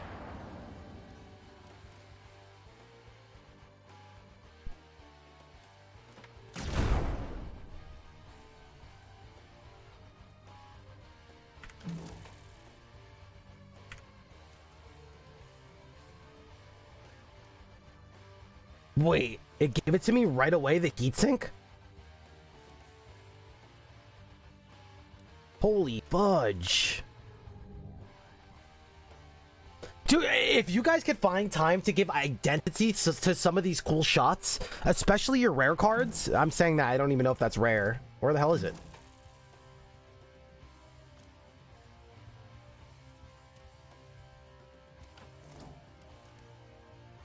This is rare? This is rare, chat? Right? If you can give some identity to these and give moments, you're going to bring your game to life. You're going to bring your game to life. Right? Showing me like, or like, especially the rare cards. I'm saying that because, you know, then you're not going like overboard and stuff, but giving some life to them. Right? In a way, these are your weapons in a shooting game, right? These are your guns in Gungeon. This is your super shotgun in your Doom, right? So yes, they're cards, but like giving them, what does that mean? Oh, they're cards. No, don't give them any life. Different cars in a car game? No. Cars, they all look the same. Make them all look the same. It doesn't matter, right? As long as they have different stats, right? Why do we just give up, right? So if we can, we want to give identity, bring them to life, right? This is what's going to separate us from our competitors. This is your artist wants to pull his hair out, right? I get it. But I'm just saying, this is what is going to, when we're trying to be the next game, right? If we are, I'm not saying we are, I'm just saying these are little things of how we do it. I'm not saying that every game should do this, but yes, if we are trying to make the difference, again, bringing that fluidity, we need to see how to do it. Risk of Rain Remastered, they didn't have to do that, right? But they were trying to be a big game. They also have the money to do it. But these are how we do these things, right? I'm living in a world where I saw this dev with 3,000 children and a full-time job, you know, created the Vault of the Void and had to do all the art and everything by himself.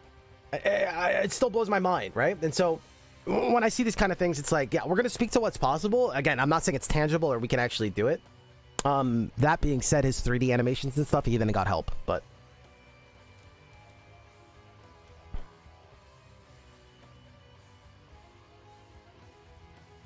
What happens if I shoot a rocket so at the end of the turn this breaks?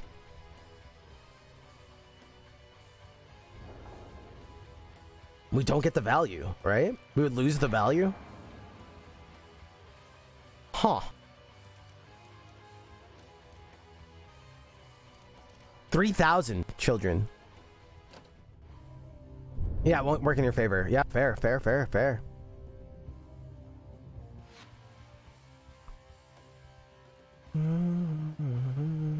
All right, let me cook here, chat. Let me cook here. I want to smack this guy in the face, and I really want to destroy this. How do we do that? Move here. Move here. There's no reason to go like forward. Oh, flame breath, I guess. Yeah, no.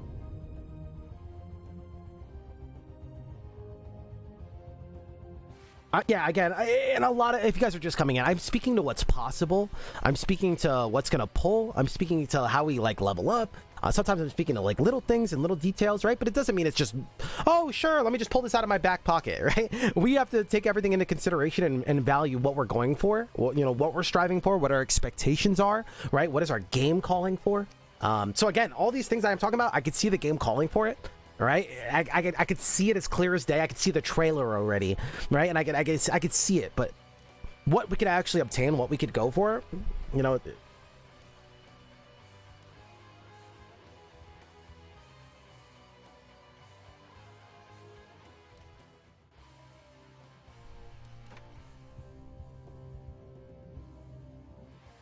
Wait a second.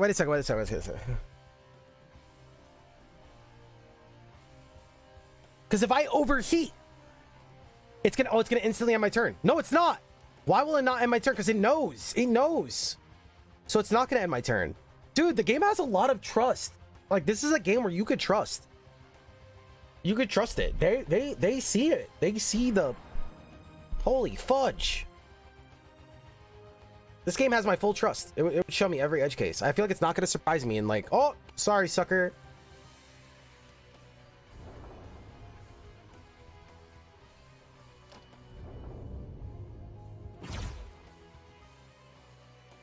Woo-hoo-hoo! That's a moment right there. I want something. I don't know what it is. I want to see my fuel steam come out and then right? I want something there.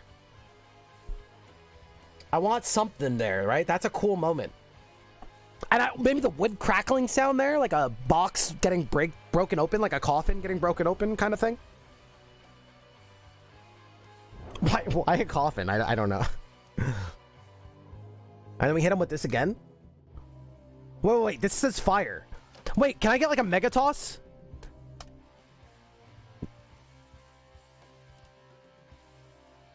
That would be sick. It's alright, we're gonna have to make some allowances.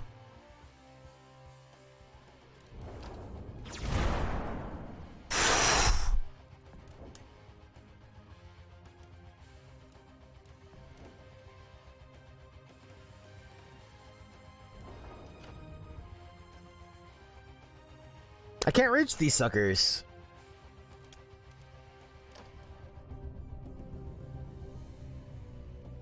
Oh, what if I go here and I throw my robot here and we both shoot? Would I hit? Probably not, right? It wouldn't work out in my favor. Thoughts?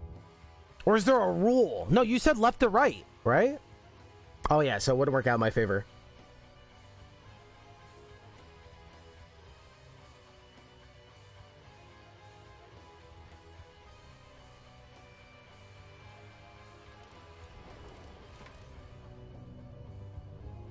They're really good. Yeah, I'm not talking bad about them, right? Me saying that we could do better or what the game is calling for is not saying the opposite. It's not saying, you know, it's not a read between the lines thing. They are good, but the game could do a lot better, is what I'm saying. And what I mean by that is not like this looks ugly, do better. What I'm saying is Final Fantasy VII without the fanfare on level up. What I'm saying is this could be something that people are going to remember and not it's good and passable. What I'm saying is we're working on the movies that are going to make yesterday's movies look dated. Does that... That's what I'm speaking to. I am not by any means saying this is ugly, this doesn't work. Not by any means.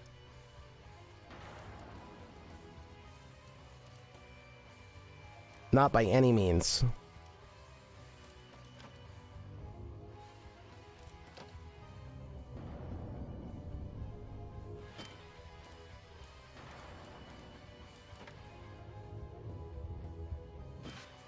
All right.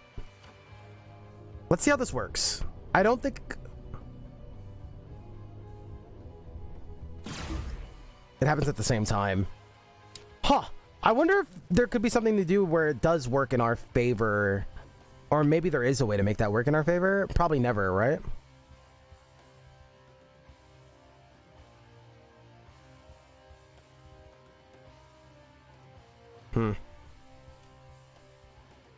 Maybe it's not supposed to.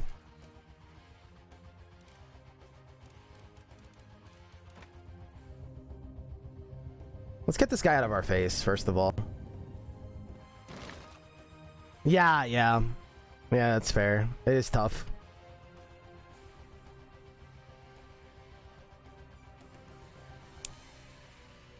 What the hell is this? Are they both gonna overheat? I don't know what just happened. Holy fudge. Yo, look at my bar! What have we done? Oh, because we oh my god. Oh!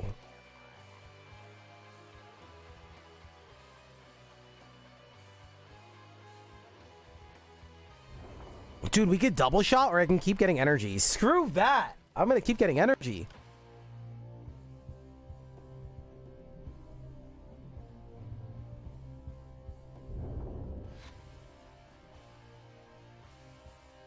A lot of games cheat in the player's favor, Federico. When we say that, I should probably be clear what I'm talking about. A lot of games cheat in a player's favor, and you don't have to explain it.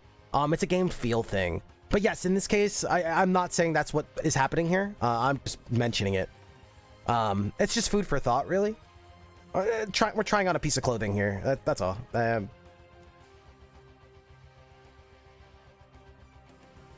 Yeah, we are about to break this game, right? Hold on. Okay, so this is where we go crazy.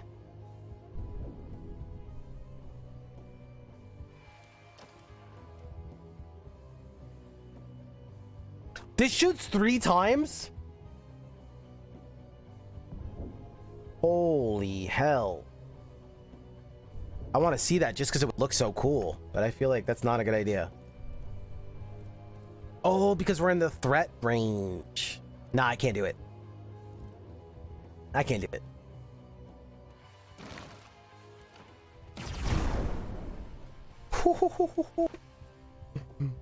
Yo, who else wants some of this?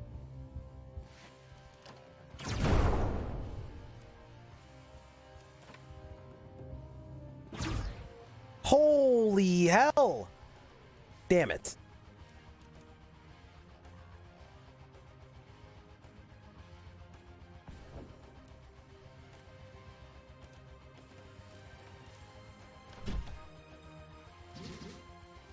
There's almost no bad ideas. Wait, what the hell? Now I'm thinking about it, I don't even know how to kill these guys. They just keep coming down. The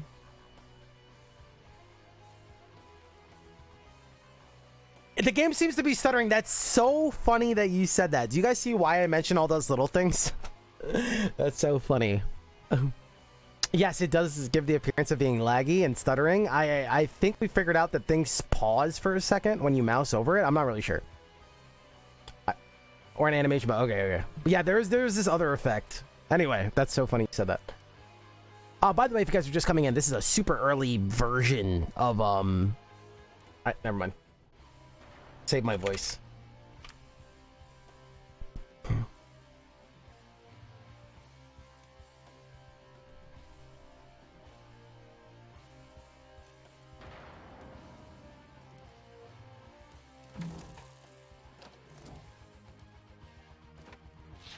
No, I moved again!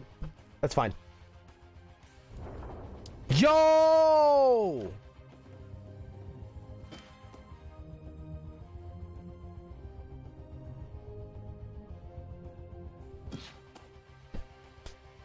Woo!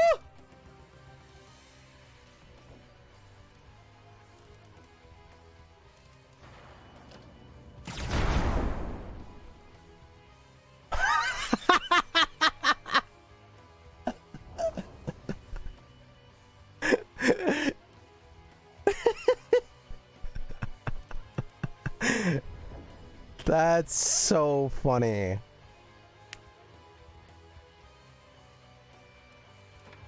That is so funny.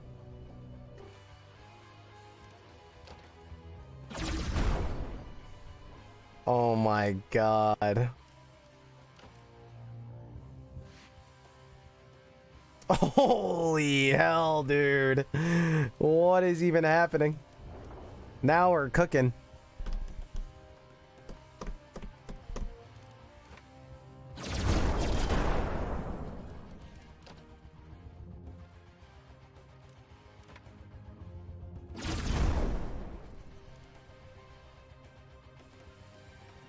How's he getting hit?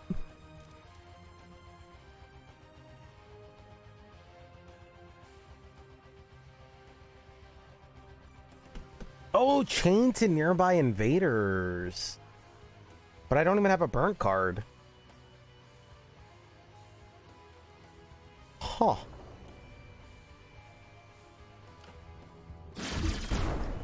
That card is sick. I don't even know how it works, but... Fuel is considered junk. Oh, it says junk. That's phenomenal.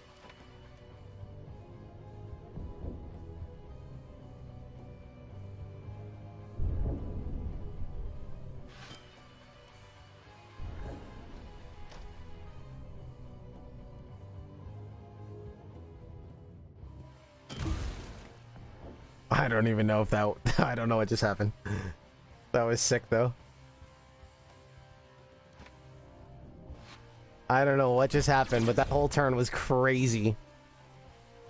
Oh!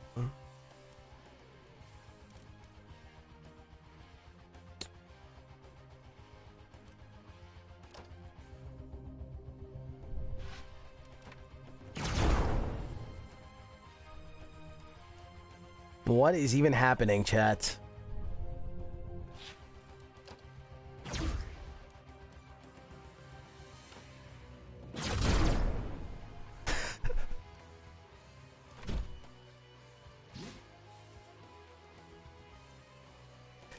I'm wondering if there's it's funny you say that. I'm wondering if there's like a victory lap we can do.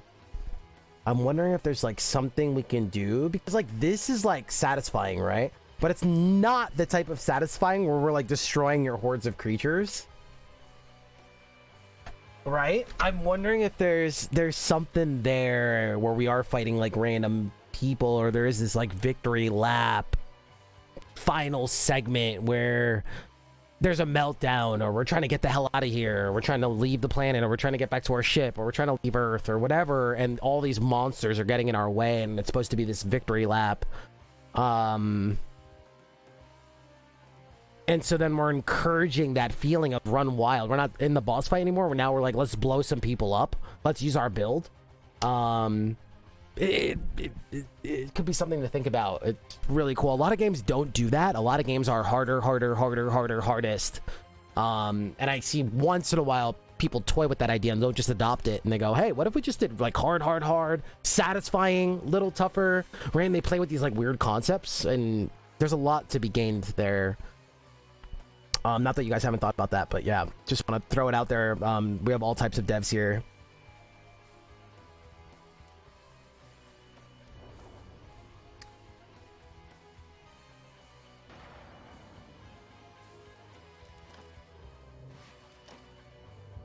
One, two, three.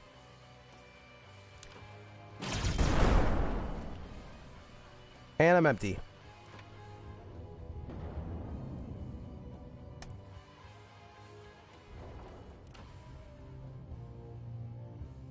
What happens if I blow up my own people? Oh, he's immune. Nice.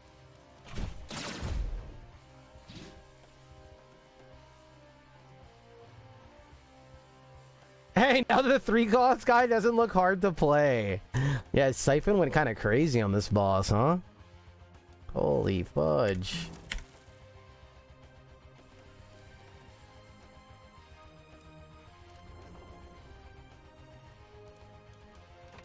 What do I want to double? I think we just go pew pew.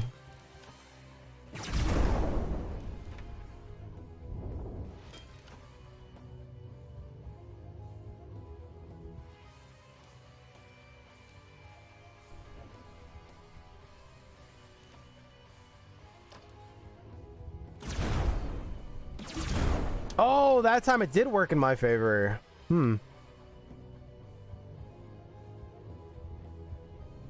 Whatever, hit me. Or not.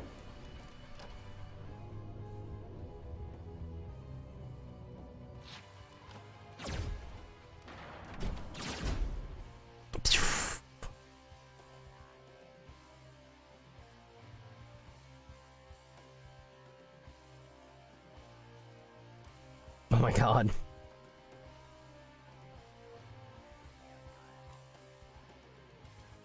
I don't want to play this anymore until we're fighting the boss. I think.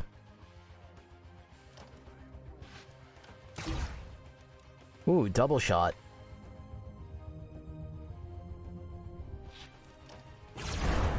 Beautiful.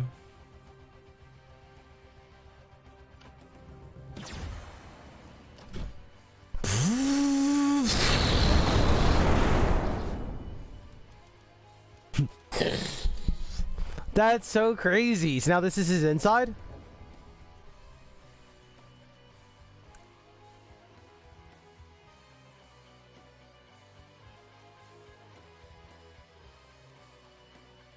It's really interesting how things don't have like an HP count so far. In the traditional sense.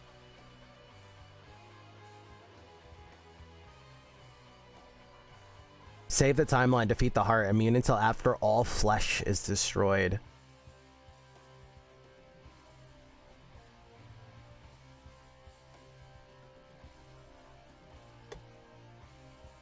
Yeah, I'm noticing it. Very cool.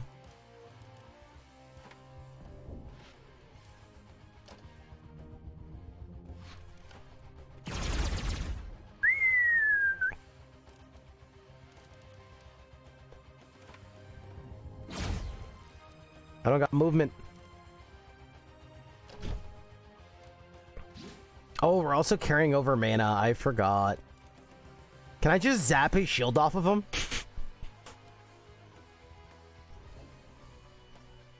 He's immune. What if we just burn him?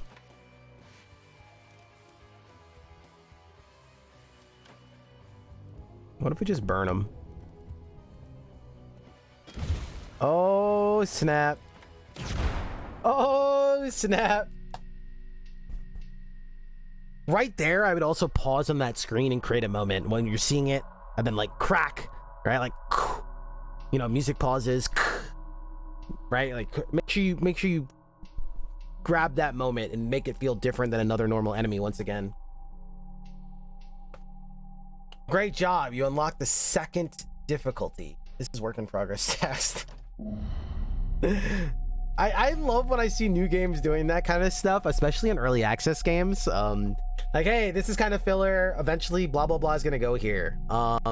Hey, this button here, there's supposed to be like a bestiary here. It's not here yet. It's coming, right? This is doing multiple things. Yes, it's cute, right? It's just very cute for the common consumer, but it's also doing a lot. It's showing that the dev is already noting and working, and it's coming. It's acknowledging the gamer and their want before they have to vocalize and say something, right? It's getting one step ahead. Hey, I know you're gonna ask for this, just so you know it's coming. And that's one less thing they have to go to a forum about. That's one less thing they have to put in their review. Hey, I don't know how this wasn't here. I wish, like, why is there no bestiary, right? Oh, the dev is already acknowledging it. You're taking their power away, right? It's kind of like bashing yourself about something so then the other person can't use it as fuel against you because you used it against yourself. It's kind of like that. It's one step ahead, and it's giving acknowledgement already. And a lot of times that's what gamers want, right? That's why they're like, hey, they just want to hear that it's coming, or that you're working on it, or that you're aware. There's a reason why everyone goes crazy with bugs, right? Oh, there's this bug, there's this bug. It's okay once they know you're aware of it, right? Because they want to know that it's being taken care of.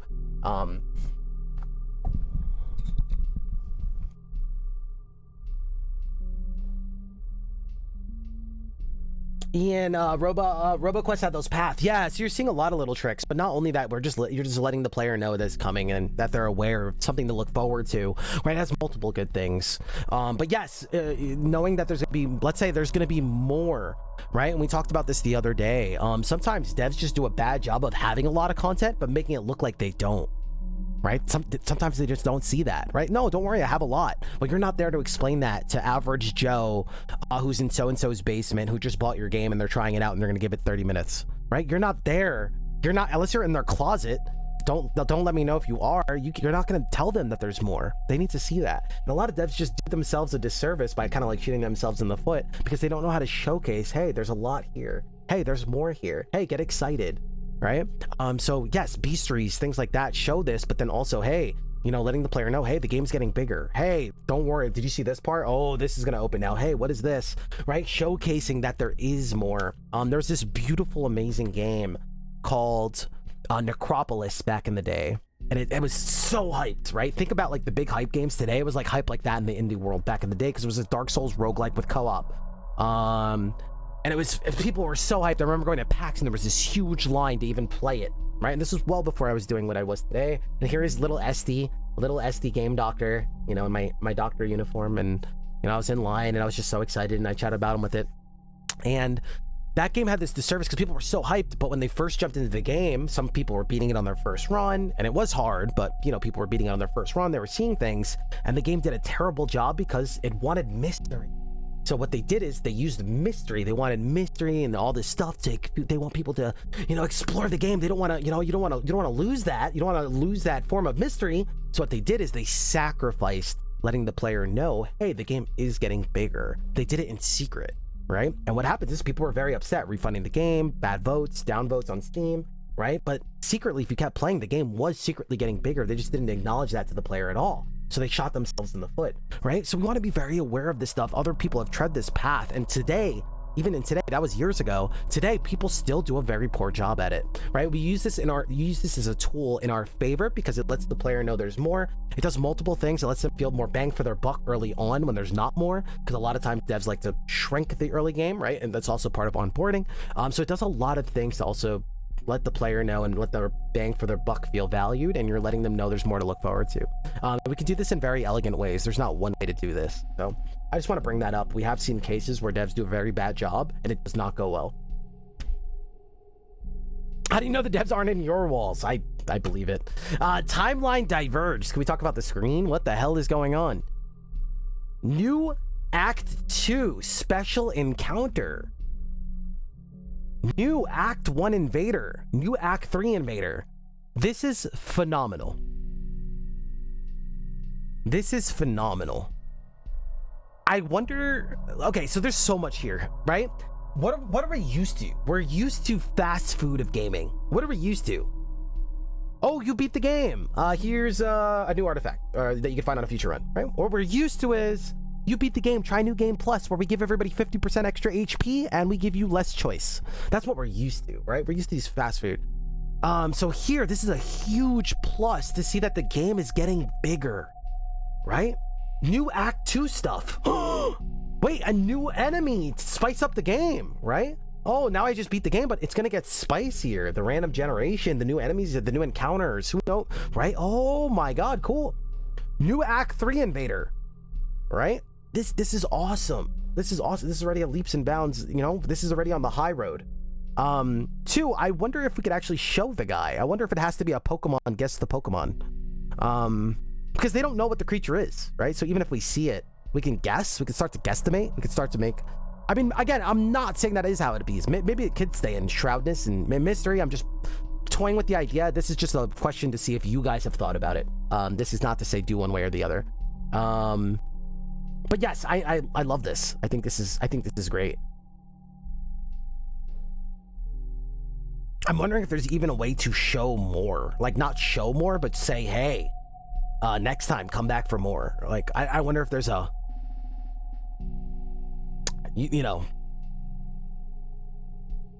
I mean, it's assumed. It is assumed. I'm wondering if there is a way to showcase it. Okay.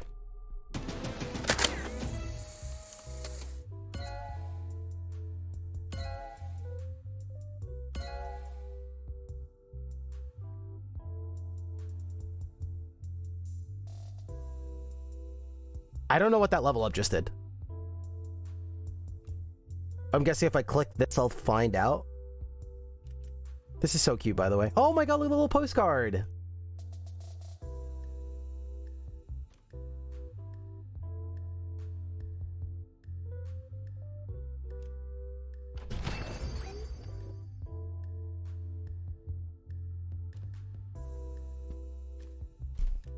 New set unlock. So now the game teased mechanically what's being added, and they're hitting us with this stuff.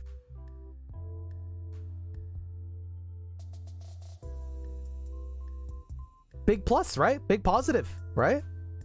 The game's like, hey, we're making the runs more interesting. And then when we get out, we level up and say, hey, here's more toys with that more interesting run, right? You guys see that? Very powerful. Very powerful.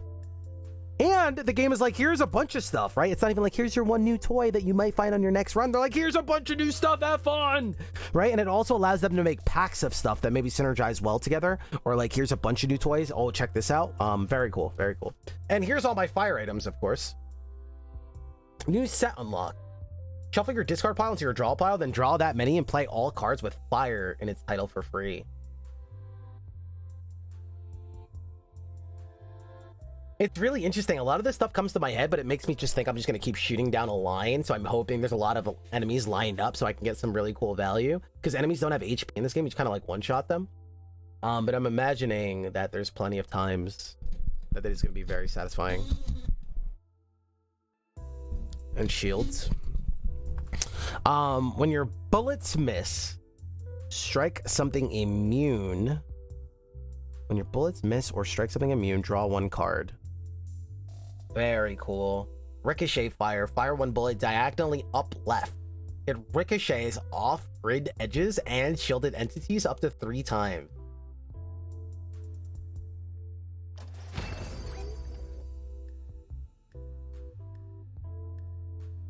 Spawn plasma bomb up to 3 tiles away. I want a little bit of motion on this screen. I don't know if it's a background or some, again, the stars coming out that you have already. I think I want a little bit more here. Spawn a plasma bomb up to 3 tiles away. When you gain a junk card, give it a random component. That's sick. Recon burn. Move 1 to 3 tiles orthogonally, striking nearby tiles. Create 2 meltdown in your discard. What a lovely day! Yo, shit, my boy. Long time no see. What's going on? Annihilation, welcome Raiders. We're just doing some little consultation here, doing a special. Thank you so much, man. What have you been playing?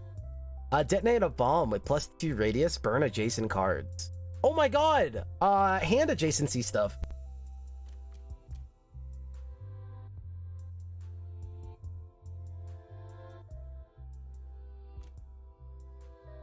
The first game I got to see that did this stuff was actually the Monolith devs created a mod character for Slay the Spire, and that was the first time I got to experience that kind of stuff. Inscription. Do not end your turn when you overheat. Eject. Reset your deck and draw 3 cards. If this overheats, you get +1 doom.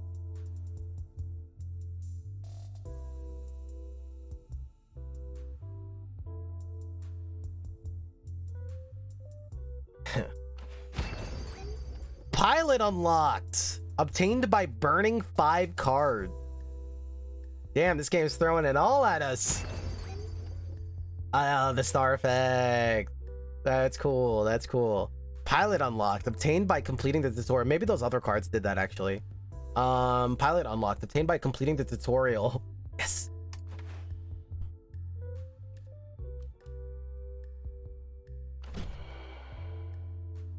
I like how she's like ready to go here. All right, don't look at my time, okay? That's not even fair. My deck looks clean. Look at that, well organized.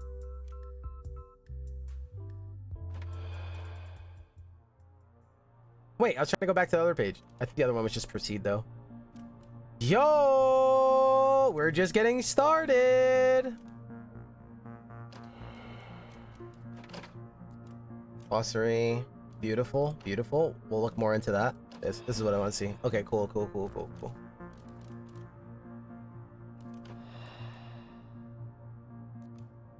That was a clean deck. Awesome. I mean, this was an amazing first session. I think we really set the groundwork for all of us. We got to already have some really powerful and amazing conversations that could like start to spread wildfire, right? Is the goal, right? It's the conversation that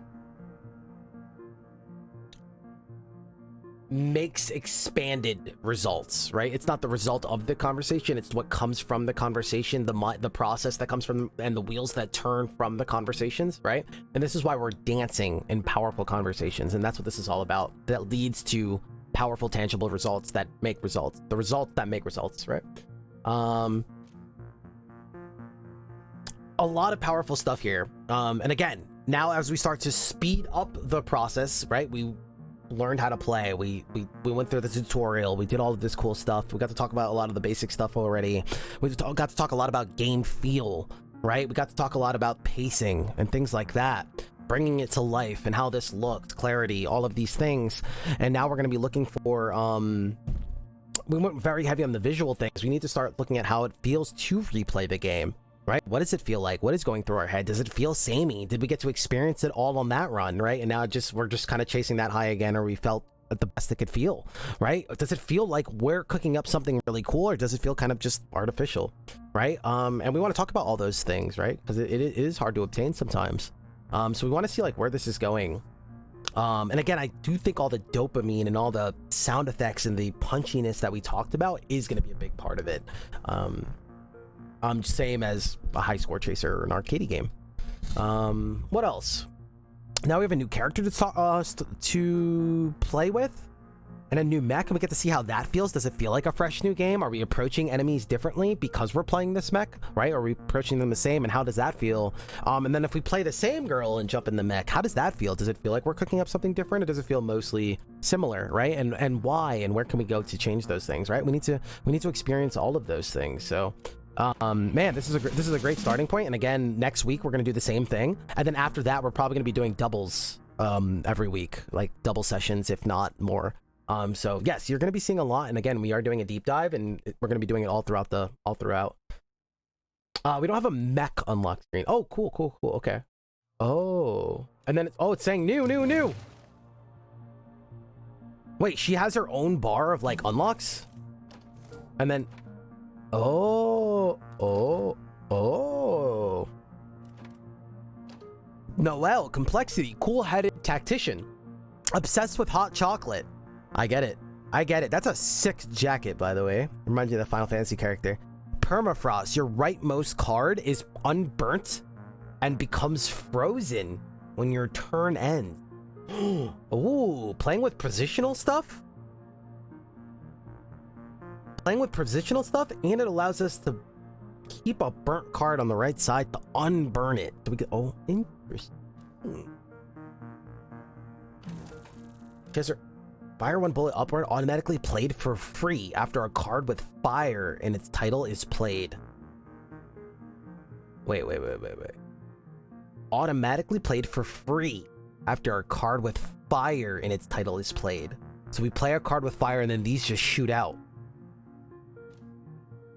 Novalanche. Spawn a Nova Bomb up to 4 tiles away. If unplayed, gets +1 repeat the next time it's played.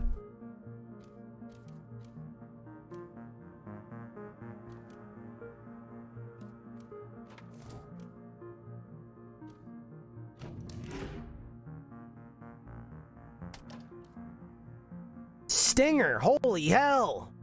What's up, my guy?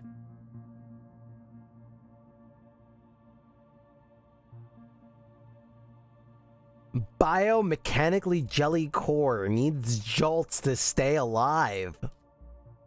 Mitochondrial artifact. At the start of each turn, shock a random invader.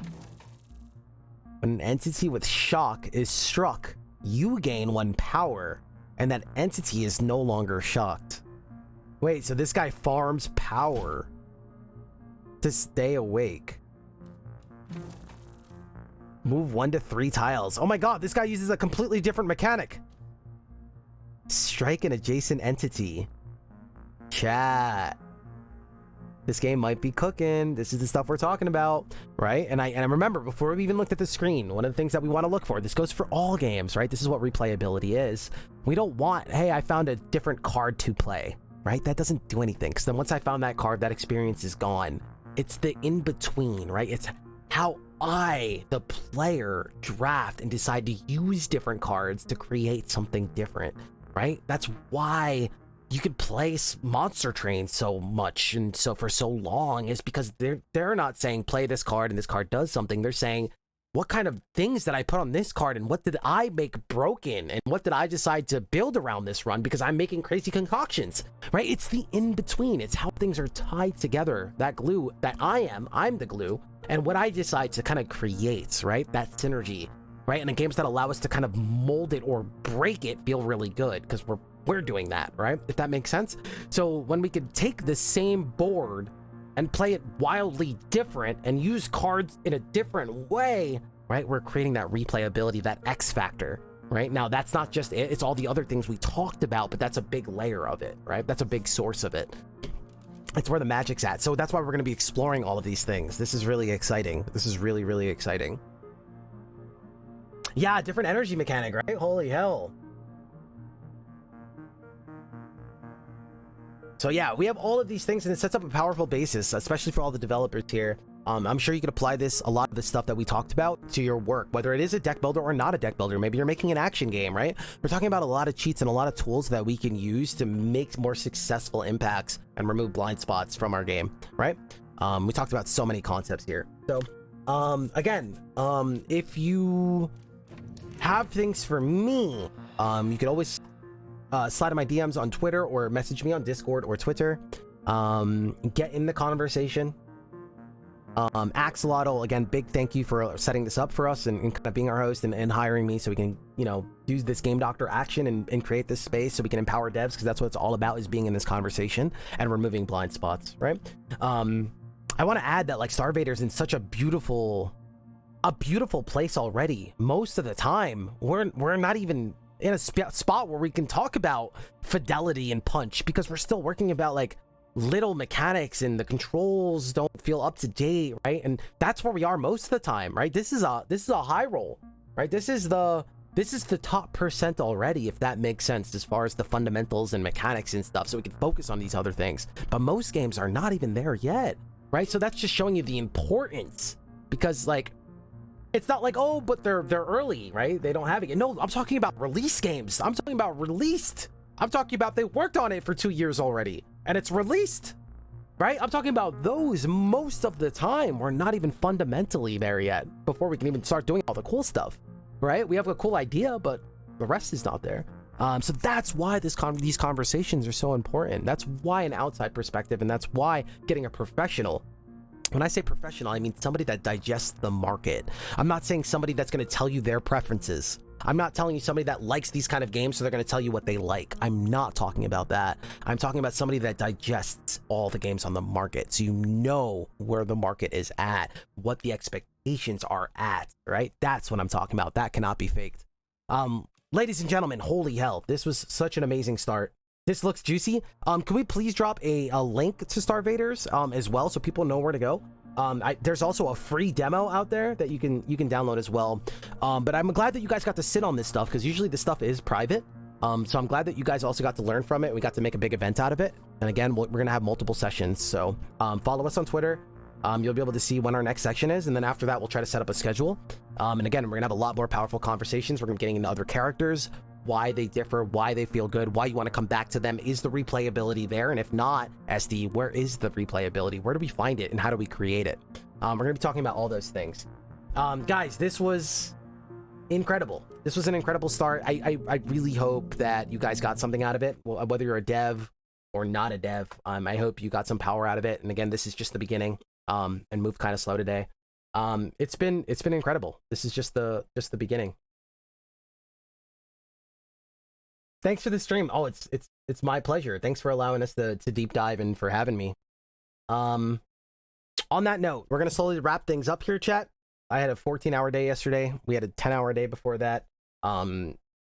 It's been incredible. More Risk of Rain tomorrow. I can't wait to dive into more Vaders. Thanks, guys, for being in the conversation and dancing with how do we level up and how do we break this norm, right? How do we break the norm? How do we stop releasing games that have to be fixed for the next month and a half? How do we meet expectations and not get mixed reviews on products that we've been working on for 2 years of our life, right? And then have to do something about it in damage control. How do we prevent this stuff, right? And we're talking about those tools. How do we do that? You guys have been amazing. Thank you so much for tuning in and listening. Even if you guys just gave me a little fraction of the part of your day and decided to sit in. I appreciate you guys oh so much.